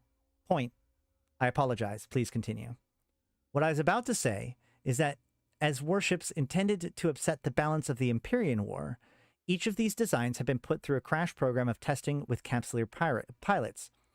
The problem, of course, is that to test the scenarios adequately requires time. But the empires didn't want to wait. Each of them is afraid that the others will put these monsters out before themselves. What could they do? An inkling of where the woman was going began to creep across the man's mind. They tested everything in virtuality. Precisely so. More than that, they tested everything in the most sophisticated virtualities available to them. What Yanni had been driving at all along flashed the remainder of the distance across his mind and stood starkly before his apprehension like a blazon. A tank. You're talking about a tank. Magnificent though thought the pilot as he took his position in the 10-strong attack wing of Oracle-class battlecruisers. He'd fallen in love with the new design as soon as he had seen it in Holo. To actually fly one, and to fly alongside others was wonderful. Well, he caught himself, not actually, but near enough. This virtuality was the best he'd ever experienced. He'd heard of the tanks, of course. Everyone with practical knowledge of naval warfare in the Empire had. Combat information virtualities capable of simulating space battles in perfect resolution. At many times the speed of reality. They were used for research, testing, and most importantly, during combat itself. All the major powers used them, but he believed that the Empire had the edge. How could it be otherwise? Knowing of the existence of a thing is not the same as experiencing it, though. Much like God, at that, he mused, before clamping down on the possibly heretical thought. He didn't think his connection with the virtuality laid bare his every thought to the pulpit command, but after all, it was best not to take chances. He brought his concentration back to the attack run. They were closing on targets quickly, a group of these 3 Typhoons, dangerous opponents in the right hands, but they surely could not stand up to this much firepower. Warp tracks, lots of them, small signals, destroyers. The Typhoons had an escort group. The pulpit channeled briefly and slightly irritatingly, confirming the attack run was to continue. This was what they wanted to know then. Presumably the scenario without the destroyers had been run in several variations already with other pilots. He had been rotated off a very repetitive sequence of attacks on Tempest at close range. It hadn't gone well for the artillery-equipped battleships. The pilot mentally shook himself. He needed to concentrate. Treat this as if his implants and clone contracts were at stake. The coming fight promised to be quite interesting. A tank. You're talking about a tank. More to the point, I'm talking about several tanks. To be precise, the Carthium Visium Military Research Virtuality, the Doval Quantum Holography Facility, and the Hesiota Naval Research Cluster, and Project Dreamwalk. That last one is a rather picturesque name the Minmatar gave to their military-industrial virtuality program. Yes, I know. I also know that any one of the primary tanks operated by these organizations is as secure as any virtuality gets. I couldn't even speak for my own primary tank being as secure. Hell, the Duval facility is an off-the-books mirror of the Black Eagle's VCIC. There are no way anyone is getting into that. Ordinarily, you'd be right about them all. As it happens, the Duval job was relatively simple and served as the template for the others when it came to ironing out the technical details. You're joking. I invite you to consider the design history of the Talos. By Kavri, the man was sitting bolt upright now, his mind racing with the possibilities of what he'd been hearing. He had 1,000 questions, but as of now, there are only 2 important ones. All right then, Yanni, you've got my attention. What are you selling, and what are you asking for it? The woman smiled. Let's start with the price. I recently liquidated some interest in the planetary development field. As you know, I've always had an interest in capsular infrastructure, but generally as a means to an end. It was the same this time, and the handover deal with Interbus was a very lucrative indeed. Interbus? You mean to say, just so. The Deadist shook his head wonderingly. That was deftly done, Yanni. I had my people look at the conglomerate of the SEC brought in to operate the Planetary Customs Office. They couldn't find a hint it was anything more than a partnership of chartered investment trusts. In essence, that's all it was. It just so happened that by one means or another, the majority of those trusts are controlled by me. I had them play their part in the setting up of the network. And meanwhile, you started to pressure to end the monopoly through political proxies. No more DED protection in other outer worlds. No more station-grade shielding. Sell the outer network to a neutral party. Ha! I still can't believe Interbus took them on. They do not understand the outer regions as you and I do, Moria. They think that they can raise the tariffs and people will respect their neutrality. Alas for them, but not for me. The woman smiled broadly. You must have made an emperor's ransom out of that deal. The Deadist took another sip of his drink. So you don't want money, you want a favor. The Dreamwalker resented the intrusion of these others in the dream. They had come with the tornado, and he resented the swift-sailing wing of a ship for it. Perhaps unreasonably, but he resented the others. They did not even feel the sting of the dream shock when they failed. How could they possibly try their utmost without it? Some of the Dreamwalkers said that these others felt something akin to it, something of their own making. He doubted it. They were not Dreamwalkers, even if they walked the dream. Yet they did walk in the dream, and they could be the cause of a pain if he did not take care. His charge today was a zealot. Like the others in the Slaver Fang Dream Clan, he'd specialized in the ships and weapons of the great enemy. In the dream, he knew nothing else but his duty to fly the golden ships to the best of his ability. That and the dream shock he could fail in that duty. His fellows were in a variety of Amar ships in close assault formation, some Crusaders, a few Retributions, and several Zealots. Off in the distance, the others, in their tornadoes. They seemed to sail lazily through space, like birds from a dimly remembered other time. The shamans were speaking. The patterns for battle were laid out in the chanting and signaled a charge on the foe. The Crusaders seemed to skip ahead, angling to avoid the direct line of approach. The rest of the ships followed, taking wider angles than the smaller and much faster brothers. The enemy were approaching, and they were meant to be using autocannons, but they would try to turn this into a tail chase. The Crusaders reported making scramble on several targets, shutting down their microwarp drives. Several reported being counter-scrambled. Interesting. A few also reported webbing and tracking disruption. The Dreamwalker mentally smiled. Foolishness. The mixed electronic warfare across an enemy fleet was a good idea in principle, but to reveal the hand by using it all on the Crusaders indicated panic. The others would not win the fight. You want a favor? Correct. The Galantean woman played with her black gemstone ring. You know me well enough to understand I want back which was always mine. That which I built, and I will have it back. The snake wanted his takeover to be legal, in its twisted way, so legal it was, and the stock is still traded. Stock you've been quietly acquiring, I presume. Yes. I now control sufficient stock to promote my own proxies to the board. Crucially, the corporation still controls a large reserve of stock that can be issued by qualifying majority decision of the board. You can't have bought back enough stock to control that kind of majority, so you're going to buy Serpati's nominees out from under him? Precisely so. Our old foe has one blind spot, even as corrupt as he is. So corrupt indeed that he would gladly pay for the pleasure of selling himself. His pride prevents him from realizing that a bought man, even a man he has purchased body and soul, can generally be bought more easily the second time. And you have the ready cash to do it. I think I see what the favor is. Even with you two vying for control on the market, all that gives you, either of you, is legal recognition of sovereignty ownership at the assembly. You need enforcement, and that's where I come in, yes? Yes, I realize that you're heavily engaged with various ongoing contracts, but I'm not asking for space superiority coverage. Just as well, muttered the Dedis. What I need is the wherewithal to board and seize the stations. Once I have them, my possessions, combined with the legal title and newly coded DED-grade station shields that will come with it, will check the snake. I would naturally value your services under the ongoing station defense and patrol contract. I bet you would. Well, that's going to depend on what you have to offer.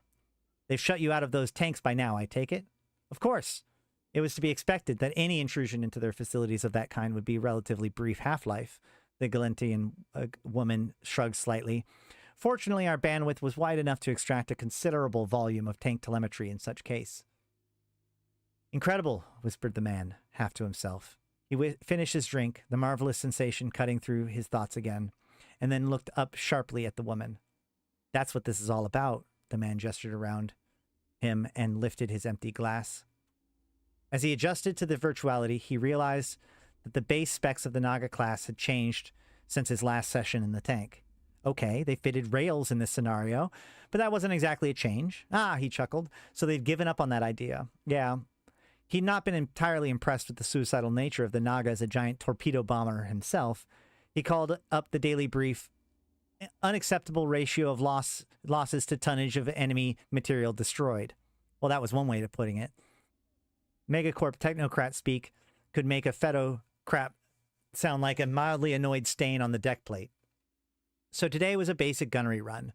Test out the new specs with railguns. Op Force was a bunch of different targets, as much variety as possible. He grinned. Yeah, well, he'd seen plenty of FDU fleets as ragtag as this in his time. The variety was a bit artificial, a bit too much in the one-of-everything vein, but it wasn't entirely unrealistic. Squadron strength for the Nagas and decent range for the provided setup. This sort of thing he'd do a drive-by strike, usually, but this scenario was staying basic. No warping, control test. Free initiative scenario when this is over, according to the brief. Sooner this was over, the better. The squadron lined up at distances and primary was called a nice fat Dominix. He wondered why they bothered with using capsuleers for this calibration stuff. Eliminating variables, probably. Oh, look at that. Dominix down. The op force was trying to make a traversal, but the bigger stuff wouldn't be able to do much. Some of that stuff would be dangerous if they got it together, though. APOC, Roke, Tempest, Maga, even a Raven. Squad commander must have taken longer adjusting than he had. This target list was terrible. He thought about saying something, then noticed the long-range stuff was yellow boxing him. Check that. They were red boxing it, and his shields were gone. Mentally, he gaped with his systems, even as he hoped they'd picked the squad commander as secondary. That's what this is all about, the man gestured around him and lifted his empty glass. Yes, long as we've known each other. I didn't think that you would have believed me unless you experienced our capabilities for yourself, if only in a small way. The drink is good, is it not? You'd have been fucked if I hadn't have been moored for... You'd have been fucked if I hadn't have been in the mood for one, Yanni. In war, risk. So too in life. That's the Analects. A pretty trite one, too, if you ask me. Yes, well, sometimes that's the truth for you. As you know, it's important with the higher level experiences that eminence be on the terms of the subject. Otherwise, well, it really never works out properly. These things can't be forced. Enough of the meta-psychology, Yanni. That crap already gave me headaches in the academy, and it's no better coming from you. Worse, if anything. It's time to deal, straight and clear. What are you offering me? What am I offering you? Well, that's simple enough. I'm offering you this. What the? Heavy assaults pounding his back and belly, immune systems failing, nanobots going inert for a lack of sugar. What was that light? Adrenaline rush as he spat light from his fingers, swatting stinging bugs, something burning in his vision, heart pumping as energy is injected. Victory ululating in his mind, the dream unfolding, birds falling out of the sky, his legs burning from the micro-warp drive. Gods damn that moron to hell and back. Pressure of light and electromagnetism on his skin. The egg sitting there. Comrades taking vengeance for him with spears of plasma. What the? The woman was suddenly by his side, steadying him in his seat. He looked up at her, vision unfocused, then snapped back to clarity. He drew in a deep breath and restrained a sudden urge to snap the Galentian elegant neck. My apologies, old friend. But as you have repeatedly reminded me, time is a valuable commodity, and what I could have attempted to explain at tedious length seemed easier to simply show you. What happened to not forcing it?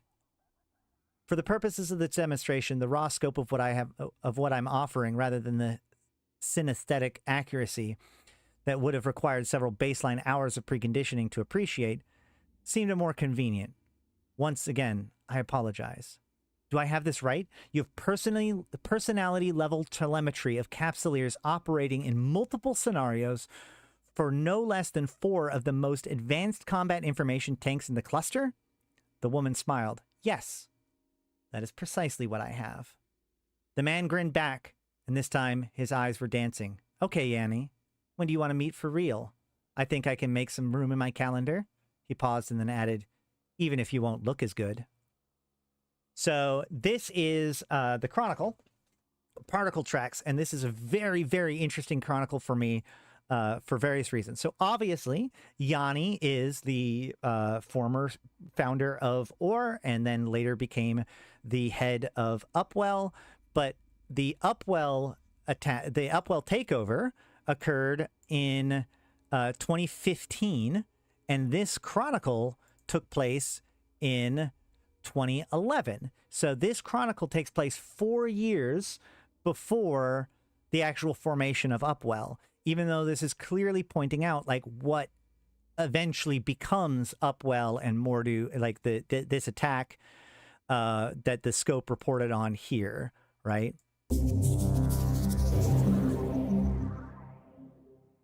Mordu's Legion and our combined forces have launched simultaneous attacks on key Serpentis-controlled ore stations across the Outer Ring region. So the reason why this is somewhat interesting, besides all of the stuff that we've been going on when it comes to ore and just the history here, is that I was actually very surprised by how much virtualities are present in this story, right? This is about the development of virtualities. That's the thing. Yanni, who has all of this money, first of all, it's really funny that basically Yanni makes a fortune selling Interbus all of the planetary customs offices, knowing that they're all going to get blown up. But what does he do with all of this money? Well, he starts buying up ore shares and trying to take back ore from the Serpentis, which, you know, culminates in 4 years, but also has these virtualities that are like these records of these virtualities, which is the thing that ultimately gets Mordu's attention, right? Mordu isn't necessarily as interested in the money or anything like that, but this telemetry, this data, these recordings that we see appear throughout the story ends up being the thing that he is so attracted to.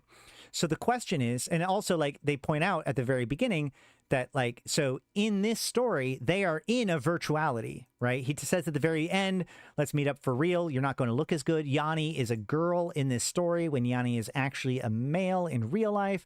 So this entire story taking place in the Glittering Dream is actually happening inside of one of Yanni's virtualities. And so that's why like there's these comments about the drink and all this stuff. It's because in part, Yanni is showing off the high quality of their virtuality, up to and including pumping into Mordu at the very end all of the telemetry data from the tanks that they've recorded from the other virtualities, the flight data from the testings of the different battle cruisers, right? But not only that, but she also, well, he has his own virtuality, which is incredibly highly detailed and highly sophisticated and protected, which is also interesting because of that second force that was used in the scope attack, or in the Serpentis strike force, which is Arcambine, right?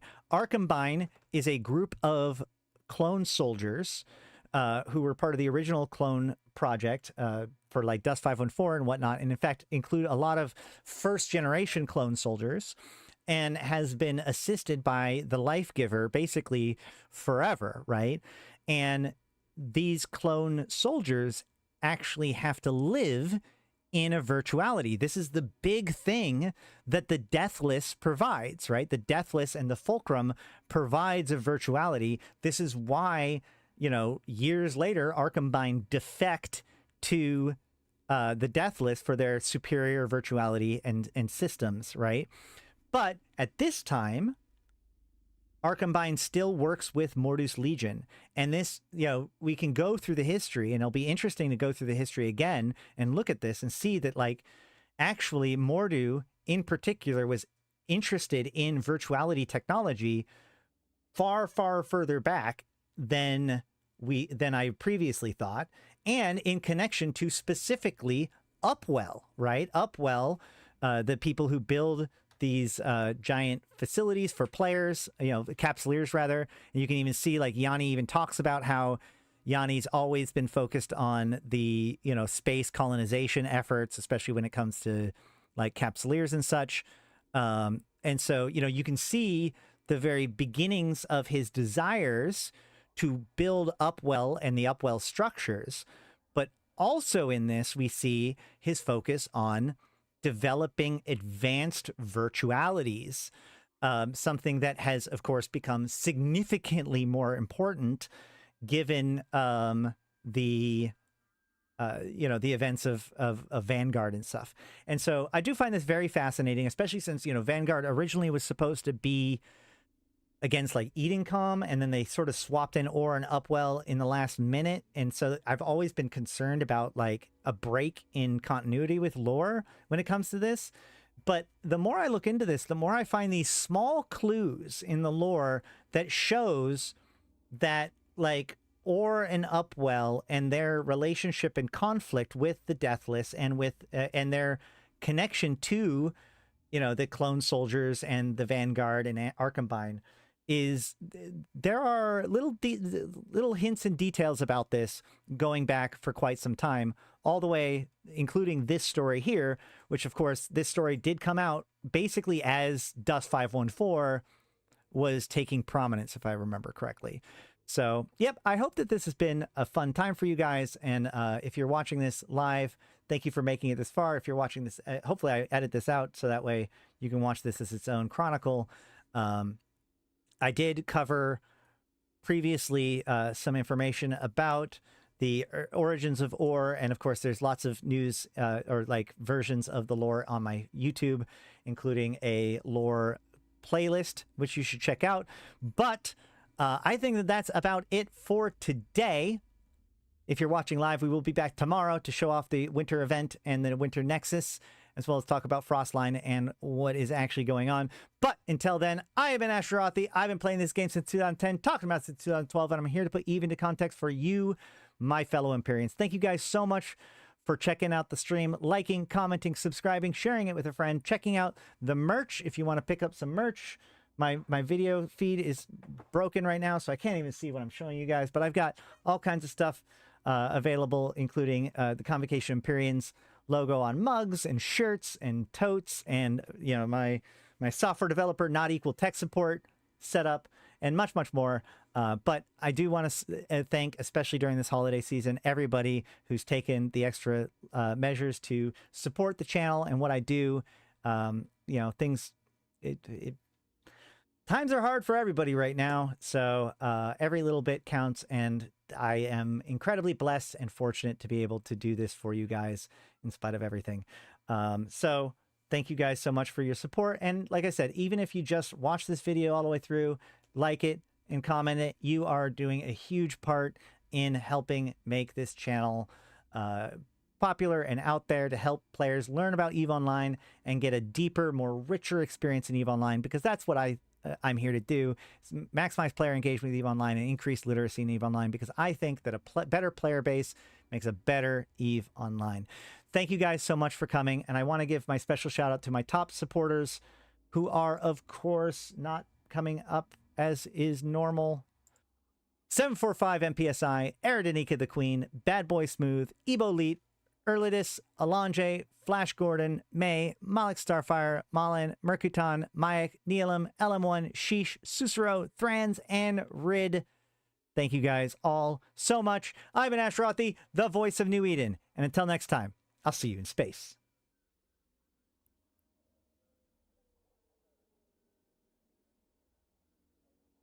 Like the stream for the guineas. I need to go get guinea food. Oh my god.